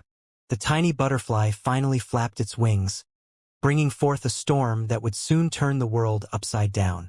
A week after the exposure of the letter from Moonfall, the stone that caused the avalanche finally dropped down. It landed in the station where the delegation from the rightful government of the Star Ocean Republic was staying. The appearance of Moonfall's letter disrupted all the arrangements previously agreed upon by the government in exile and the Federation. After a week's urgent negotiations, the delegation of the government in exile was finally ready to leave. They were about to transfer at the 100 Flowers Space Zone, which was at the center of the 7 sectors, before they directly jumped to the capital city in the Heaven's Origin sector in order to consolidate the time-tested friendship between the two parties and their mutual destiny on the path of cultivation. However, the morning the delegation was about to set off, an unsolicited guest barged into the hotel of the delegation recklessly in the middle of the reporters.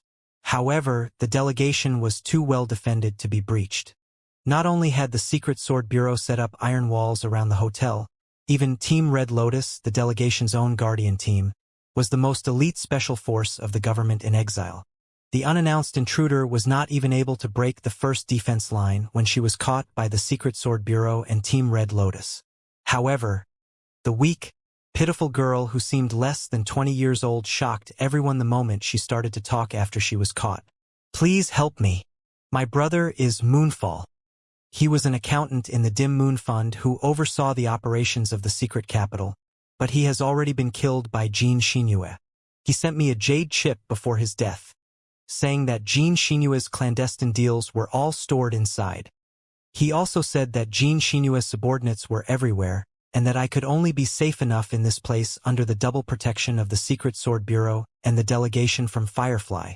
Only the delegation from Firefly can release the information to the public, so that everybody can know what Xianxia and the people behind her did."